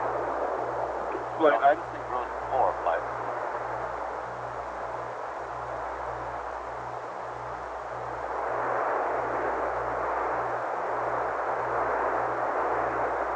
Okay, Clyde, but I'd suggest that we pursue it because this thing has grown and is continuing to grow. That's exactly what I'm suggesting. Okay. Somebody go look at it. The checklist, I tell you, that I have in my hands now for tomorrow in two parts. One is the one he's already got, plus the addition to the after the opening at the midpoint. They are going to give him the checklist starting at about 6 hours from goes from A to B, referencing things that he has on board where they're applicable.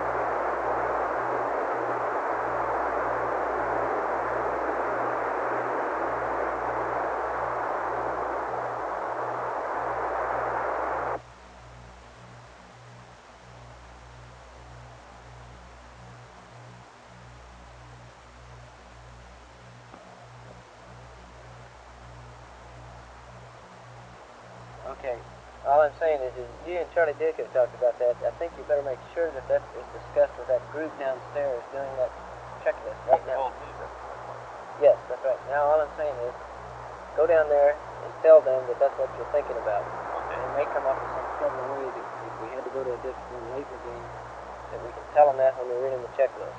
Okay, you said Charlie's down there now. There's probably already talked about that. I'll tell you what, I'll excuse you for 10 minutes. You go check it personally and make sure that that's being done. Right. But one thing he might check with these prop people is that my rough numbers tell me it'd have to be about a 6 foot per second maneuver before we had to use the dip. Is that the numbers you guys came out with? Well, at 4 foot per second, at the 4 foot per second number, we have a 30 second Okay. burn there, translation burn. Okay. So you're talking about at about 6 seconds. You're talking about our restraint of 40 seconds. Right. So it'd have to be a 6 foot per second maneuver. Now, it is quite a growth, but I don't predict it to be impossible at this time. Yeah, we'll probably get that. But I do predict it to be improbable.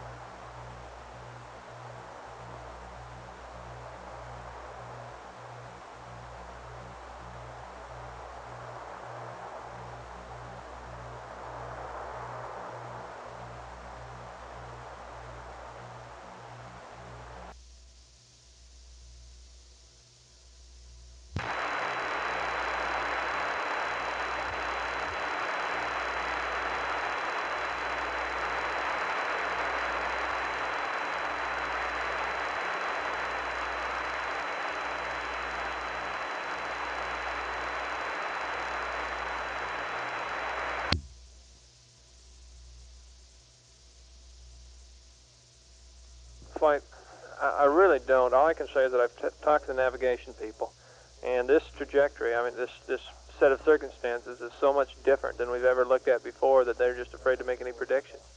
We've had we don't have really good data sometimes. Sometimes we only process in two-way, and then we get the three-way. Very little ranging. All this kind of thing just makes them sort of nervous about it, and that they really can't predict a trend, or they really don't know their uncertainty. They think their uncertainty is about 2/10, either way, but that's their guess. And the only two things are the she, which we don't think was much, and that maneuver. Our estimate on that maneuver was 2 degrees in attitude, but that's only our estimate. I don't think we really know. Okay.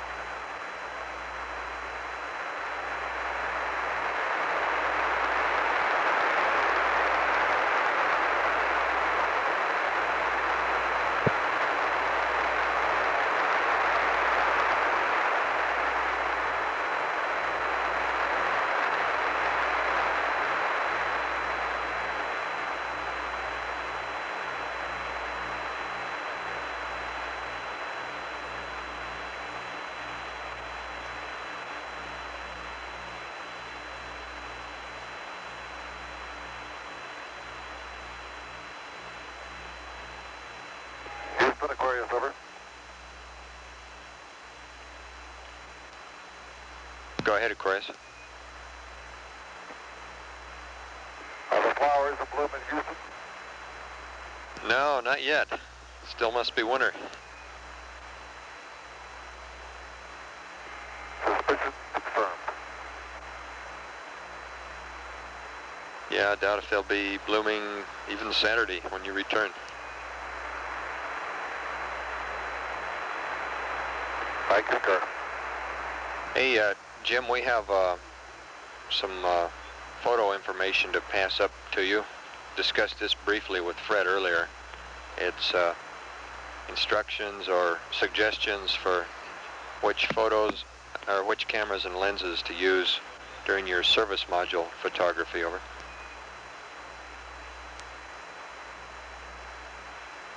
Understand, stand by one. Okay.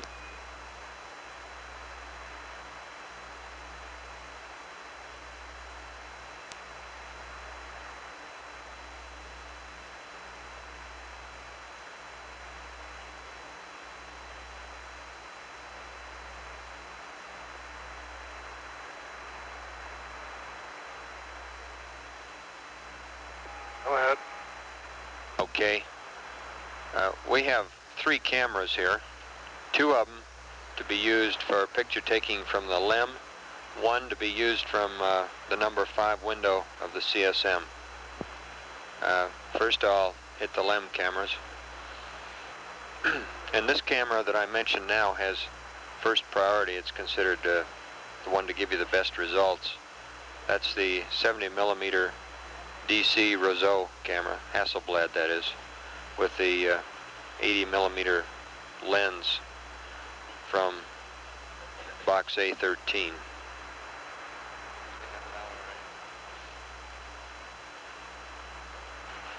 Suggest fresh magazine of 3400 black and white film.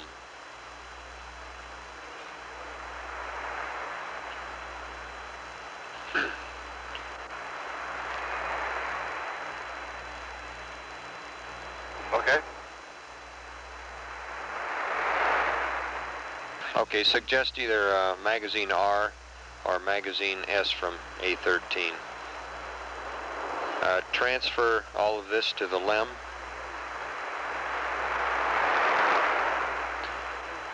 And recommend the following settings.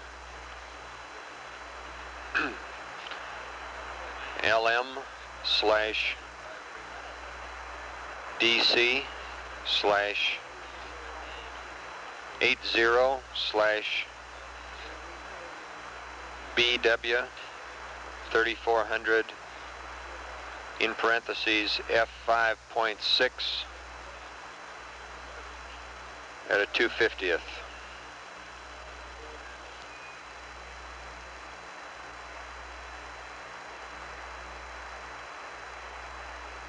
And that's all for that one. Okay, Vance, let me see if I have it here.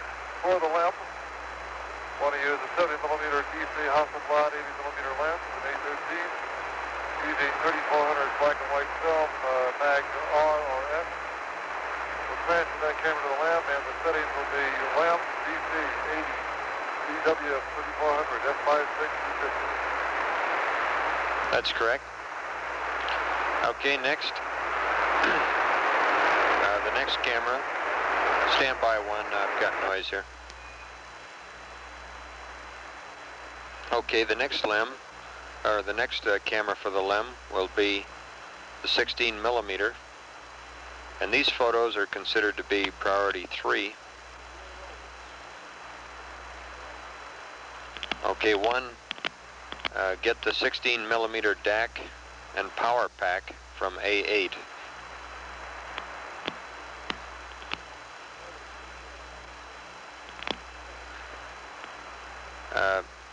Get the 10mm lens and remove it. Remove the 10mm lens and take the 18mm lens from B3 and attach it to the camera.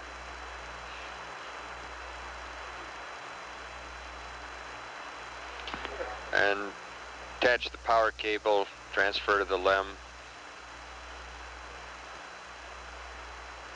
Set frame rate at 12 frames per second. And the same data line that I gave you before reads this way this time. LEM slash DAC slash 18 slash CEX comma battery, and in parentheses F8 and 1/250th. Okay, now looking at these two cameras in the LEM, it's recommended that you use the 16 millimeter for the first 2.5 minutes and then switch to the 70 millimeter. That's partly because the frames have been, they've been optimized for closer and longer range. Okay, read back, please. Okay, Vance, essentially what you want us to use as far as the movie camera in the LEM goes is our lunar sequence camera, which is attached to the power pack. We use the 18 millimeter lens, put it at 12 frames per second. Use CEX film with F8 at 1/250th and steady. Roger, F8 at 250th.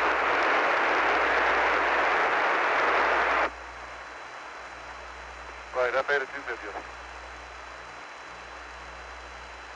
Okay, would you believe that we have a correction now to the last camera I gave you. Correct that 18 millimeter lens to 75 millimeter lens. Change the 18 millimeter to the 75 millimeter lens. Okay. Right. Okay, next for the command module pictures, it may be a little hard to see the service module from the command module, but if you can see it, it'll be through window 5, people down here think. Recommend for that the CM 70 millimeter. These photos have priority 2. So this is 70 millimeter EL with which has 80 millimeter attached, and this is all in B3. Take off the 80 millimeter lens and attach the 250 millimeter lens.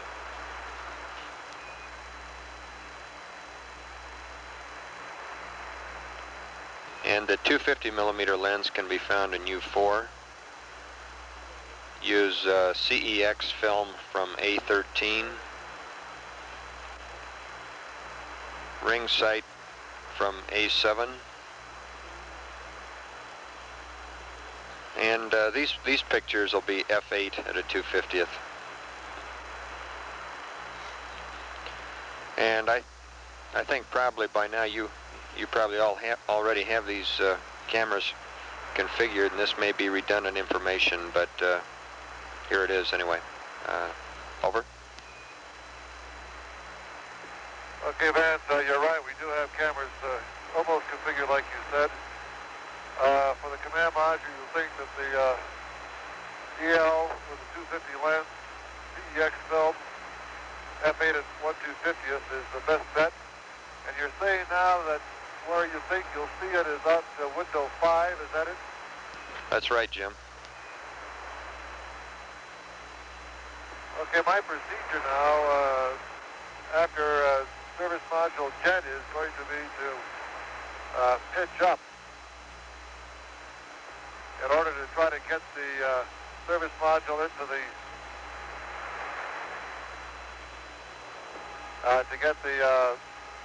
center window in view of the service module, which we were going to have somebody there to photograph.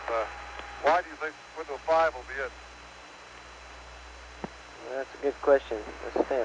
FAO, can you answer that? Where's Tom Holloway? Negative, fine. I'll get an answer to it. Ask Tom to come out here. Okay, stand by on that one. This is a question of geometry, and I'll get right back.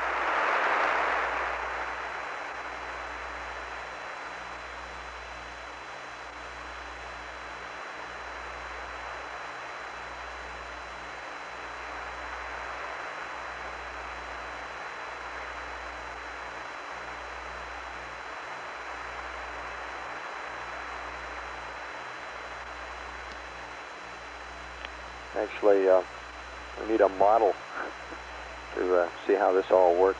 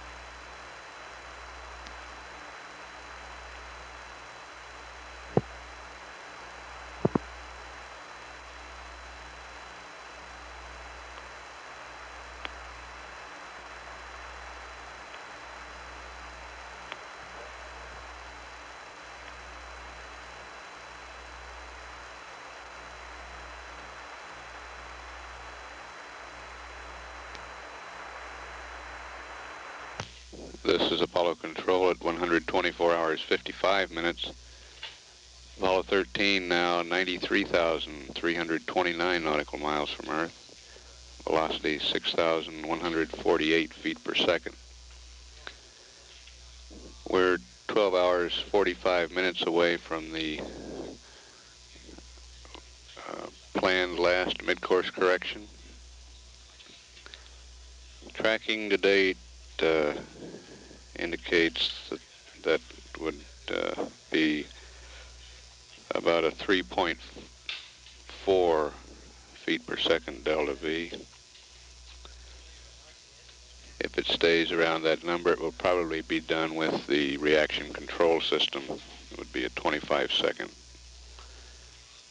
duration burn with the reaction control system.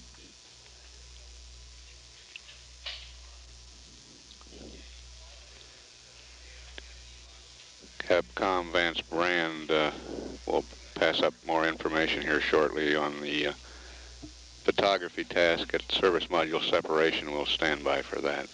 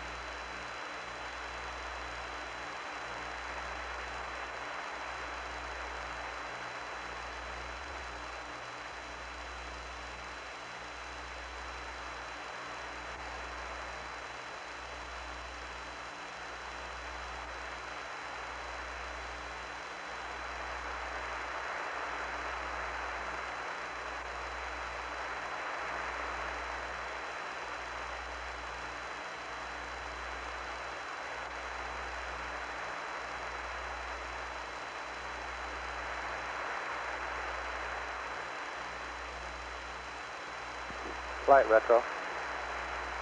Go ahead. Yeah, did you ask John for a list of parameters? Yeah. I have the data here. Okay. Aquarius Houston, over.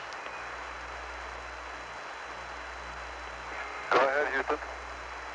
Jim, regarding window 5, I have a drawing here, and when you're docked and you have approximately a 60-degree angle between the z-axes of the two spacecraft, it appears that peering out window 5, you would be looking at the rendezvous radar on top of the LEM, which would, if you pitched, more or less give you a view of the service module. That is, if you pitched. So, and I think that this has been run by quite a few folks here, so offhand I can't see where any other window would be as good or perhaps even possible. Okay, I understand. Yeah, you're right. When we look out window 5, we get the rendezvous radar, and we'll try window 5. Roger. It presumes, though, that there has to be a pitch to be able to see it. You guys sound a lot more rested today. I just went back and tacked out for an hour or so. Just came back up.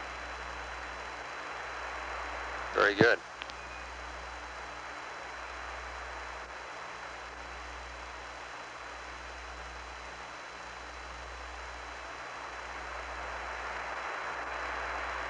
FAO McGuinn, Booker.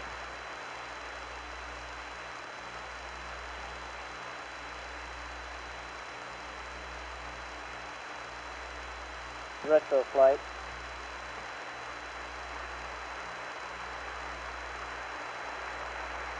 retro flight.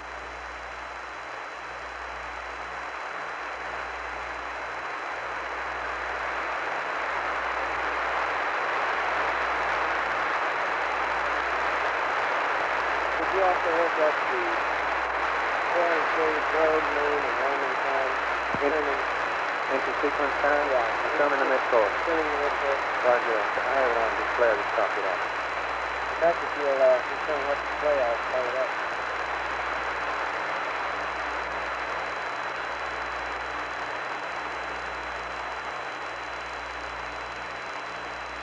And Jim, Houston, we really are going to get those checklists up to you.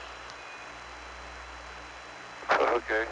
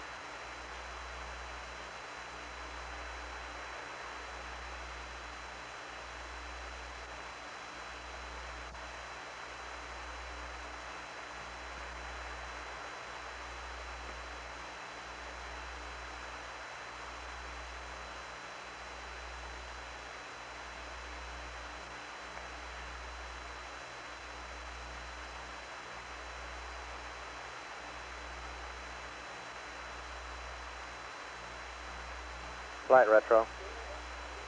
Go ahead. Channel 16 is the inter-sequence time. Thank you.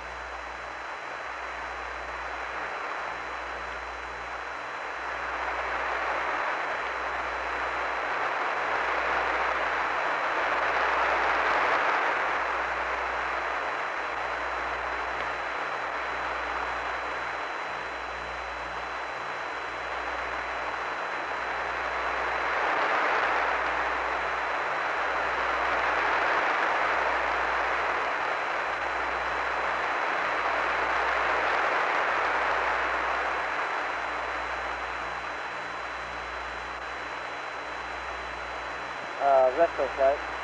Go ahead, Frank. What is the 400 feet time on this thing? It's Yeah, this is all based on EI. it's 1:42:40:40. Right. 1:42:40:40. Yeah, if you look up there at the upper left, it's reentry reference time. RETR. Oh, okay, I got you. That's Okay. the 400 feet time.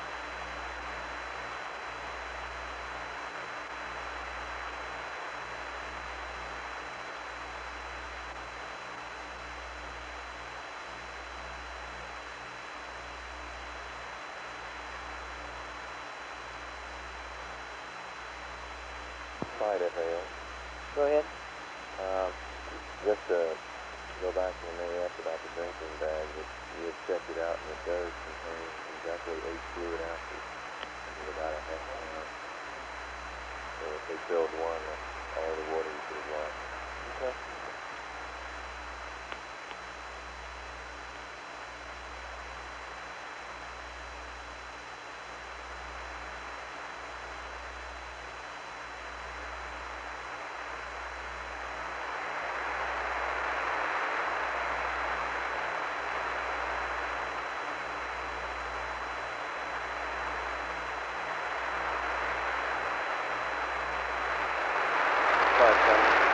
I'm going to step off a couple minutes here. I got the guys in the back room reporting to control. They're watching the data.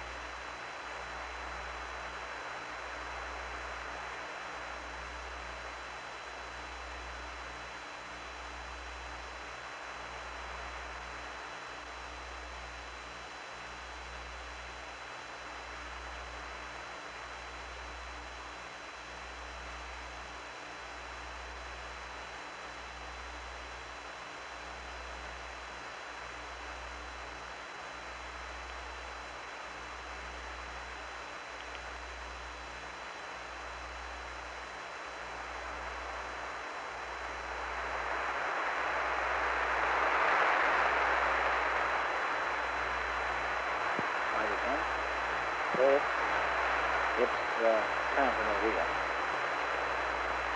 Okay, Capcom, readout on battery and the tank. Okay, Charlie, ready?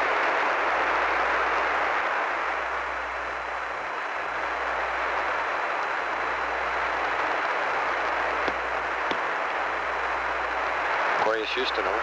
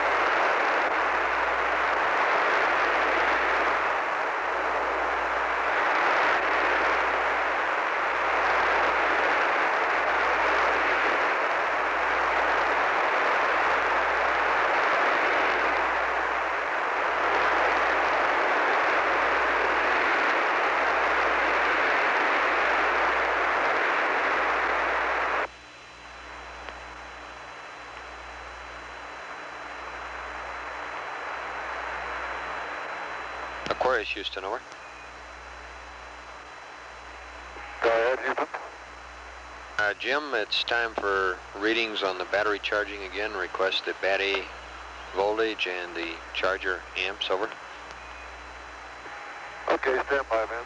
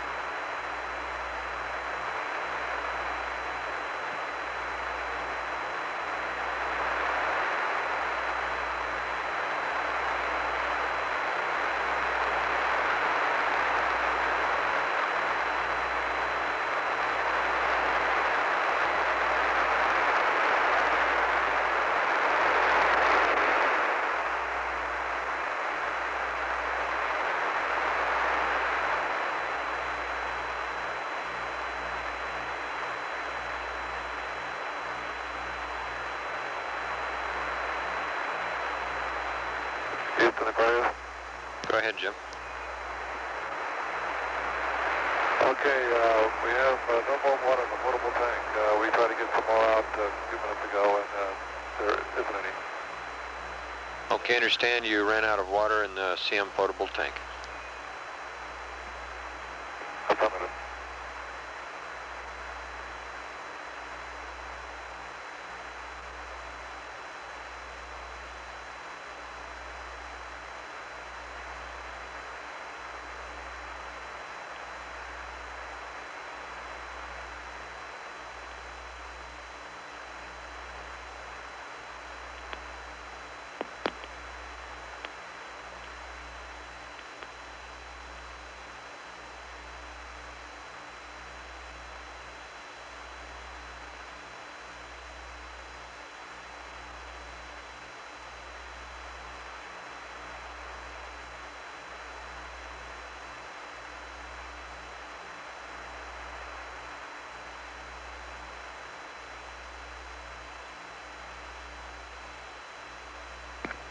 flight retro.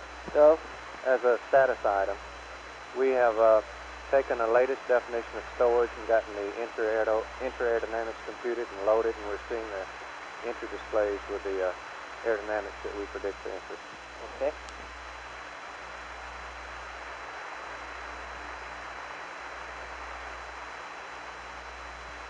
Okay, tell me your flight. Go ahead, flight. Okay, stand by.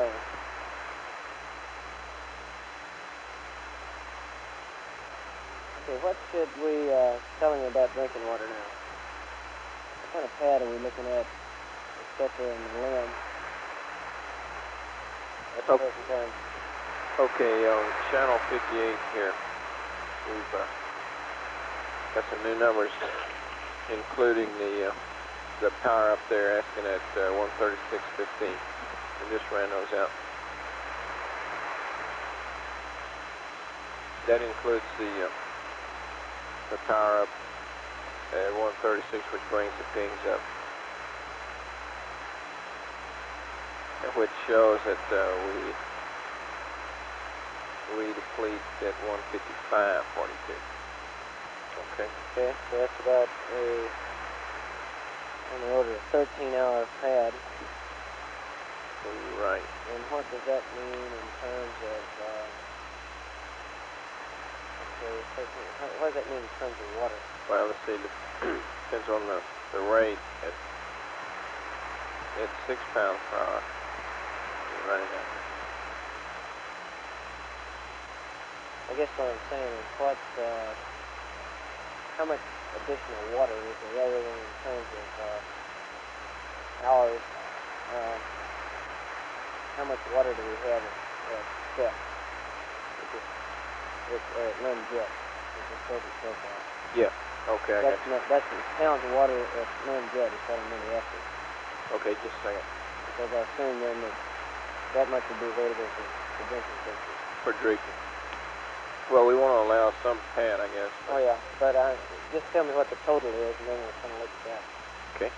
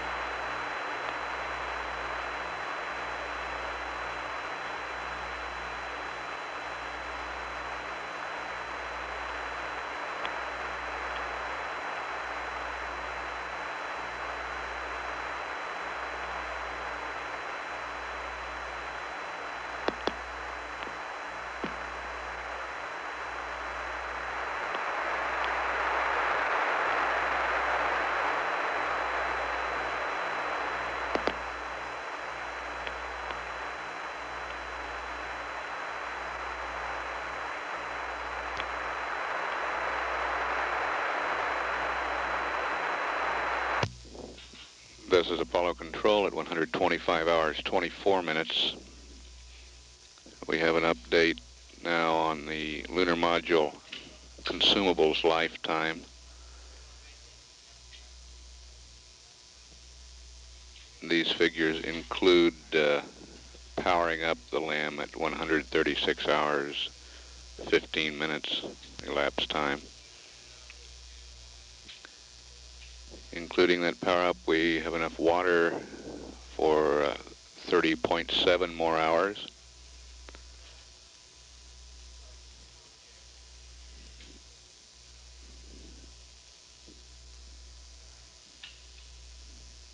Enough oxygen for 140.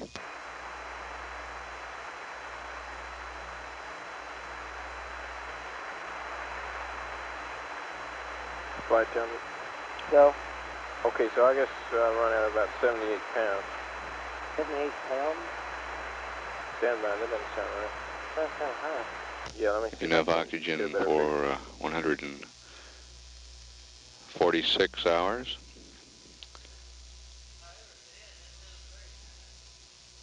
And Aquarius, Houston, over.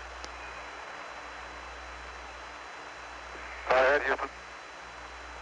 Jim, were you able to get those voltage, bad A voltage and current readings?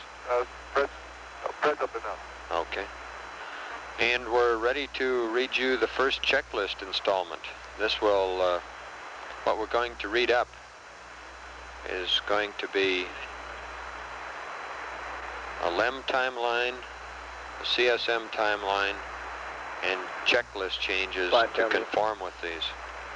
And right now I have the first installment of the CSM timeline ready to read up.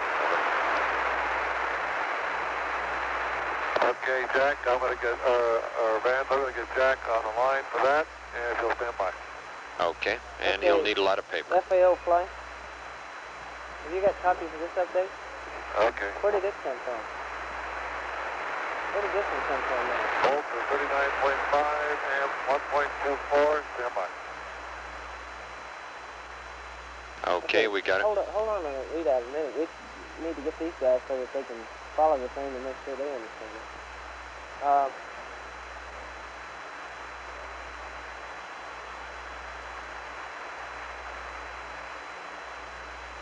Span flight. Time remaining on the electrical power at 22 and a half hours, which would bring us to an elapsed time of 100. Can you check with room 210? Sure, try, flight.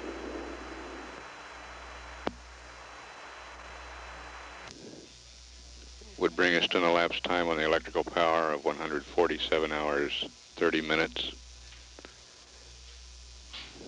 The water remaining would bring us to an elapsed time of 155 hours, 42 minutes. On and ready to copy. Okay, Jack, wait one, we want to get one into the hands of Flight and ECOM, and it'll take about a minute or two. Sorry to wake you up for this, but take about a minute and then we'll read it up to you.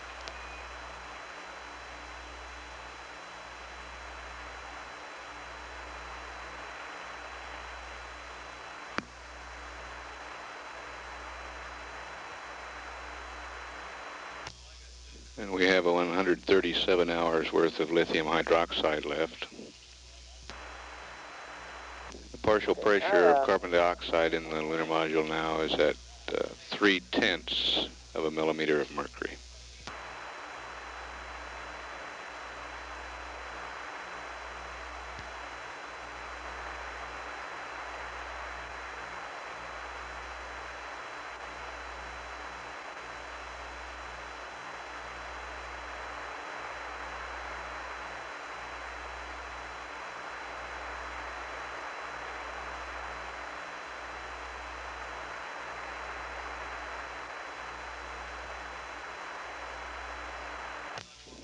The 146 hours of oxygen left in the lunar module would bring us to an elapsed time of 271 hours.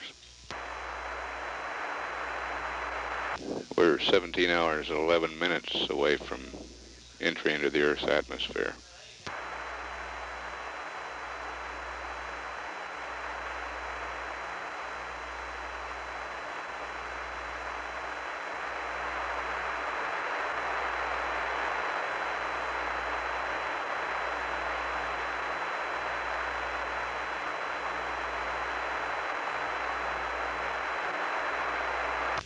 Jim Lovell reported a short time ago that the potable water tank in the command module has gone dry.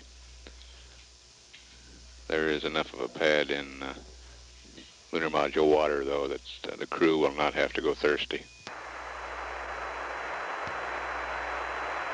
Okay, man, go ahead. Hey, Jack, do you have any of that CM water, bagged water left? Over. Negative. I went up and tried to repressurize the surge tank and get another shot of water. I was able to repressurize the surge tank okay, but there was no water that came out of the water gun. Yeah, we understand that there isn't any more in the potable tank, but we understood that you had put some water from that tank into bags, and I wondered if any of the bags were left. Negative. Okay.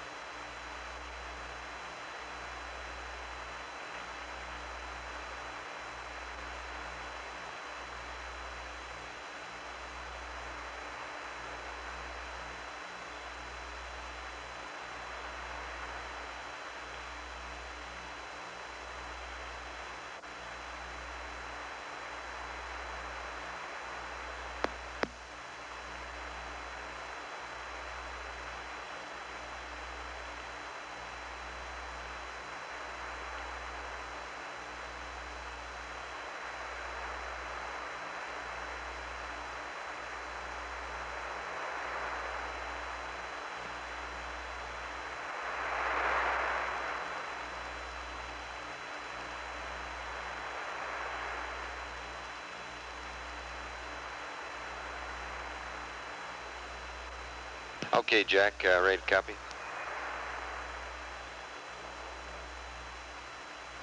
Okay, Vance, ready to copy. Okay. Start at EI minus 6.5 hours. You're going to get LEM pads and CSM pads, and I don't know if you want to copy them or not. This is something I can just read off to you. Over. Well, without you copying, unless you especially want it. Okay. Okay, LEM pads, SM jettison. Okay, go ahead. Read which ones we're going to get. Okay, I'll read them fast first here so you get a general idea. LEM pads, service module, jet attitude, moon viewing attitude, sun viewing attitude, and LEM jet attitude. The CM pads are course align angles for LEM attitudes during moon and sun sightings, course align angles for entry refs mat, and CMC angles on entry refs mat for LEM jet, moon viewing, and entry. Okay, that's general pad information. If you want, I'll read it slowly so you can copy it all down. Otherwise, I'll go ahead.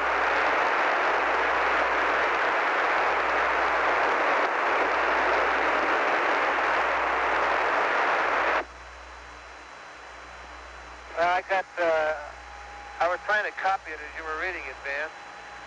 The LEM pads are surface module jettison attitude, moon viewing attitude, sun viewing attitude, and LEM jettison attitude. Is that correct? That's correct. Okay, I'll read the CM pads now slowly. Course align angles for LEM attitudes.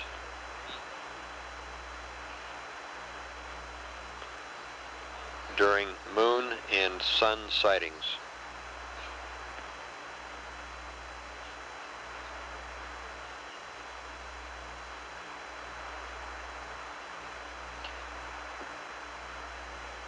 Okay, the next. Course align angles.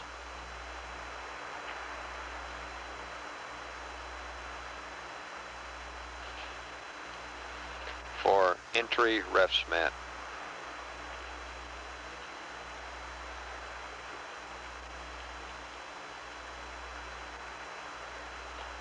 Okay, the next. CMC angles on entry refs mat for 1,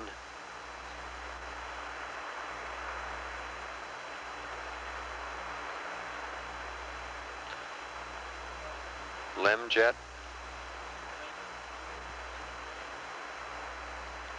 2, moon viewing,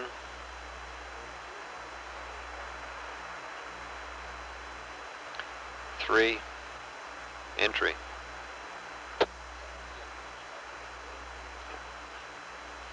Okay, I'll stand by till you read that back.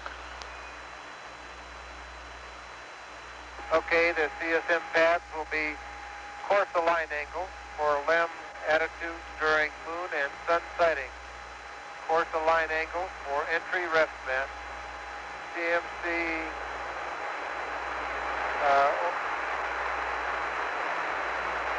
angles on entry ref mat for 1, LEM jettison, 2, moon viewing, 3,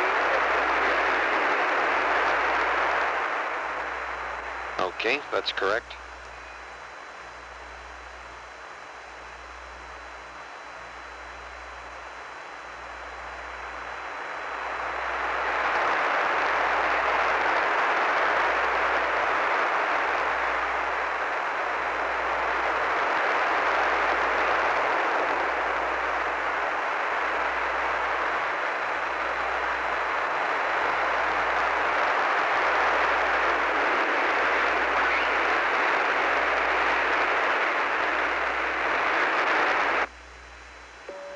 Okay, Jack, gonna hold up one.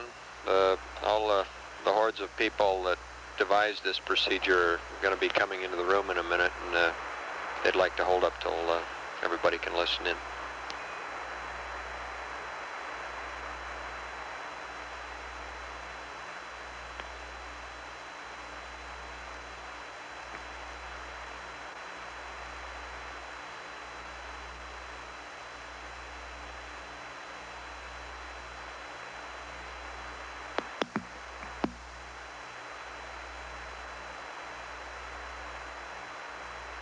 Get that, Jack?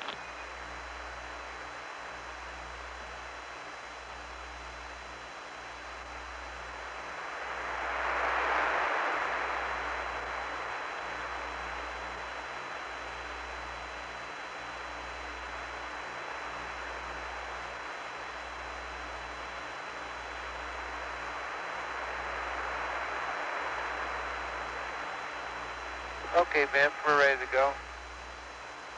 Okay, we lost you there briefly while you were in an attitude, or we couldn't receive you. Jack, we'd like to hold off for about 5 minutes. We have some more people coming in to listen to this, and took a lot of people to devise this procedure, and a few people have been testing it out, so we'd like to have them all on hand while we give you the rest.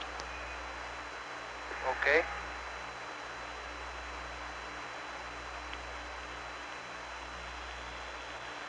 How's the temperature up there, Jack? You guys chopping wood to keep warm?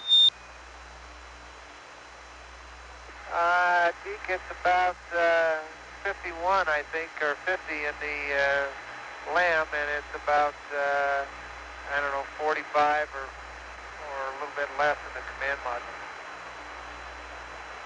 It's a nice fall day, huh? Tell me, Flight. Tell me, Flight. I tell you, we don't have to worry about chill down. Go ahead. It's pretty important we get all of this entry checklist up and read back correctly. What do you think about bringing up the power amp while we do this? Just kind of put it in a bind. About how long, Flight?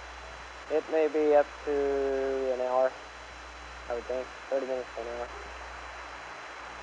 Okay, well, that's about, Be about 3 amp hours. yeah, it's about 25 amp hours. 25? It's only 3 amps, isn't it? Oh, you're going to bring it, yeah. Just the power amp. Yeah, for about an hour. So About an hour. So it'll be about 3 amp hours. Yeah, we can afford that, I guess. If I can get the comm as clean as we can, then it's fine.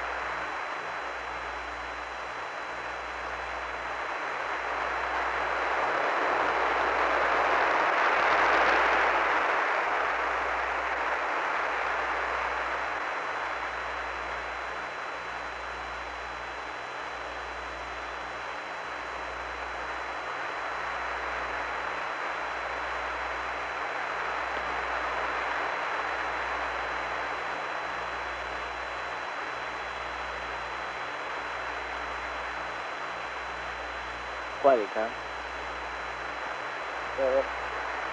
Okay, our calculations show that right at 126, this battery charge will be ready to terminate. And we're waiting around a little bit now. Before we start this long procedure, maybe it could be a good idea to terminate it. So where do you think you are right now? We're about 130. We're at about 39.5. 39.5.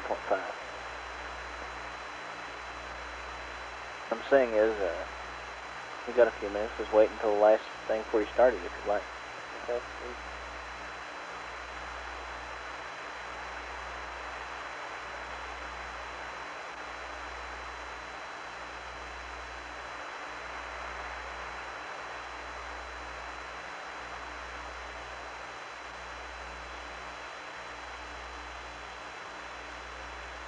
Just a couple of amps down, huh? A couple amp hours now. It is. Okay, Van, while we're waiting, do you have there also what I can expect the ground to uplink me?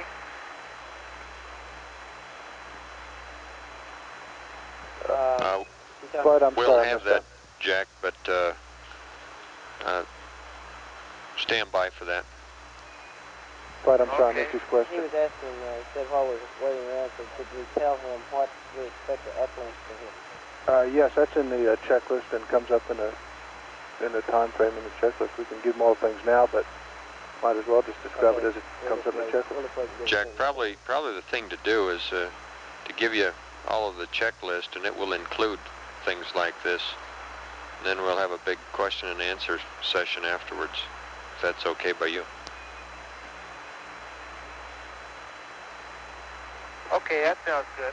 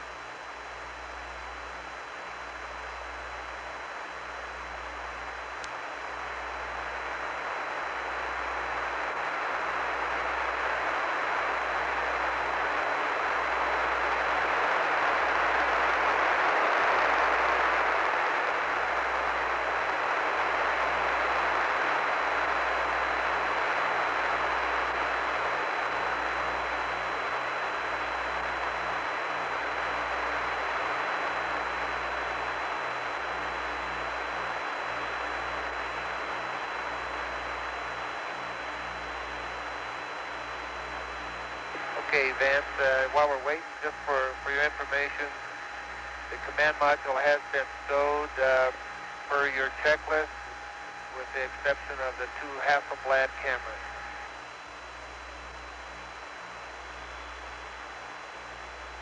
Roger, got that, Jack.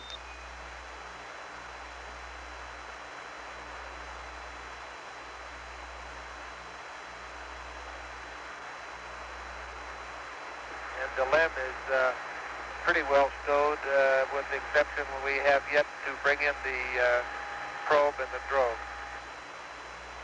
Roger, got that.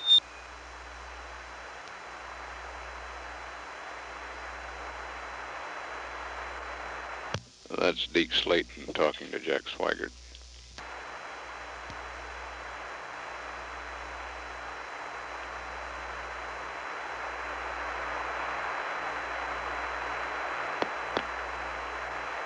Relative to your water situation, Jack, we're going to have a pretty good hack on the LEM here in the next few hours, and we anticipate letting you fill your own tanks before we transfer over, so you should be in reasonably good shape there. Okay, we have a number of juice bags all cut and ready to go, and we tried to get some water out of the command module about 20 minutes ago and found out that the command module's potable tank is empty. So we have no bags made up now, so we're dependent on LEM water, plus water. Raj, if you feel like trying the Bliss, that's all excess, and you might want to try that at any time. Yep. I'm sure it'll taste like Bliss, but you might as well try it.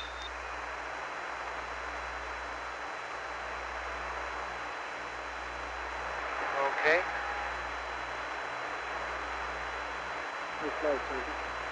Go ahead. Roger, I can tell them you are working out of steam now, with possibly bagging so much water that they can't drink, so you're working that up now too. Bagging it out of where? Out of the LEM. Flight attendant. Still?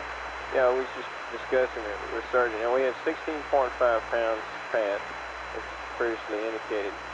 Surgeons have indicated that they require about 12 pounds. So we'll back off and say 9.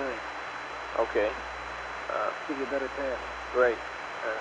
Now we're willing to do the pad. We'll go ahead and use this water for drinking, but our position is not to take it all out and bag it all up. Oh no. Because you can always take it out, but you can't put it back in. I want to take it out As we need it. That's kind of what we'd like to do. But you ought to give them a standard then of how many bags that it's a 12-ring crew. So in that way, you know they can drink so many. Not remove it until needed, but then you can drink 6 bags. Yeah, well, what we really want to do too is kind of hold off the water intake till we get a little closer to empty there. You don't want to build up a deficit. I think it's better to keep drinking rather than waiting till the last minute. Yes, I conserve it. We ought to keep that to a minimum because we want to make sure we this get 9 pounds is a minimum. Really. Okay, Deke, all the windows in the command module are heavily coated with water right now.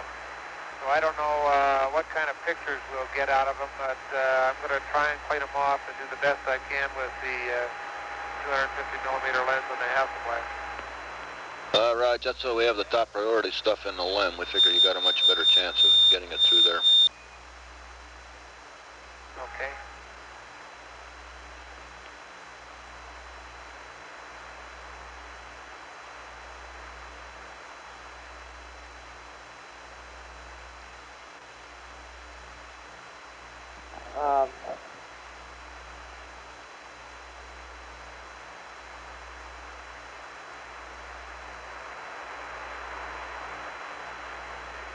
Okay, do you figure that's A is fully charged now? Okay, you want to switch over to B here for a while? Okay.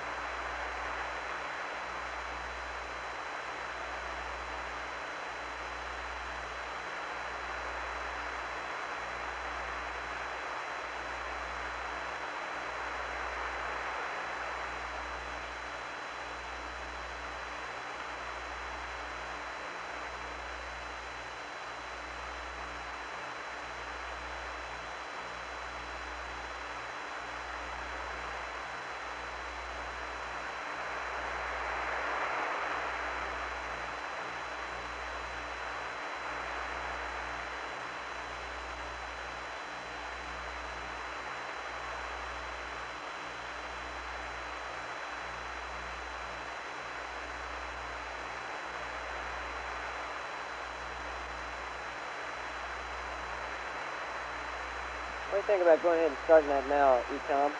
Ecom? What do you think about going ahead and starting that now, so we don't hold up this entry thing? This entry checklist.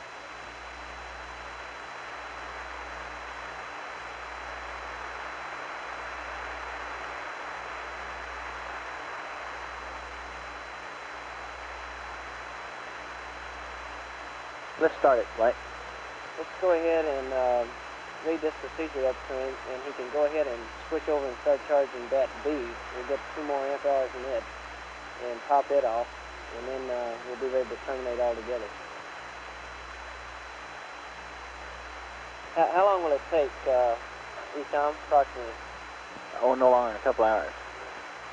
Okay, a couple hours. But maybe by the time we finish the lead up of the entry checklist. Aquarius, Houston. Are you ready to send it up then? Jack, before we start reading the procedure, we find that bat A is topped off and in great shape. We'd like to switch over and top off bat B some more. Give it 2 more hours of charging. Have about a 7 or 8 step procedure here to give you, if you want to copy that, for switching before we start recording the entry procedures. Okay, stand by. Let me get out my other checklist.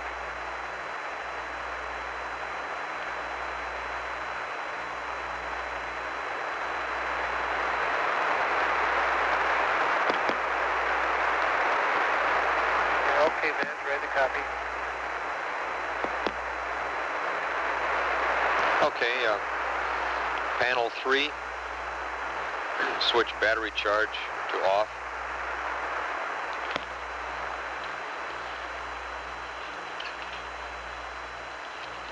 Panel 5.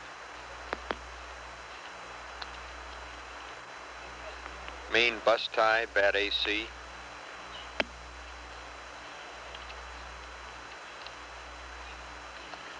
To bat AC.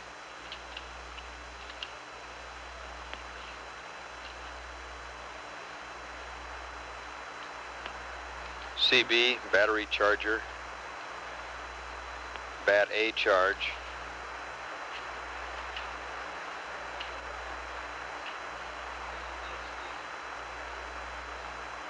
To open.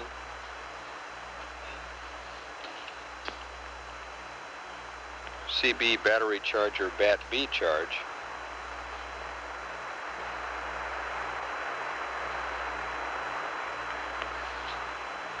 Close.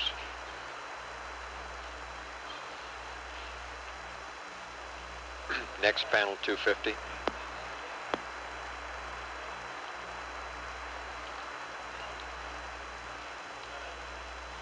CB, bat B, power entry, post landing,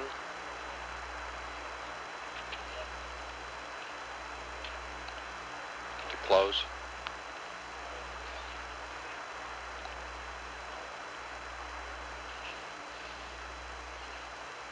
Panel 5.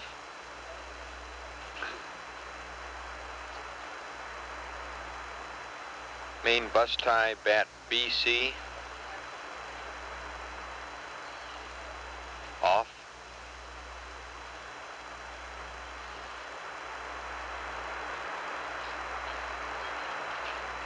Panel 3.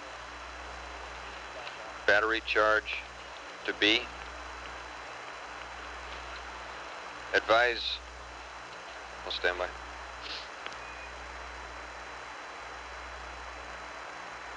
Jack, advised that we have a backout procedure for this, but we'll read that up to you later in about 2 hours.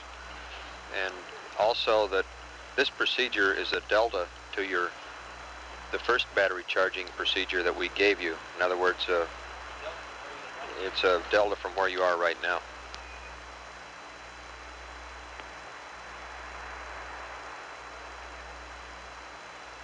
Okay, this is the procedure for charging bat Baker. Panel 3, bat charge off.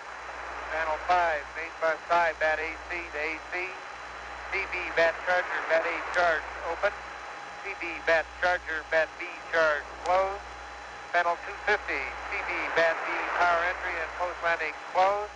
Panel 5, main bus side, bat D, C, to off. Panel 3, bat charge to B. This is a Delta from the first battery charger procedure. You'll give me the backup procedure in a couple hours. That's firm.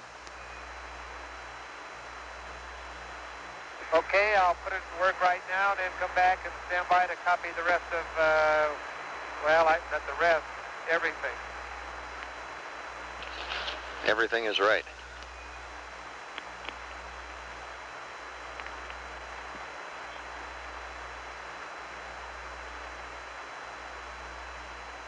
You'd never believe how much this procedure's been massaged in the last day.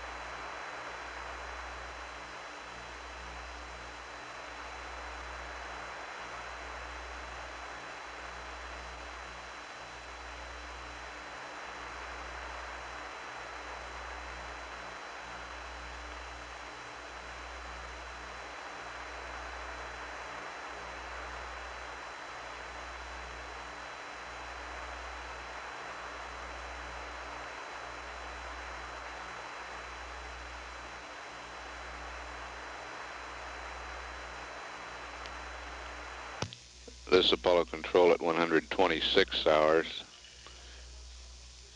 Apollo 13 is 89,401 nautical miles from Earth. Velocity is 6,310 feet per second.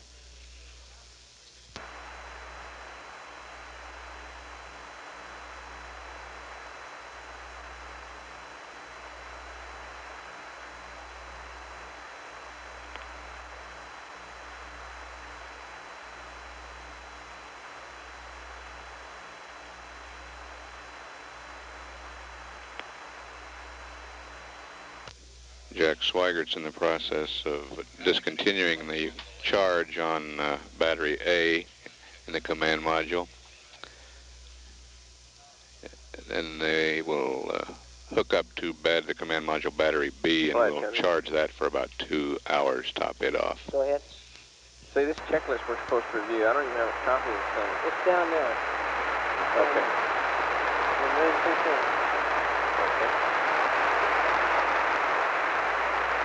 Have your ETS and someone to call me in a month or two.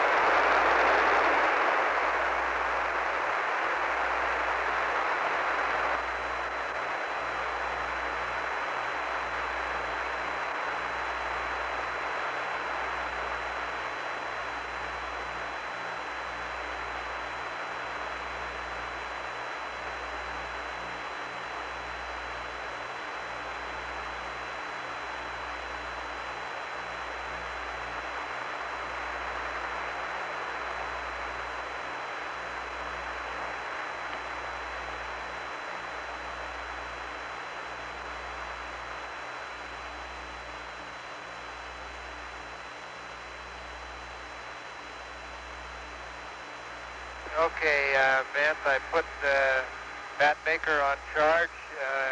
I don't think it quite had stabilized. It was reading 1.1 amps, 39.6 volts when I left up there. Okay, we got that. Okay, I guess now's as good a time to start as any. Okay, tell him as soon as Ken Manley gets back with the copies, we'll go.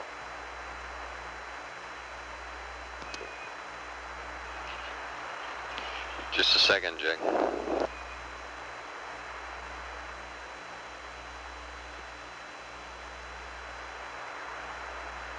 Hey, I know something we can ask him while we're waiting here. Ask him if anybody else is awake that could give us some bat readouts periodically. Because we're going to have some in order to watch the profile, at least today. I would think probably every 15 minutes here until...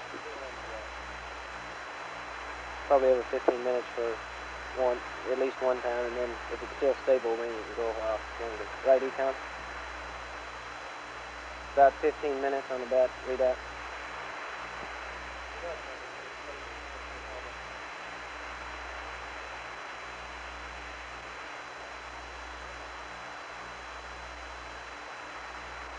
Just asking for somebody over in that command module that could do it without him having to stop this checklist thing completely and going over there.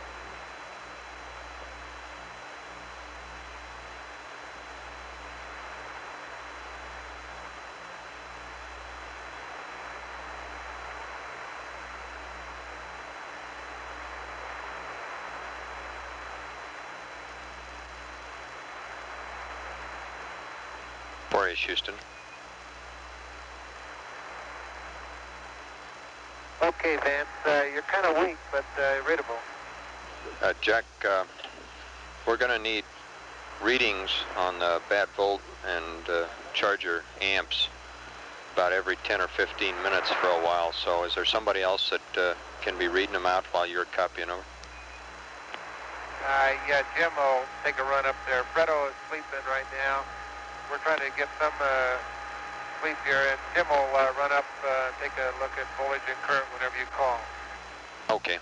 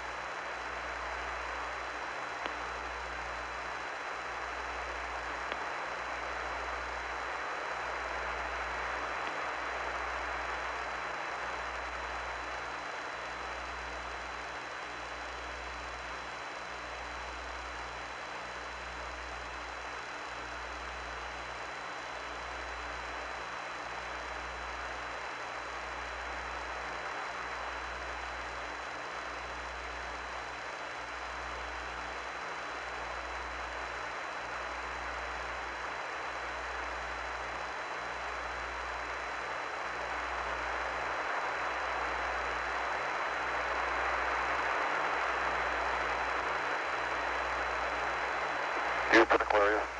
Okay. Go ahead, Aquarius. Vance, we got to realize that we got to establish a work-rest cycle up here, so we just can't wait around here. We just read procedures all the time up to the burn. We've got to get them up here, look at them, and we got to get the people to sleep. So take that in consideration when you get ready to send them beds. Yeah, I know, Jim. We're very conscious of that. We should be ready to go in about 5 minutes. That's all I can say. Stand by. Okay.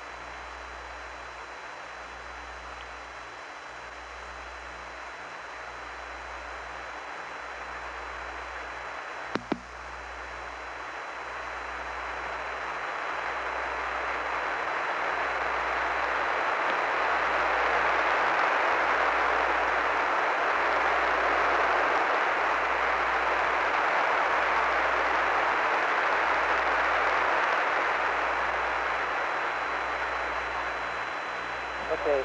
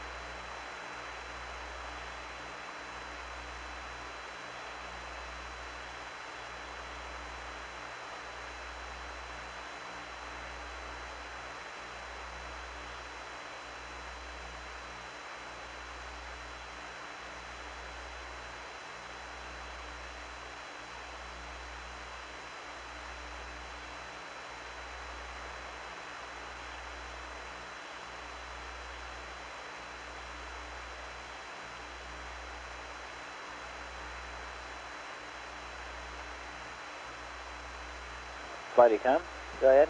readout, please. Okay, Capcom, let's get a readout, and let's also get the comm configured in the good mode, and we'll be coming up with that checklist. I just sent Ken down to get the first couple, 3 pages off of one of them. Aquarius, Houston. Okay, Ben, we're ready to go. Okay, we need a... Sorry, we need a readout. Volts and amps.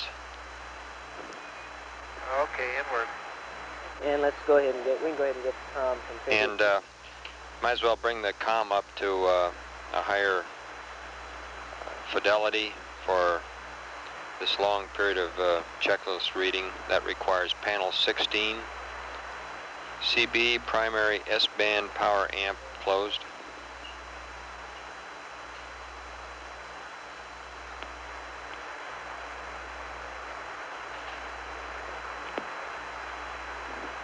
Primary S-band power amp closed now. How do you read? Okay, and next step, panel 12, S-band function to voice, and ranging function to ranging.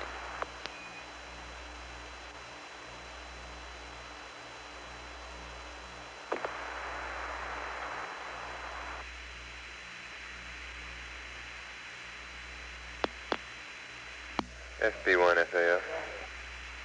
I get...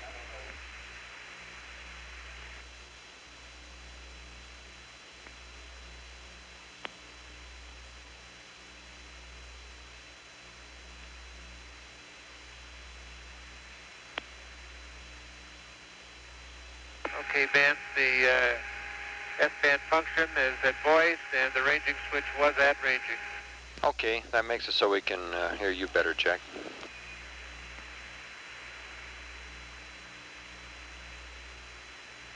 Okay, can we, since the first part of it you're just going to read and I'm going to copy, and then we're going to have a question and answer period later, can we get started? And right now, here it comes. Okay, procedure's coming back in again. Multi-copies for distribution, and Ken's back. He's a local expert on this now, so we'll turn you over to him, and he'll read it off. Okay, stand by. I'll give you volts and amps. Ken Mattingly will read the procedures. Phase is 39.1, amps 1.75. Okay.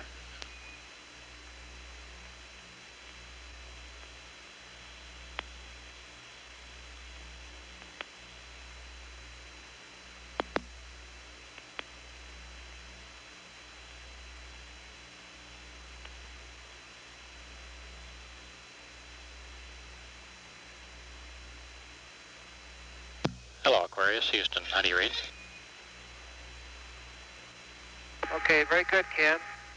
Okay, let me take it from the top here. Just there might be some overlap, but to make sure we're all on the same signal. We're starting off with a set of timeline procedures that are going to give us end up with the normal entry checklist. There will be some checklist changes into the book, but the bulk of what I have for you is the timeline stuff. And it starts at 6 hours and 30 minutes prior to EI and assumes that we're getting LEM power to main B of the command module. I think you already have the numbers for the LEM pads and the command module pads, the types of pads we'll be giving you. And if you have a question on what they'll be doing or what they're for, I can go over those now or when we get through. Okay, yeah, I'll make a little note there, and we'll discuss it when we get everything copied, huh? All right. And the first item then, after you get ready to start this checklist, is to install lithium hydroxide canisters and to stow ordeal. On panel 8, we want to turn the floodlights to fixed. Okay, wait a minute, you're going too fast here. Okay, I'll tell you, I'll go a line at a time and wait for your verification before I go on to the next one. I have panel 8, floodlights, fixed.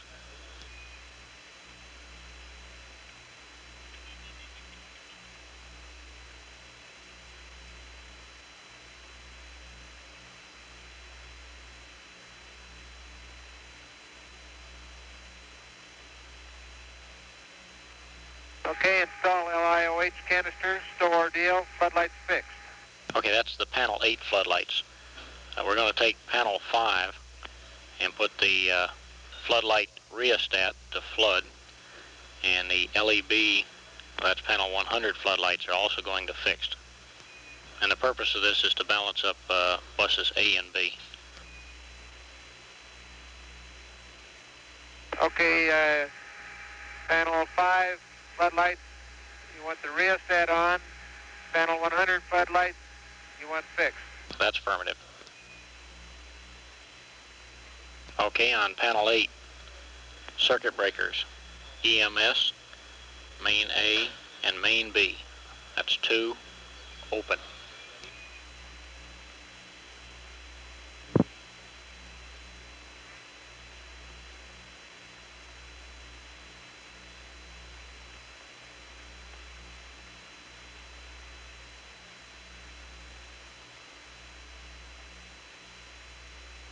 Okay, panel 8, EMS main A and main B open. Okay, on panel 250, circuit breaker, battery A, power, entry and post landing, closed.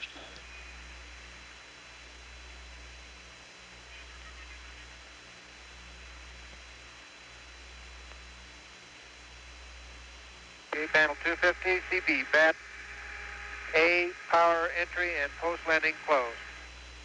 Okay, the same for circuit breaker, battery B, power, entry, and post landing.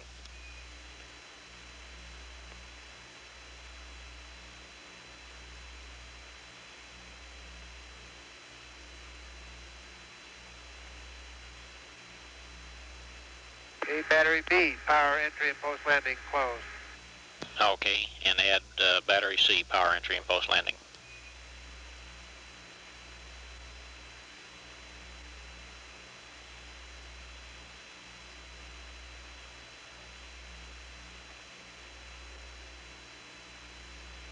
Battery C, power, entry, and post landing closed. Okay, that's correct. On panel 5,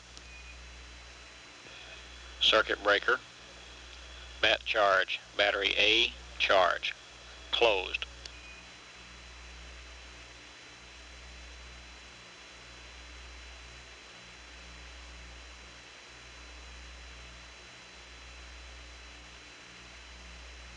Okay, on panel 5, CB, bat charge, bat A, closed.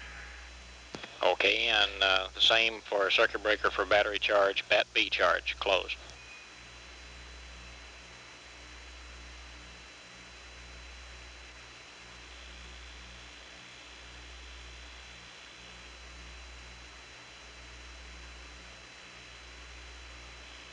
Okay, bat charger, bat B charge, closed. All right, I'd like to take main bus ties, 2 of them, on and up. That's probably a verify.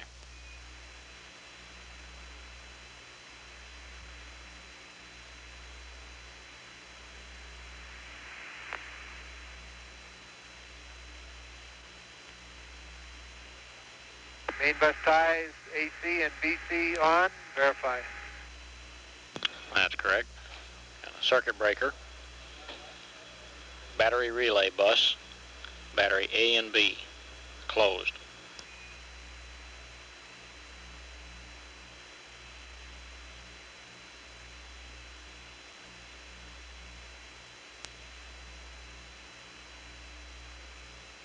Okay, CB bat relay bus bat A and bat relay bus bat B closed. That's affirmative. Circuit breaker. EPS sensor. Signal.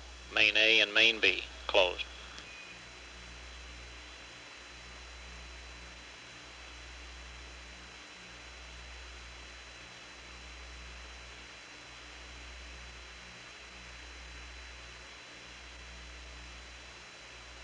EPS sensor signal, main A and main B closed. Okay. On panel 275. Circuit breaker. Main A. Battery C. Closed.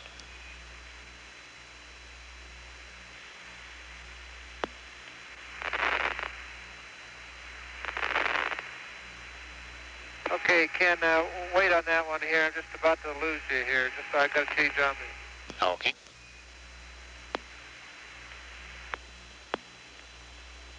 Okay, could you give me that one again, please? All right. On panel 275. Circuit breaker. Main A. Battery C. Closed.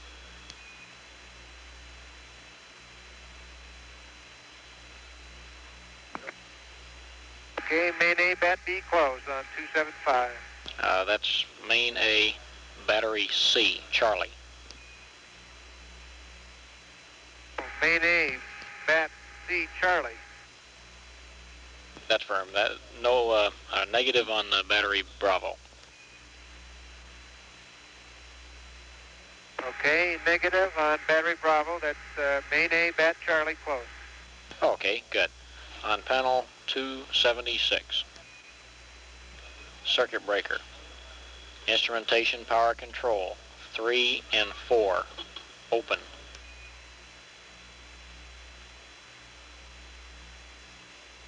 Would you say that one again, Ken? All right, on panel 276. Circuit breakers. Instrumentation power control. 3 and 4. Open.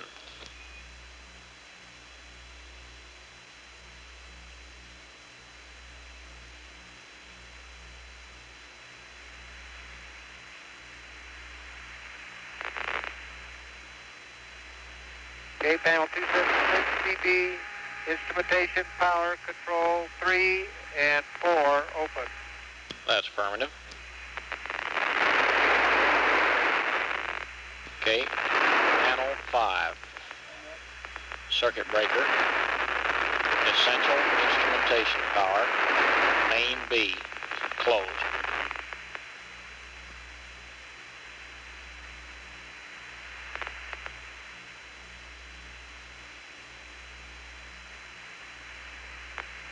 Okay, on panel 5. I got a quick comment. Okay, I'm sorry, Jack. Would you read that again, please? Go. Need to read out. Okay, on panel 5, CB, central instrumentation power, main B closed. Okay, that's correct. Primary evaporate water control valve to auto.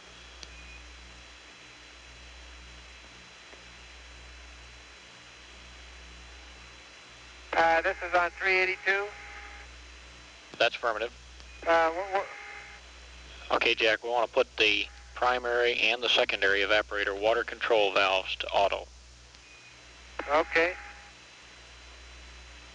Just request a readouts on bat B, and he said he'd send Jim Lovell up to do it.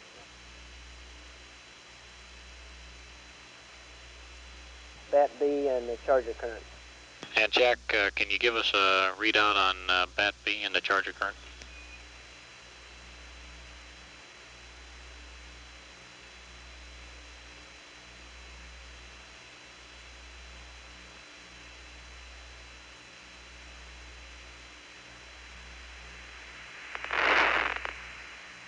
Okay, Ken, that was the primary and secondary H2O control valves to auto on 382. That's affirmative. And did you copy about the readout on the battery? Yes, Jim's on his way up. Okay, thank you. All right, the next step after your water control valves is to perform the CSM RCS preheat. We'll do that on page 1-5, steps 35 and 37.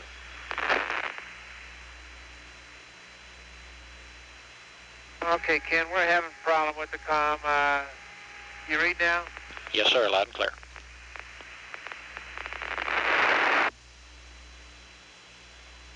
Okay, it's perform CSM RCS preheat, and could you say again all after? Okay, I'm referring to the entry checklist, page E1-5, steps 35 and 37.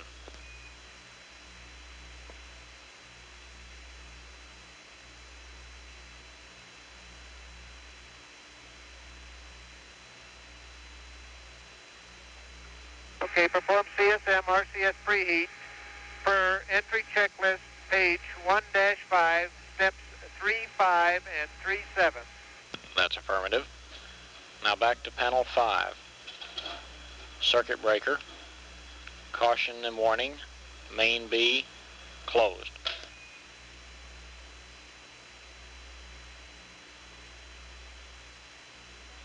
CB, caution warning, main B, closed. That's firm. On panel 2, caution and warning power to 1.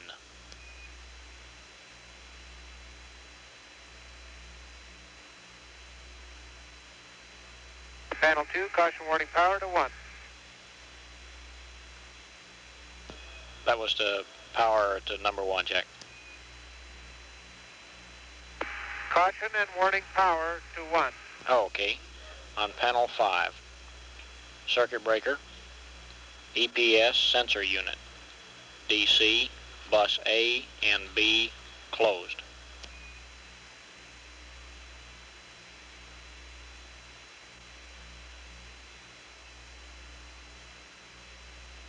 Okay, Ken, comm from you is awful weak, awful weak. I can't. It's CB EPS sensor unit. Say again after that. All right, Jack. That's CB, EPS sensor unit, DC, that's Delta Charlie, bus A and B, closed.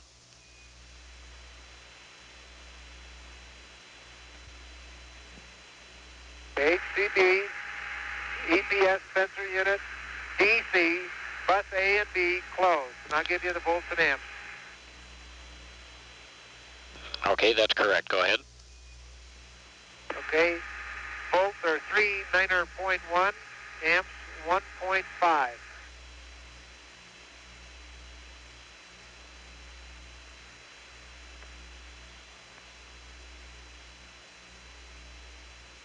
Okay, on panel 3, main bus, A and B, go to reset and leave it in the center.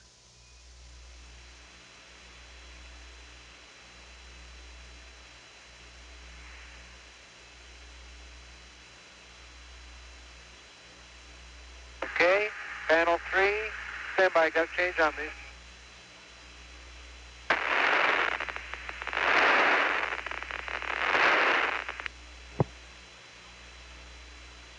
Okay. Main bus A and B, reset, then center. That's affirmative. Okay, now we're at EI minus 5 plus 0.5. And as far as you're concerned, Jack, the command module is using this for information only. This will be the LEM doing an Earth Terminator AGS alignment. And at the time of 5 plus 0.5 is the time they'll be going ahead and releasing their ball. And this will be covered in the LEM checklist that'll be uplinked after this. At EI minus 5, we perform mid-course number 7. Over.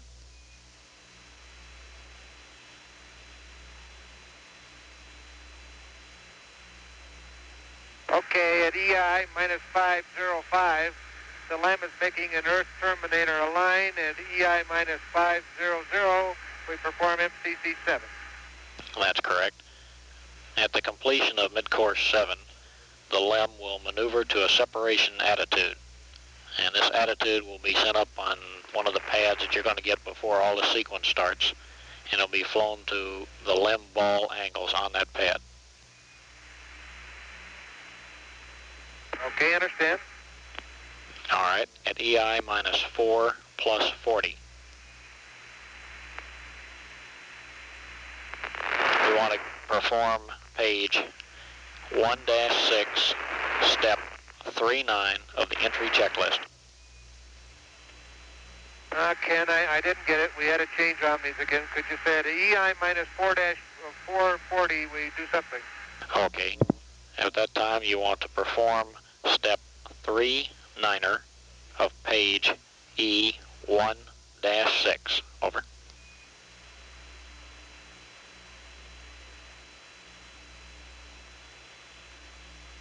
Okay, perform step 39 of entry checklist, page E1-6. That's correct.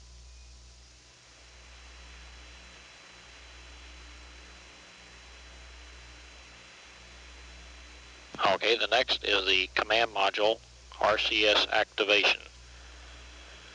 And that's step 41 of page E1-6.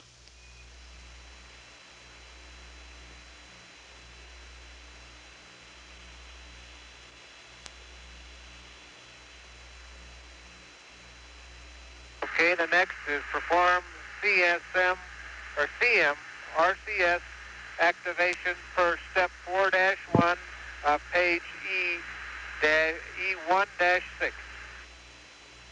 That's correct.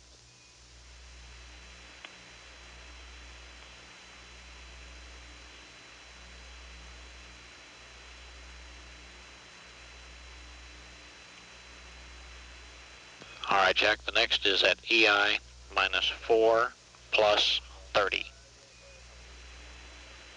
We want to verify that the LEM is configured for a command module RCS hot fire.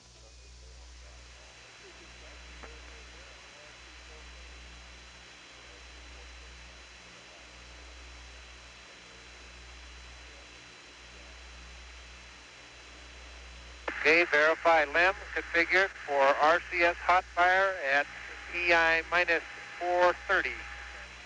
That's correct.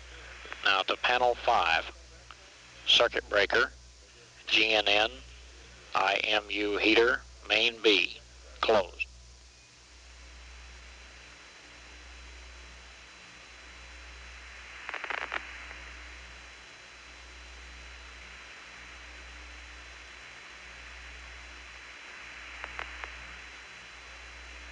Okay, panel 5, CB, GNN, IMU heater, main A, and main B closed. That's negative, Jack. That's main B only.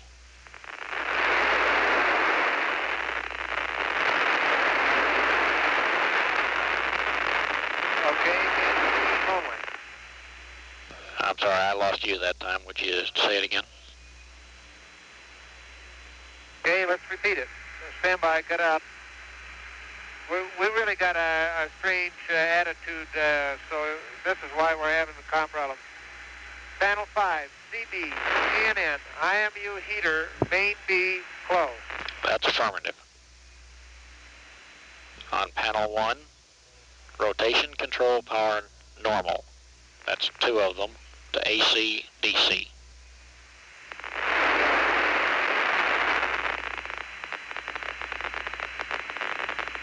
Okay, panel 1, RHC normal, 2 to AC, DC, 2 controllers.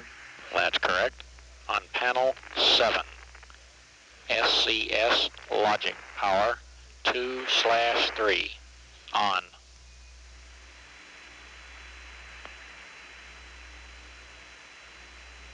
SCS logic power 2/3 on, panel 7. That's firm.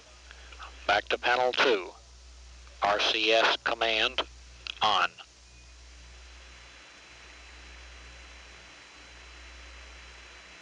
panel 2, RCS command on. That's correct. Now the command module RCS check per step 4 of page E, 2-1.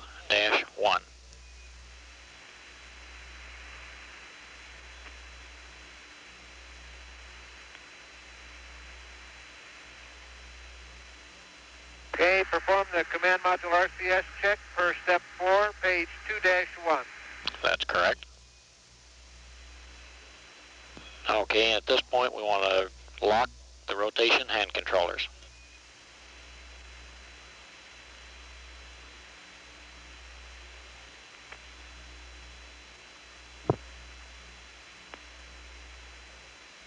Okay, after that, lock both rotation hand controllers. That's firm. On panel 8, sequential pyro arm 2 to arm.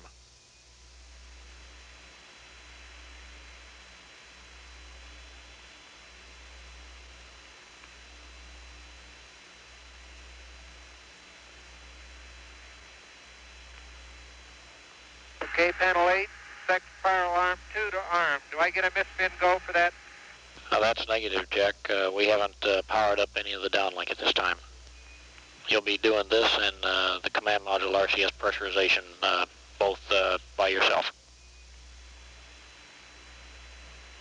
Okay. Okay, now the next event is going to be the separation of the service module. And these are some LEM steps, but so that you'll know what's going on, I'm going to read them to you. The LEM will do a LEM plus X of 1/2 foot per second. Then you'll be hitting the CM-SM SEP on and up on their command. As soon as we're free of the service module, the LEM will do another LEM minus X for 0.5 feet per second. This is called the push-pull maneuver. I think it was described this afternoon.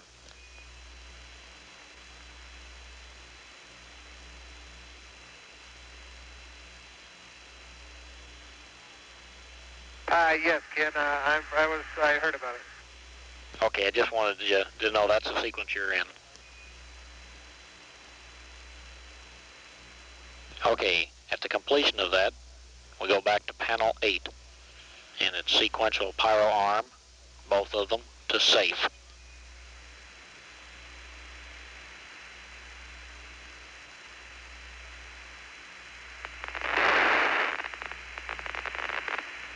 Okay, panel 8, second pyro arm 2 to safe.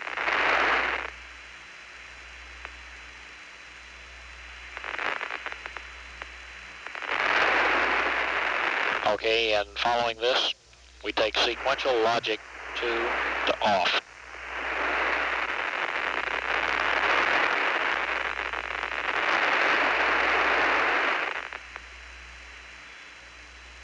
Okay,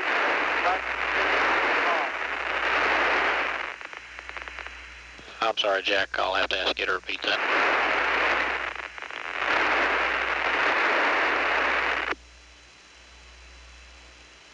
Okay, panel 8, sex, logic 2 to off. Are they on now, Ken? I don't remember.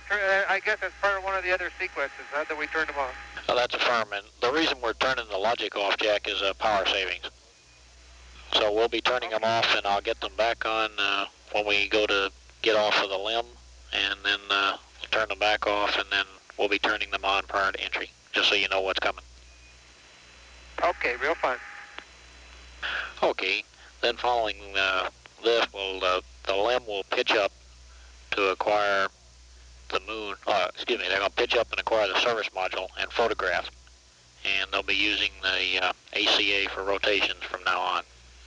And you may see the LEM out of window number 5 at the same time they pitch up to acquire it.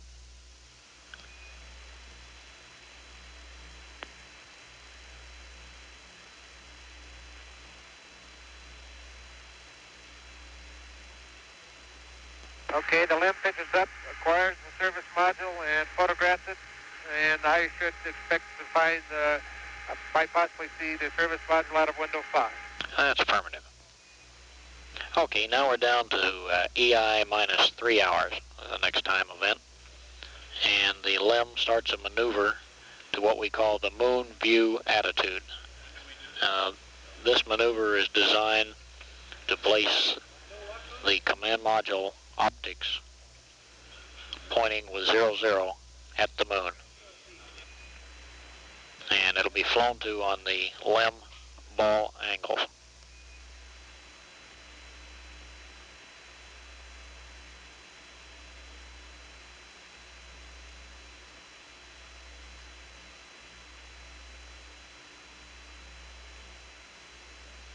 Okay, the LEM maneuvers to the moon viewing attitude, which would place the moon in the center of the command module optics within that 00. That's affirmative. Okay, now we're going to panel 5. And it's circuit breaker, GNN, computer, main B, closed.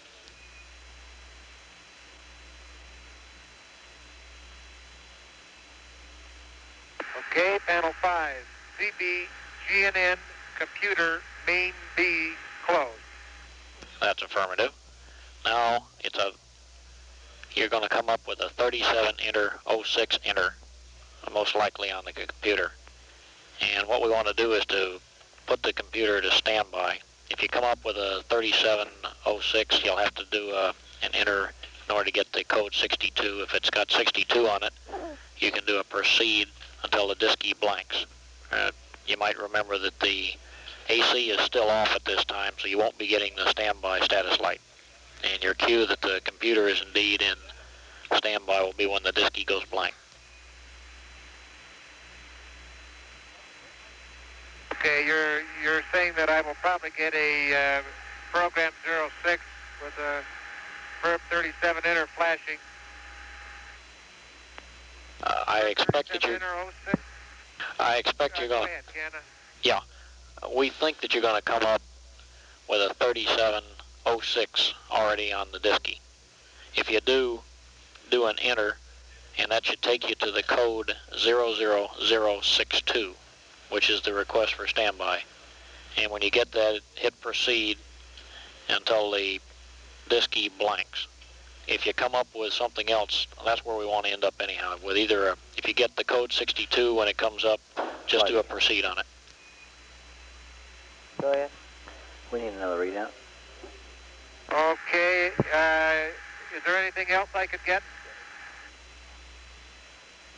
I don't believe so, Jack. That's one that when you get to that step, if you do get something else, we'll be standing by to see what you say. The whole scheme is to go to standby. Will you be getting it on downlink? No, sir. We don't have that powered up yet. Okay, I'll yell to Jim, and Jim will give you a call. Okay.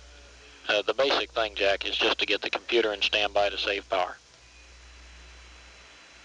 Okay. And we need another battery B readout.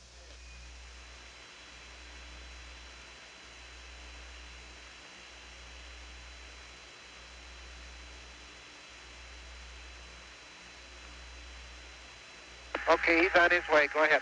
Okay, now we're at EI minus 2 plus 30. We're going to panel 5. Circuit breaker.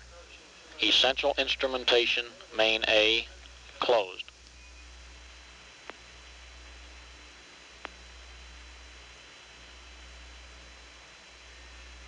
Okay, CB, essential instrumentation, main A, closed. That's correct. Now circuit breaker, GNN, IMU heater, main A, closed.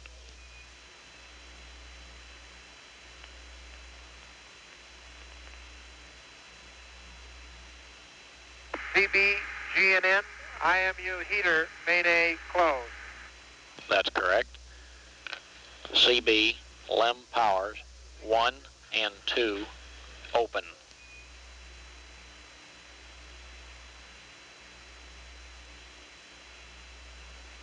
CB, LEM power, 1 and 2, open. That's correct. CB, GNN, computer, main A, closed.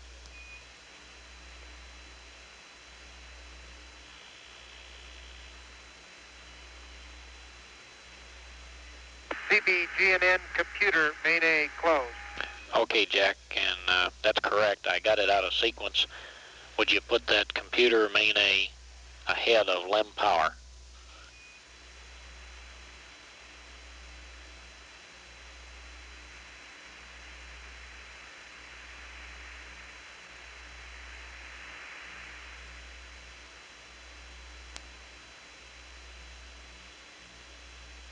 Okay, Ken, CBGNN computer main A closed goes before CB LEM power 1 and 2 open. That's correct. Jack, what we're doing is we've had the LEM powering main B, and we've had all these particular loads on it, and we're getting ready to secure LEM power. So we wanted to make sure that essential things like the computer and the platform and all have dioded power supplies before we remove the LEM power. Okay, sounds good. Volts, 39.1, amps, 1.3. Okay, thank you. All right, now, panel 275. Circuit breaker, main B, battery bus B, closed.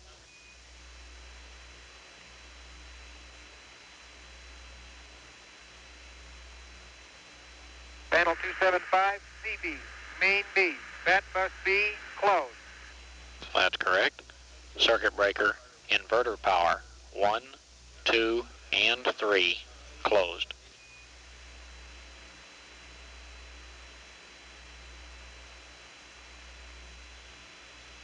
CB inverter power 1, 2, and 3, closed.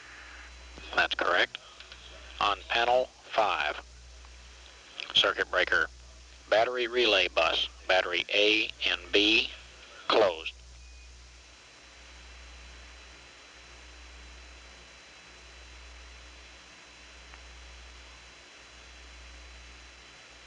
CB bat relay bus, bat A and B, closed. That's correct. Circuit breaker inverter control, 1, 2, and 3, closed.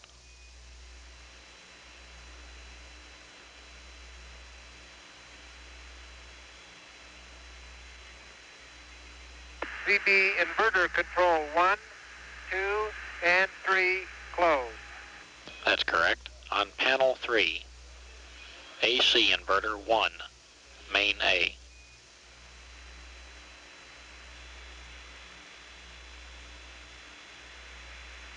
Okay, panel 3, AC inverter 1 to main A. That's correct. Now AC inverter 1, AC bus 1, on.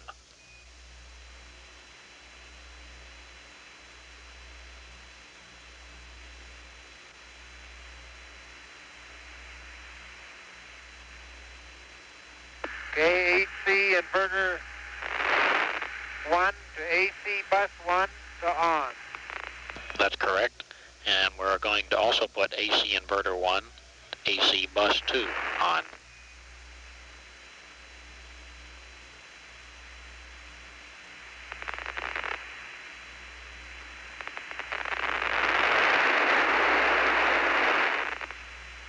Okay, AC inverter 1 to AC bus 2 on. That's correct. Back to panel 5. Circuit breaker. EPS sensor signal. AC 1 and 2 closed.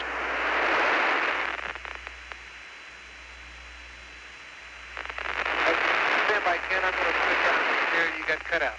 Roger.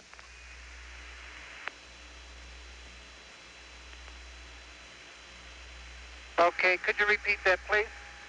Okay, on panel 5, circuit breakers, EPS, sensor, signal, AC 1 and 2, closed.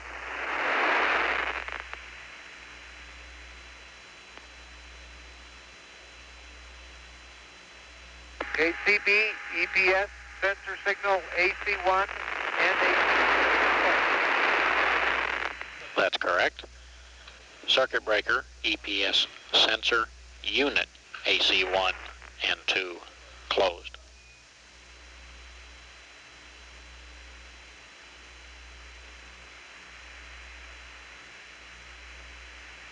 Okay, CB EPS sensor unit AC1 and AC2 closed. That's correct. And circuit breaker, caution and warning, main A closed.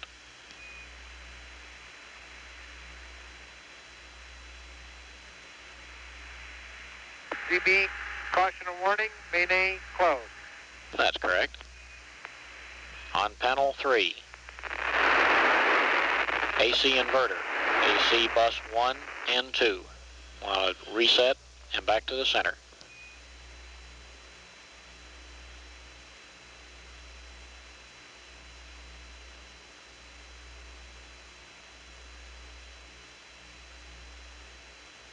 Okay, AC inverter, bus 1 and 2, reset, then center. That's correct. On panel 225, circuit breaker, flight bus, main A and main B closed.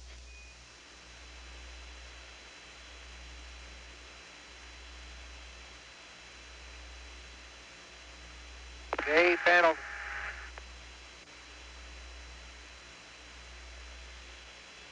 Okay, CB flight bus, main A and main B closed. That's correct.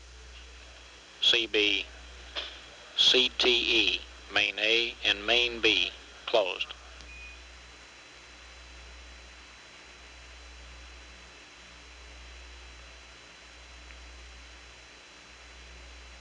CB CTE, main A and main B closed. That's correct. On panel 4, telecom group 1, AC1.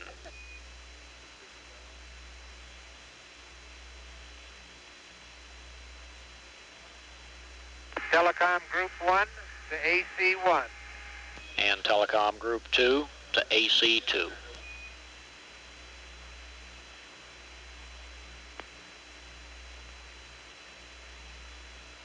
Telecom group 2 to AC2. That's correct. On panel 3, S-band normal transponder to primary.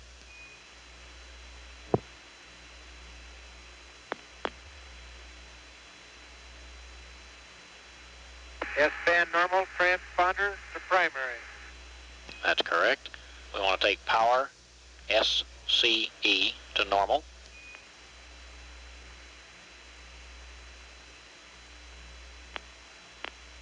Power SCE to normal. All right, and power, PMP, to normal.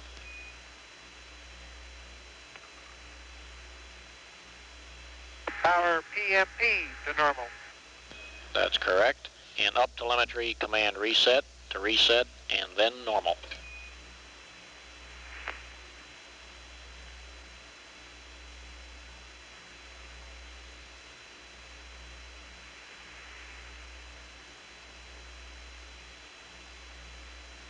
Up telemetry command reset to reset then normal. Okay. On panel 2, up telemetry, CMC to accept.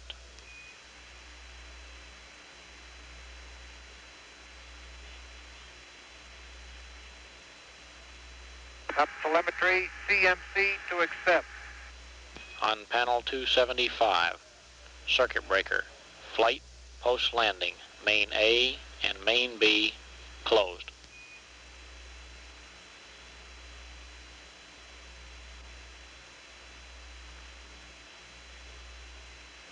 A panel 275, CB, flight and post landing, main A and main B closed. That's correct. And configure for COM on panel 6, 9, and 10.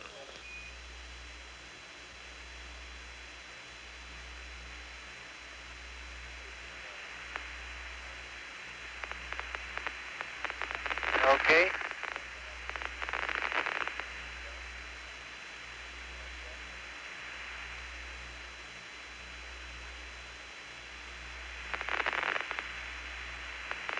Okay, are you with me?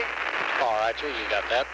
Panel 5, circuit breaker, IMU, main A and main B closed.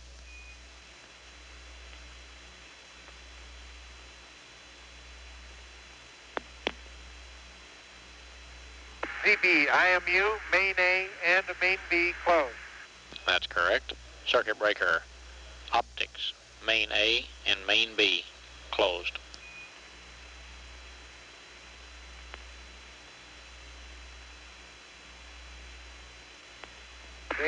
CB optics, main A and main B closed. That's correct. CB, GNN, power, AC1 and AC2 closed.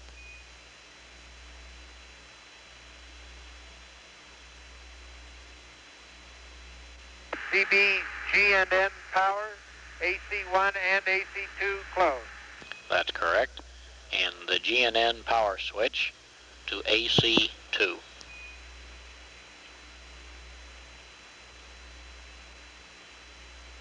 Okay, GNN power switch to AC2. That's correct. Now we want to perform the CMC power-up for the CSM GNC checklist. G2-2.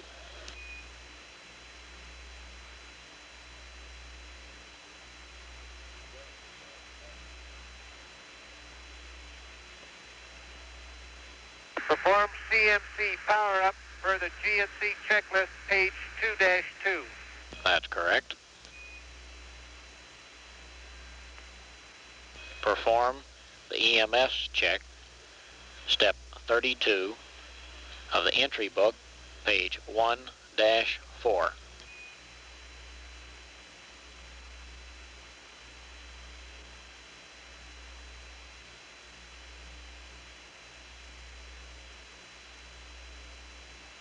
Okay, perform the EMS check per step 32 for the entry checklist, page 1-4. That's correct. Okay, now the ground is going to give you a P27 update at EI minus 2 plus 1.5. That's a time that you need to be configured to accept up telemetry. And what they're going to give you on a P27 update will be a clock increment, a state vector. They'll give you a verb 66. They'll give you 2 refs mats. There'll be an actual and a preferred and the entry target load. Now if you'd like to copy those, I can take it a little slower. No, I got them. They're going to give me a clock delta, state vector, verb 66, 2 ref mats, and an entry target load. That's correct. Okay, then we'll do There isn't much else they could give me, is there, Ken? No, not very much. How about IMU power-up, according to the GNC checklist, G2-1.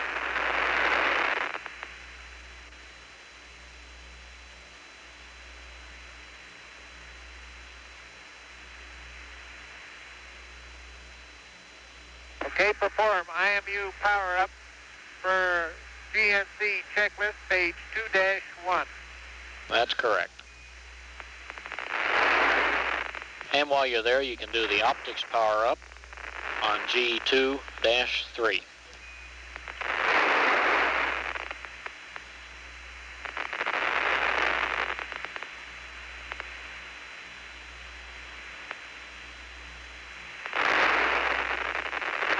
Perform the optics power-up per page 2-3. That's correct. And on panel 229, circuit breaker timers, main A closed.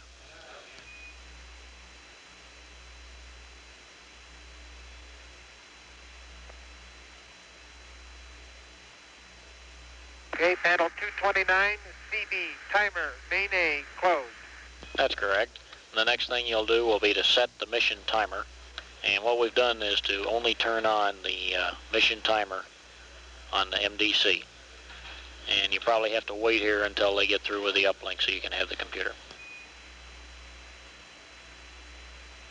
Okay, set it from the CMC, huh? That's firm. Okay, now we're getting ready to start the alignment sequence. And Are you familiar with the general sequence of events we're going to use, Jack? How do you mean? We're going to make an alignment on the moon and on the sun. Other than that, I didn't get any. I wasn't on the headset when the general information was passed up, so if there was any more than that, I didn't get it. Okay, basically that's correct. Let me just run through it hand-waving type for a minute, and then I'll read you the steps. I think it'll make more sense. The scheme is that the LEM can fly to a set of ball angles that will point your optics at the moon. Now, any time, in any attitude that we happen to be at, if you can look in the telescope and recognize star patterns sufficient that you believe you can make an alignment all on your own, that's the place we'd like to break off and let you go ahead and take over with your own alignment. However, we're giving you a procedure which will give you things we know you can see in the telescope without worrying about any reflections or anything of that nature. And it's not intended that this procedure has to be followed past the point where you know you've got good definition of star patterns in your telescope. If you need to go on, we'll maneuver, take a look at the moon, we'll take a mark there, and we'll then maneuver with the LEM FDAI angles again and take a look at the sun and get yourself another mark on the sun, and that'll complete the alignment. Now, the alignment scheme is that we're going to give you a set of angles that you can course align the ball to when the LEM is pointing you at the moon. Now, this set of angles will agree with the refs mat that you have in as a nominal refs mat in your CMC. You can course align to that, set a drift flag and a refs mat flag, and you'll have a good platform. And we'll be within a couple of degrees of a good alignment. And if we had to, we could break off at this point and go ahead with an entry. However, in an attempt to get a good platform, we're going to have you then do a P52 option 1. And what you're going to find in the option 1 slots is the entry refs mat. You'll come up with the noun 22 values, and we intend to go ahead and course align the ball to the entry refs mat attitude, and then we'll go ahead and take marks through a normal P52 sequence. So that's the general scheme that we're going to use. If you think you have a handle on that, I'll go ahead and read you the steps. Okay, well, let me ask a question. The LEM maneuvers to a set of moon viewing angles. Okay, at this time I'm going to do a P52, is that right, with the planet option? The first thing we're going to do is to course align the platform and get it inertial based on the refs mat that you have in the present slots inside the CMC. We'll then go and do a P52, option 4, option 1. Okay, that's after the LEM gets established at the attitude. Jim says, I'm here at the moon, viewing attitude. I do a verb 41 down 20 to the set of angles that you're going to give me in the pad. That's then affirmative. I enter the P52. That's correct. Okay, and then I enter the P52, and that's an option 3, right? Now, the P52 will be done as an option 1. The only reason you have the other refs mat inside the computer is that in order to set the refs mat flag, you need some relative orientation. Okay, I see. I do P52 option 1, and when do I set the refs mat flag and the drift flag? Okay, that'll be before entering P52. I'm going to give you this procedure in detail. Okay, all right, let's go at it. Maybe it'll all fall out and I won't have any questions. Go ahead. Okay, I'm ready to start reading again.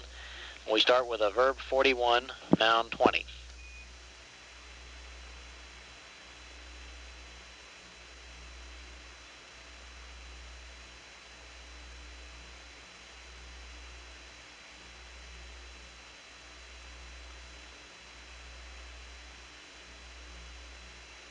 Okay, when the LEM is at the moon viewing attitude, I do a verb 41 noun 20 enter. That's right, and you'll put in the attitudes that you'll get from one of the pads, and this will be for the course align angles when the LEM is at the moon viewing attitude. Then when they're all squared away, they tell you they've got the right attitude, we then pick up again with a verb 40, noun 20, enter.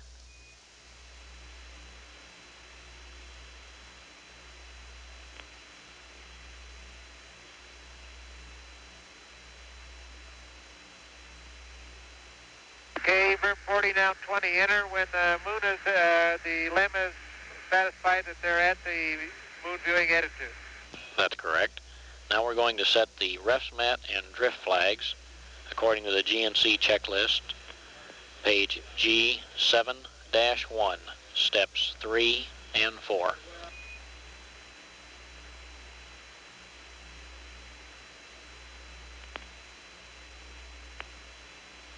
Okay, set the rest mat flag for GNC 7-1, step 3 and 4. That's correct. Now verb 37, enter. 52, enter. Option 1. We need to read out.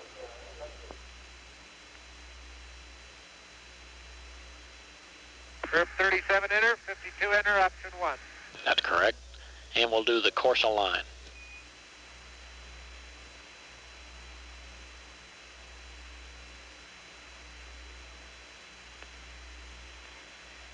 Okay, perform the course align function there. Okay, now when it gets back to the mark routines, we want to take a mark on the moon.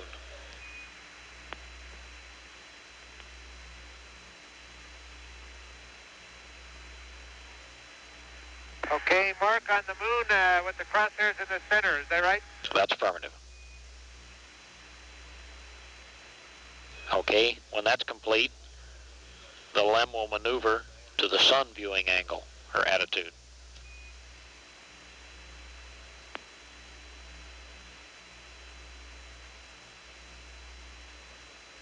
And when they get there, you take a mark on the sun using the sun filter and the telescope, and again, we're marking on the center.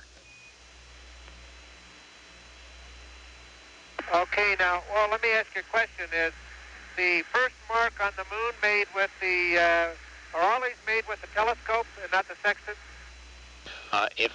I'm not sure right offhand what the angular size of the moon is, Jack. If you can get it in the sextant, that's the best thing to do. But you may have to go into the telescope in order to define the center. Either one's acceptable. Okay, if I could define the center through the sextant, do it that way. If I can't, use the telescope. That's firm. But we know you're going to use the telescope on the sun.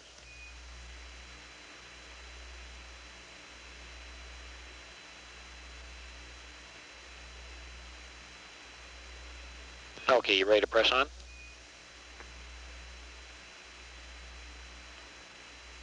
I'm ready. Okay, I just reminded we owe somebody a bat B voltage. And charger current. Okay, another volts and amps coming up. All right, thank you. And this left us in P52 with 2 marks, and we'll go ahead and torque the noun 93s.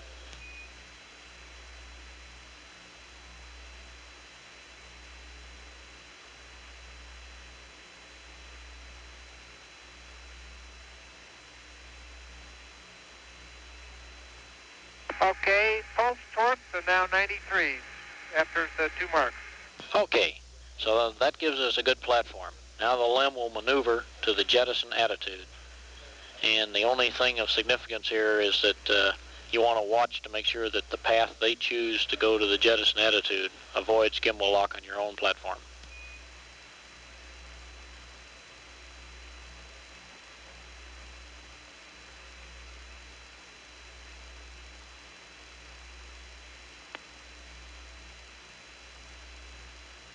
Okay, the LEM maneuvers to the jettison attitude, and I just monitor the maneuver and yell at Jim if he gets near a gimbal lock. That's firm. Okay, and then the LEM will go to a max deadband attitude hold in the jettison attitude.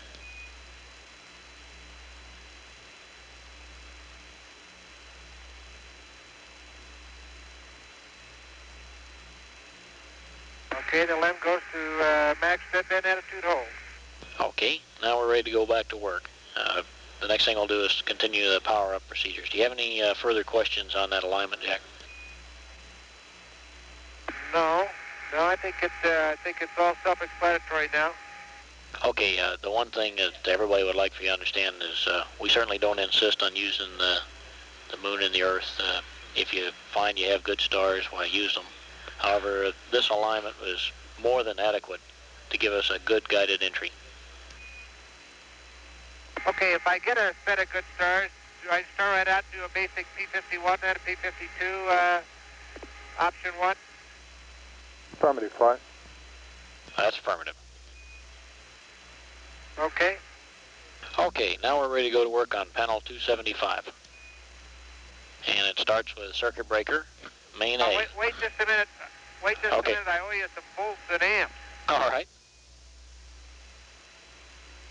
Okay, volts are 39.4, amps 1.25. Okay, I thought maybe your meter was stuck before. No. All right, you ready to go back to 275? Have a circuit breaker, main A. Bat bus A, closed.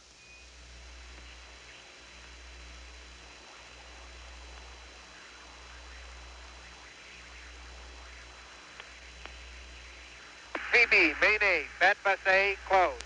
That's correct. And circuit breaker, main B, bat C, closed.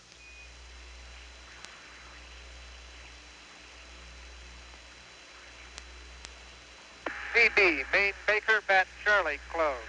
Okay, that's correct. Now we're up to EI minus 1 plus 30.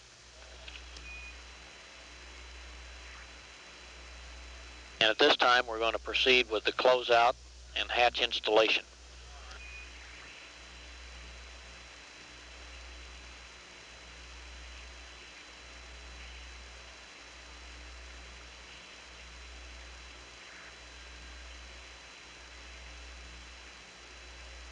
Okay, close out and hatch installation at EI minus 130. That's right, Jack. And we're going to close the LEM hatch.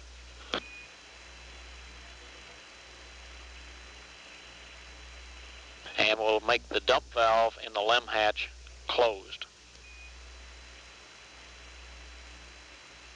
I understand you're going to close the dump valve now in the LEM hatch, right? That's correct. Okay, this is a change from what we had understood previously. That's correct. Personally, I'm happy to see it, but that's good. Okay, that's one vote on your side. Okay, and we're going to go ahead and do the use the decal to perform the hatch installation, and we'll start on the hatch integrity check.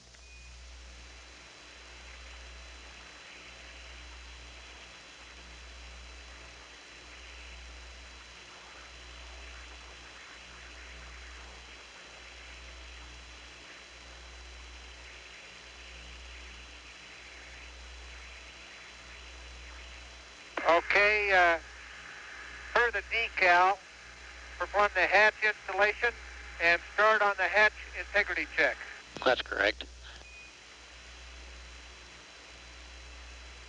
Okay, Ken, one thing I think that, I don't know whether anybody, the decals don't take into account the fact that we still have the umbilicals connected. At what point in time should they be removed?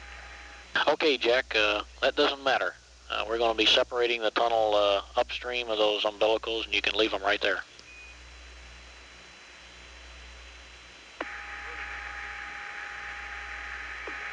Okay, does it make any difference if we disengage? The LEM is, as the LEM, we have pulled the circuit breakers, LEM power 1 and 2, so if we choose to disconnect these umbilicals, there's no harm, right? That's right, no sweat. John Aaron's just saying that they may be hot. He's checking on that, so how about holding the decision on that and let me come back to you? Okay. Okay, and let me tell you what we're going to do since we told you a different story this afternoon on this tunnel. We're actually going to vent the tunnel down so that we end up with about 1.5 to 2 psi absolute in the tunnel. And this will give us a delta P of 3. So we'll do our hatch integrity check at the same time we're venting the tunnel down.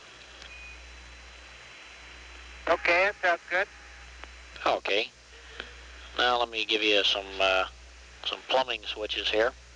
Let's take the surge tank oxygen valve to on.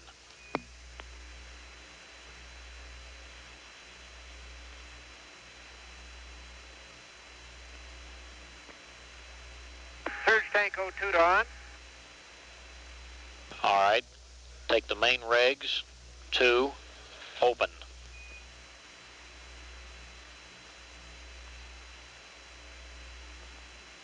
Okay, main regs 2 to open.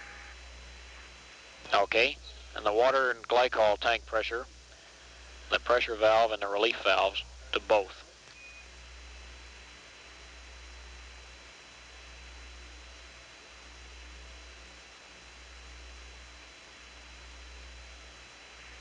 Okay, water and glycol tank pressure and relief valve to both.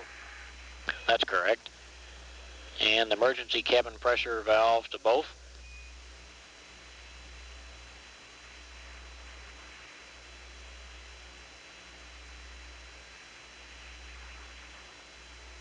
Emergency cabin pressure to both. That's correct. And the suit demand regs to both.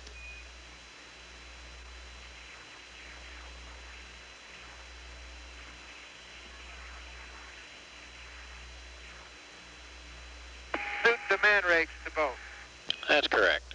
Okay, now we're going to panel 5. Circuit breaker, ECS, transducers, pressure group 1 and 2, main A and main B. That's 4 circuit breakers closed.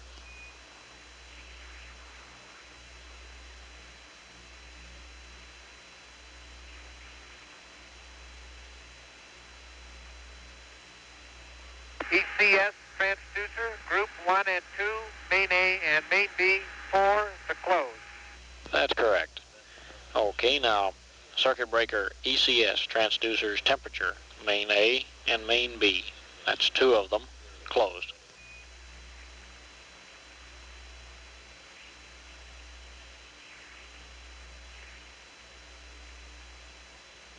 CB ECS transducer temperature, main A and main B closed.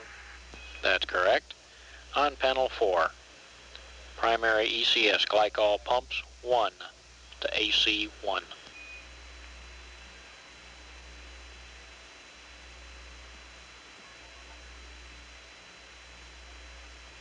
Primary ECS glycol pump to 1 AC1. That's correct.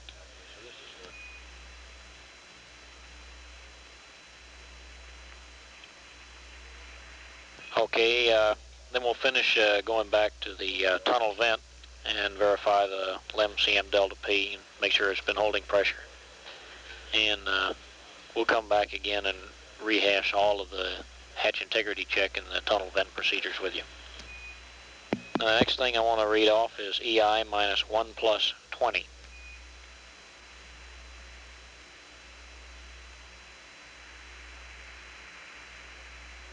We'll go to panel 7, BMAG number 1 power to warm up.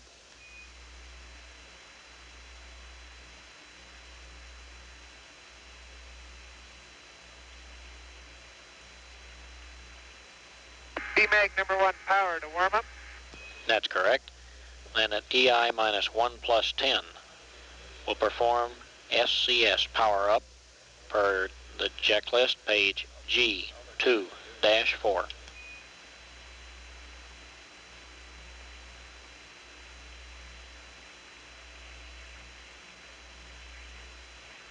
Okay, perform SCS power up per GSC checklist page 2-4.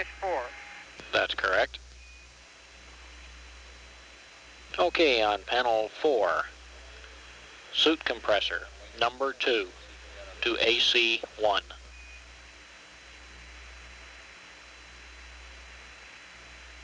Suit compressor 2 to AC1. That's correct. Spacecraft control to SCS.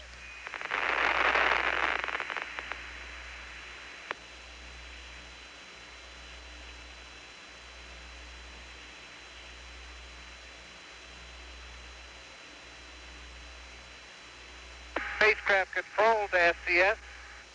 Okay, and your manual attitude switches as you desire. We're coming up on jettison of the LEM, so it's just like separation. Okay. Okay, and we'll do a GDC align.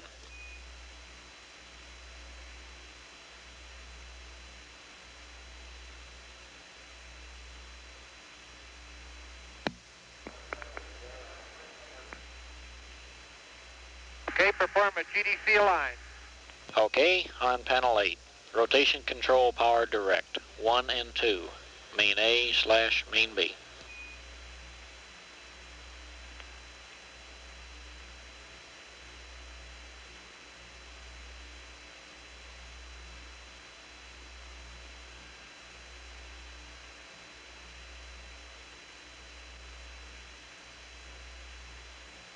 Okay, these are circuit breakers, rotation control power direct, 1 and 2, main A and main B closed.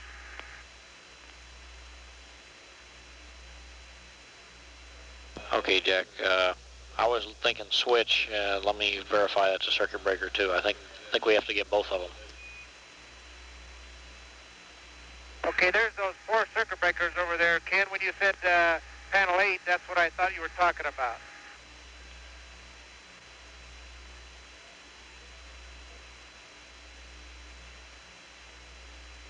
I don't think the circuit breakers are out right now, but why don't we just verify the circuit breakers, put the switches to main A, main B. Okay, that's correct, Jack.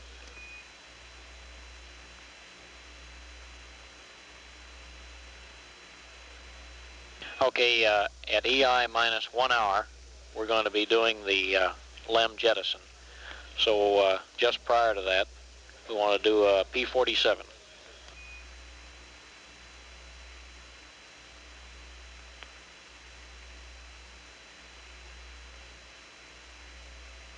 Okay, say at about 1 minute prior to LEM jettison, huh? Yeah, just something that's comfortable for you.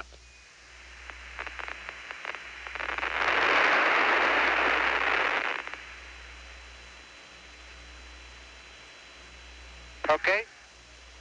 All right, after we've done that, we want to get panel 8, sequential pyro arm, 2 of them, on.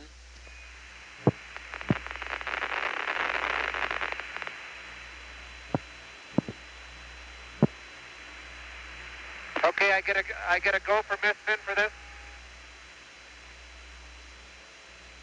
Okay, John says we can watch it.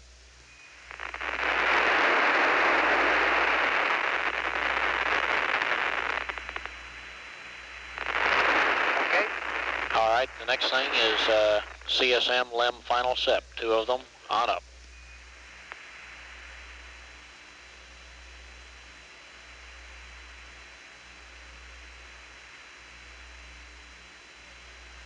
CSM LEM final SEP, 2 on. That's correct.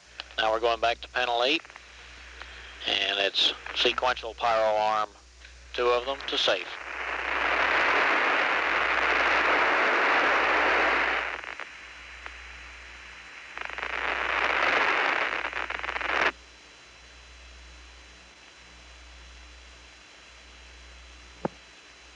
AFD, how do you read? Okay, sec pyro arm, 2 to safe. That's correct, and go back to poo. Haven't heard anything. Did you read? Yeah, reaching that. Okay, go to poo. All right, and now it's time to configure for single ring.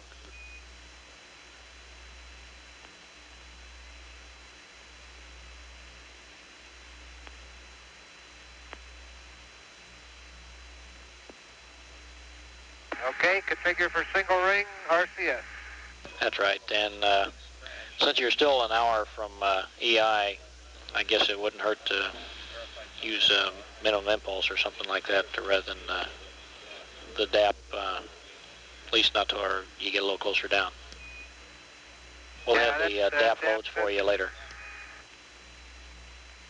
Okay. Okay, and as soon as you've gotten yourself all set up with a good control mode, we want to maneuver to the entry attitude.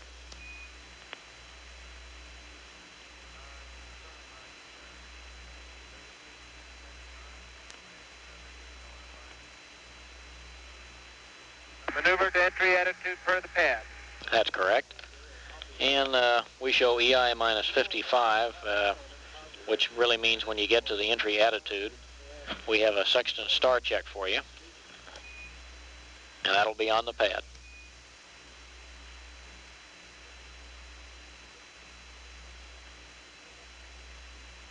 Retro flight.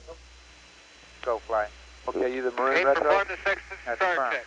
Okay, you're doing your thing for reentry. You I got want any to remind problems? you to park the optics at 90 degree of shaft. Negative flight. We're just continuing to review and pull these odds and ends together. Okay, keep monitoring. Okay, say again why, Ken? I didn't understand that. Okay, this is just a precaution, Jack. If we park the optics with a 90 degree shaft angle, that'll line up the slit so that it gives you the best airflow over that part of the heat shield and avoids a hot spot. If you don't remember it, I don't think it makes much difference. It's just good procedure. Okay. Okay, and after you've got it parked wherever you want it, we'll turn the optics power off and stow the optics.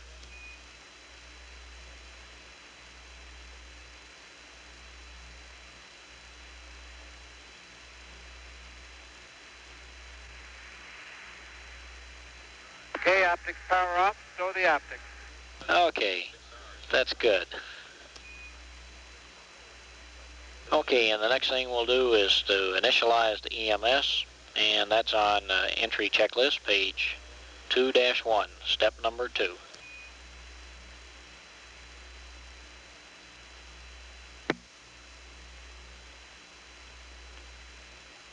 Okay, perform EMS initialization for entry checklist, page 2-1, step 2. Okay, that's correct. Now we're coming up on EI minus 45 minutes, and we'll give you an entry pad and a final state vector.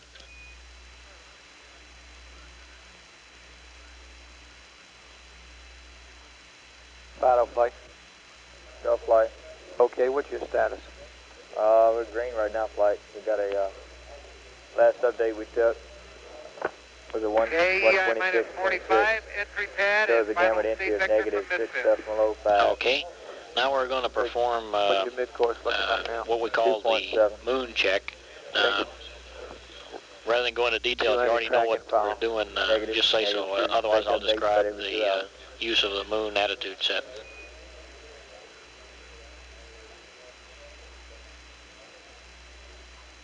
Maybe you better describe it. Okay, Jack, you remember everybody in the past has commented on seeing moonset just a couple of minutes prior to EI. And your horizon will probably be dark at the time you get there. You have an early morning entry, and coming in from the west, you'll still be looking at a dark horizon. So just as a backup technique, just like you would track the horizon, we're going to give you an attitude which will be on the pad so that you can look directly at the moon. This is an inertial attitude. It won't be changing.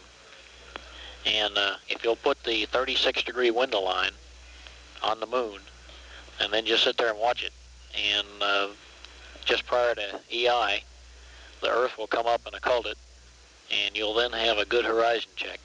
And I have some times, I'll give you that later. And if you just look at this thing, at that point you can set the GDC or whatever you desire, and you'll have a known attitude reference. It's just like a horizon check. Guidance flight. Go flight. Okay, got anything going? I maneuvered to the moon check about this attitude, moon check here. at which time I put the 36 window line on the moon, and just prior to EI, the Earth will occult the moon. That's correct. Okay, and that corresponds to the same inertial attitude that you'd have on the back of your entry card, where it shows the horizon attitude several minutes prior to EI. It's the same thing. Yeah, that's that one at 17 minutes prior. Okay. Okay, we're just getting it in a little closer. Okay, the next item on the checklist here is an EI minus 40. We're going to panel 7, and it's BMAG number 2 power to warm up. Yeah. Okay. You're looking at no data really, anything else, and you're monitoring the pad here. And I've got you down for the docking angle. You need that sometime. Okay, panel 7, BMAG number 2 power to warm up. That's I want to correct. go over what they read them for the CSM Now I'd like to pad verify flight. the surge tank and repress packages are on. Well, I thought They did what? They read him some stuff that we're going to send up as CSM pad. That's not This is gonna be Apollo sent up. Control at 127 hours, 31 minutes. We've completed the shift handover read and 'em as mission we're gonna control. pass some course of line A change angles of and shift entry briefing rest is patterns. scheduled to begin in That's about not what 15 we're gonna be minutes at 9 p.m. in thought the we'd just main go over news the center things Cap talked auditorium, through going through building 1. Control system, wastewater, urine duct heater. 2 of them closed.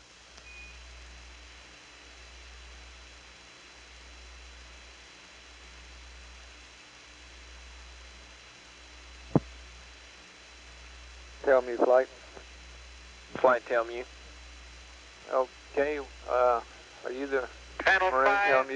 CBE, Or are they yes, still down basic working on that urine checklist? duct heater 2 Well, I am for right closed. now, flight. We That's switch correct. over a couple hours later. Then you Suit compressor, number 2 to I got off. something here to talk to you about here. You got a minute? Yeah, I do.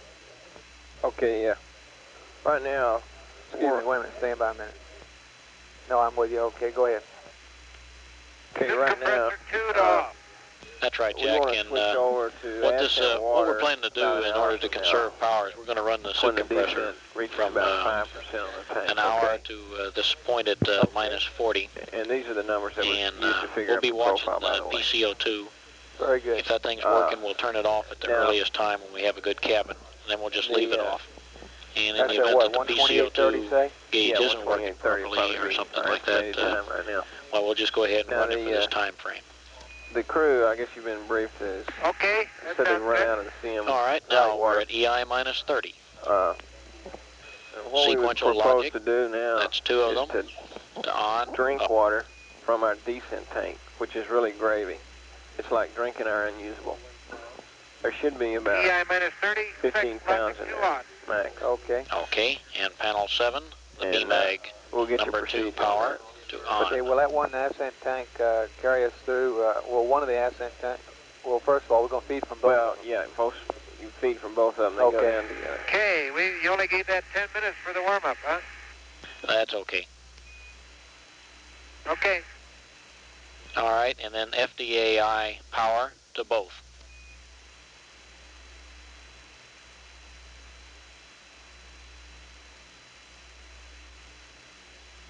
FDAI power to both. Okay. And we want to activate the primary evaporator. Tell me, flight. Go, flight. Okay, what about your lithium hydroxide? When do we want to go on the LEM Activate system? the primary evaporator. We're supposed to go on there Ken, at...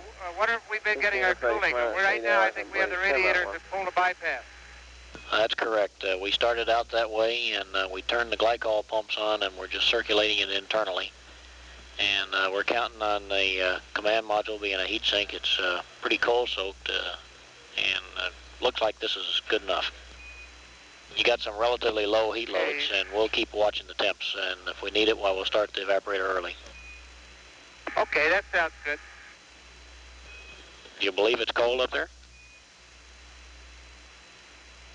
Yes, we used to call the command module the bedroom, and it's now the refrigerator. Okay, just don't call it the reefer. Okay, at about EI minus 19, we get back into the standard entry checklist on page 2-2, where it starts with P61. 8 hours.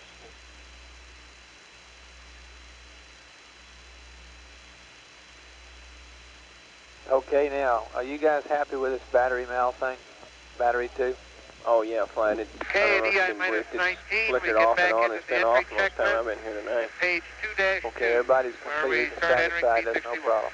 That's right. Okay, it's Jack. a problem. Now that's Everybody else those is are the working timeline okay. Now, what notes about I had this for you. suit? The suit's being hate to tell you this, but I also have from open to auto. a couple of corrections to make to the entry checklist. They aren't corrections, they just are pieces of the entry checklist which will correspond to what I've already read to you. You don't have as much delta P across there. And I'm ready to go on that whenever you are. And Vance tells me that you can get into the descent water for drinking CO2 now. scrubbing as you would if it was closed.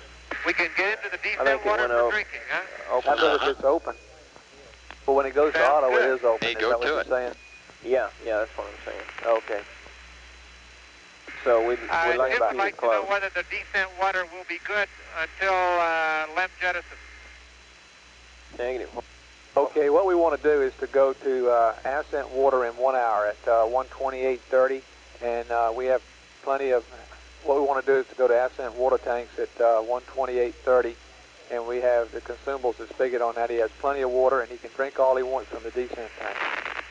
Okay, Jack, looks like we're going to go on the ascent tanks at 1:28:30.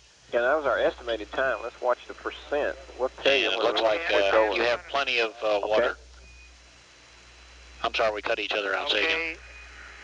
Yeah, I was going to say, I understand we're going to go on the ascent tanks at 1:28:30. Based on the current rate. That's right, based on the current rate. That's what they predict, and well, I don't see any you can go ahead and drink the water. About no a sweat. few minutes one way or the other. We got plenty of ascent water. We can fine. always go back and And get I've from got the the descent entry tank if we checklist need out, to. and I'm ready to copy. Right. Just give me the Can't page. Oh, okay. Just like to, Jack, you starting to sound like an LMP. Yeah, but I'm going to come to you guys in a minute and tell you to get everything configured and not bother the crew too much because they're trying to rest here before entry. So we're not going to be passing them a lot of data. A LEM burn understand all from of us inside the LEM we're going to give you a in percent spaceflight. for the change. I hope it stays that way. Okay, Jack, we're starting on page 1-1. Okay, go ahead. Okay, down in the middle of the page on line 9, we're just going to strike out the activate VHF for comm checks, and line 10, verify the DSE. We're going to leave the DSE off. That's the safe power, as is the VHF activation. Okay. Okay, on page 1-2. At minus 2 hours, there's a tidal logic sequence check, and we're deleting that entire sequence. That's included in what I read up to you. Okay, delete the logic sequence check at minus 2 hours there. That's correct. And delete lines 23, 24, and 25. That means the maneuver to super circ entry attitude, everything below that is deleted.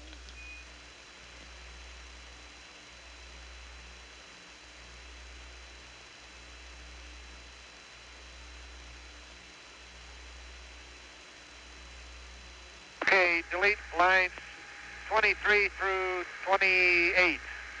That's correct. You got ahead of me. All right, on line 29 on page 1-3, we're going to put in a time of minus 0055. That's the time we gave you for the boreside check. Okay. It's a sextant check, really.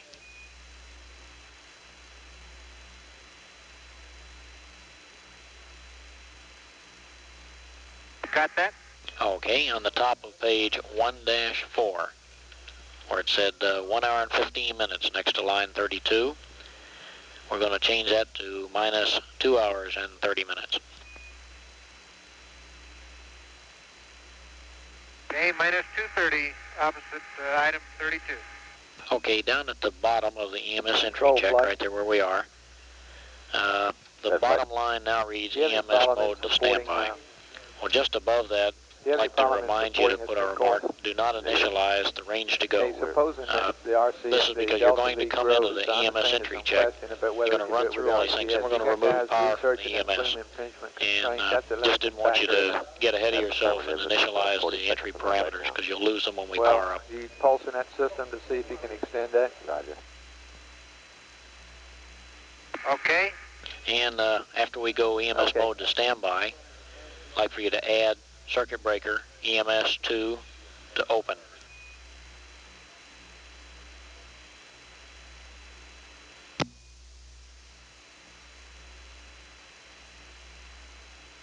Okay, CB EMS2 to open. That's correct. And we want to delete this setup camera listed on the bottom of the page. We're deleting that for power reasons. That's line 33 alpha. Okay, we're way ahead of you. We already got it stowed. Okay. On the top of the next page, where it says secondary water evap, just keep in mind we don't plan to use the secondary evaporators unless the primary fails.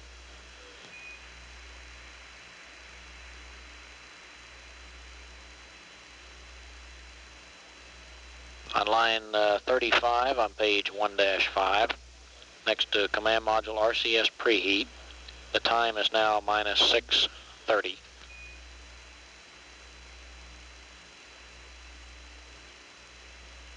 Okay, minus 6:30, and the voltage reading 3.9 still is good, right? Okay, very good.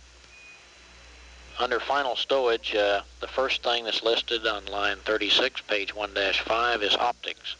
And if you want to get started on your stowage, we'd like to leave the optics out because we'll have the star check coming up quite a bit after this.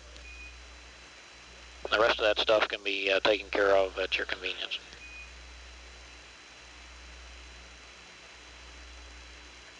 Okay. All right, still on page 1-5, line 37. The time is now minus 6:10.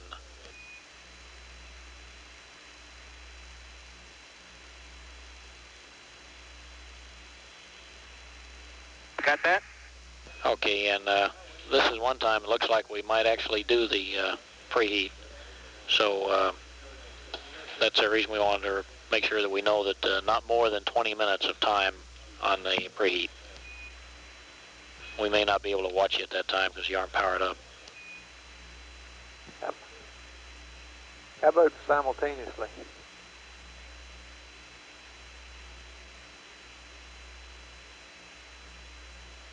Okay, either 20 minutes or till 3.9 volts DC. That's correct, Jack. And now let's go to page 1-6. And about a third of the way down, it shows panel 275, CB main A, bat C, close. We want to strike out that line, the next two lines. So we're going to strike out main A, bat C, close, main B, bat C, close, and DC indicator, main B. Okay, after that step on panel 275, strike out CB main A, bat C, CB main B, bat C, and DC indicators to main B. That's correct. Now under panel 8, it tells you to close all circuit breakers except, and I have 4 additions. The first one is CB service module, RCS heaters, quad Charlie, main B, open.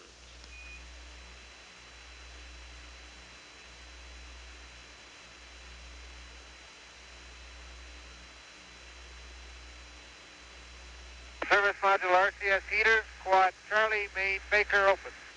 Okay, and the same thing for service module RCS heaters, quad Delta, main A, open.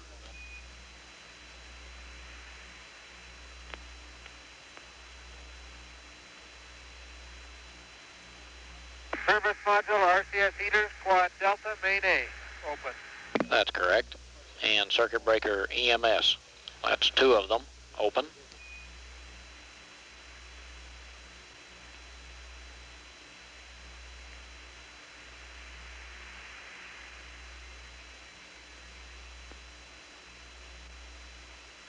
CB EMS2 to open.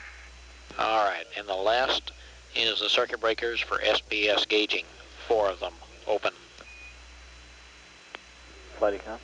Go. We need a readout. Okay.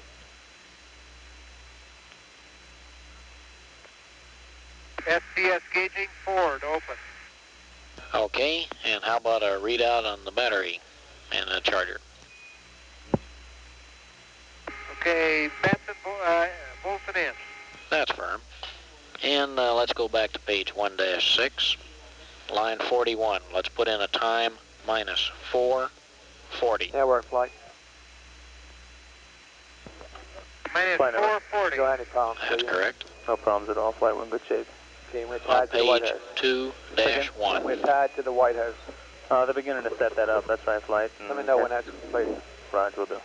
Line number 2, put in a time of minus 55 minutes.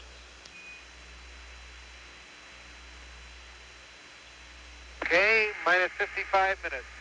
Okay, and the first thing you want to do under EMS initialization is circuit breakers, EMS, that's 2 of them, to close.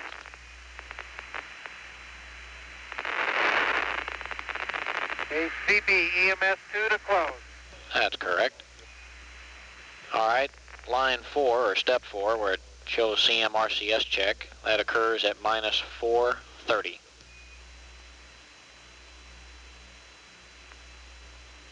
Okay, minus 430. All right, under CMRCS checks, the 4th line down says manual attitude 3 to minimum impulse.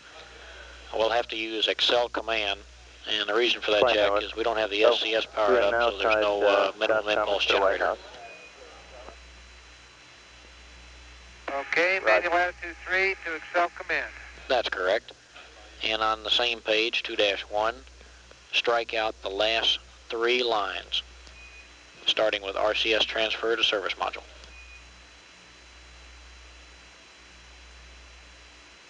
Right, we last 3 lines are scratched out. We ain't got one of those things. That's correct. Okay, let's flip to page 2-2 and strike out the first 2 lines. Okay, wait a second. I need to give you volts and amps, Ken. All right, go ahead. Okay, it's 39.6, 1.12. Sounds like you're getting there. Okay, I believe we scratched out the first 2 lines on 2-2. Now we're right below that. It says separation checklist. So we're going to just delete that whole thing. It's included in the notes I gave you.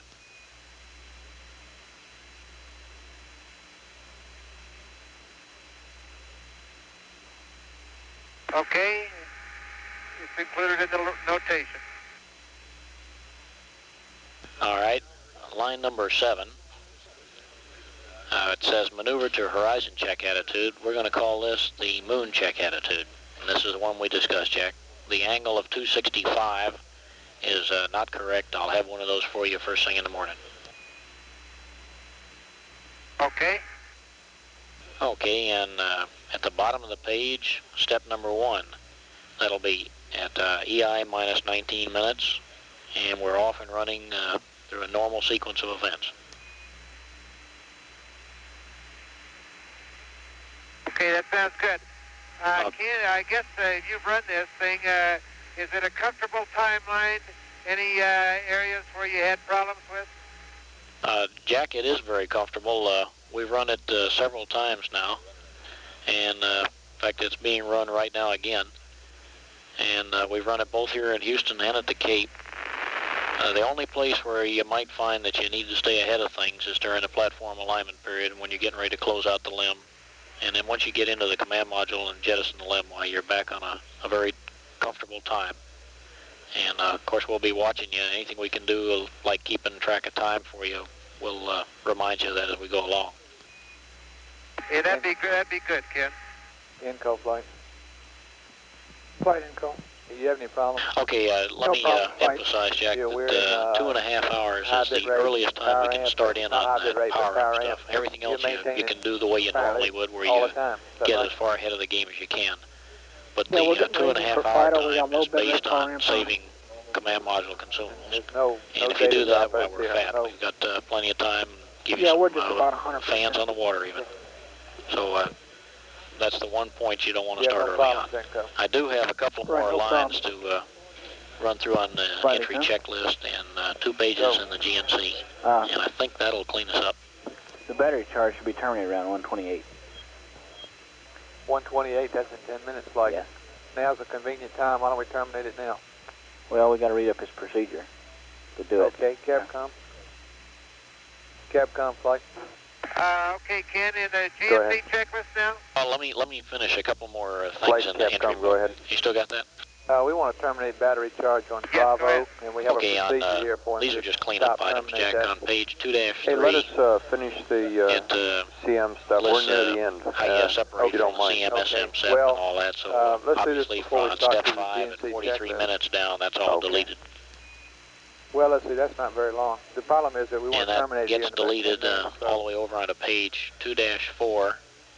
Up to the line where it says 50 minutes. It'd sure be nice if and at that point, we pick back up and everything from 50 minutes down is valid. It's only 3 pages. All right. Yeah, those page updates go pretty quick. But we do have to read a procedure. Okay, delete item 5 down to the point where it says minus 50 incidentally, minutes. if I can get that, I'll be all primed to go. Okay, on page 2-5, the top line where we had horizon check, that's now the moon set check, and the time is approximately 57:37, and that's minus 2:23. Sergeant flight. Sergeant flight. Go flight. Okay, do you have any problems at all here? Okay, that angle that's get listed started. in the book there, This evening we have Flight Director Jerry Griffin and his Flight Dynamics Officer Bill Stovall. And I'll look Jerry? that number up again for you tonight. Okay, I think you've probably followed most of the air ground. Here recently we've been doing this checklist updating for the entry phase. We're just about to wind up the CSM portion of that. And as soon as we finish that, then we'll switch over and do the LIM closeout portion. It so happens that'll be a whole lot shorter than the CSM. And this other thing is kind of like reading War and Peace or something over the air. I think we've been at it for about an hour now. And of course that task has been in work, I guess, here at MSC and other places for about 3 days now, developing those procedures and running them on simulators. It just took a long time to pull it together, and we finally kind of got in right under the wire. That's correct, Jack, and that completes the entry checklist. Let's look at the GNC book. We didn't do a whole lot else on our shift today. We did do some updating of our mid-course correction stuff, and I'll let Bill talk about that. He can tell you where that stands right now. And ready to copy? We have page 2-1. Virtually the same consumable status that I gave you last night, and I'm not sure what Glenn told you this afternoon, but we're about the same position.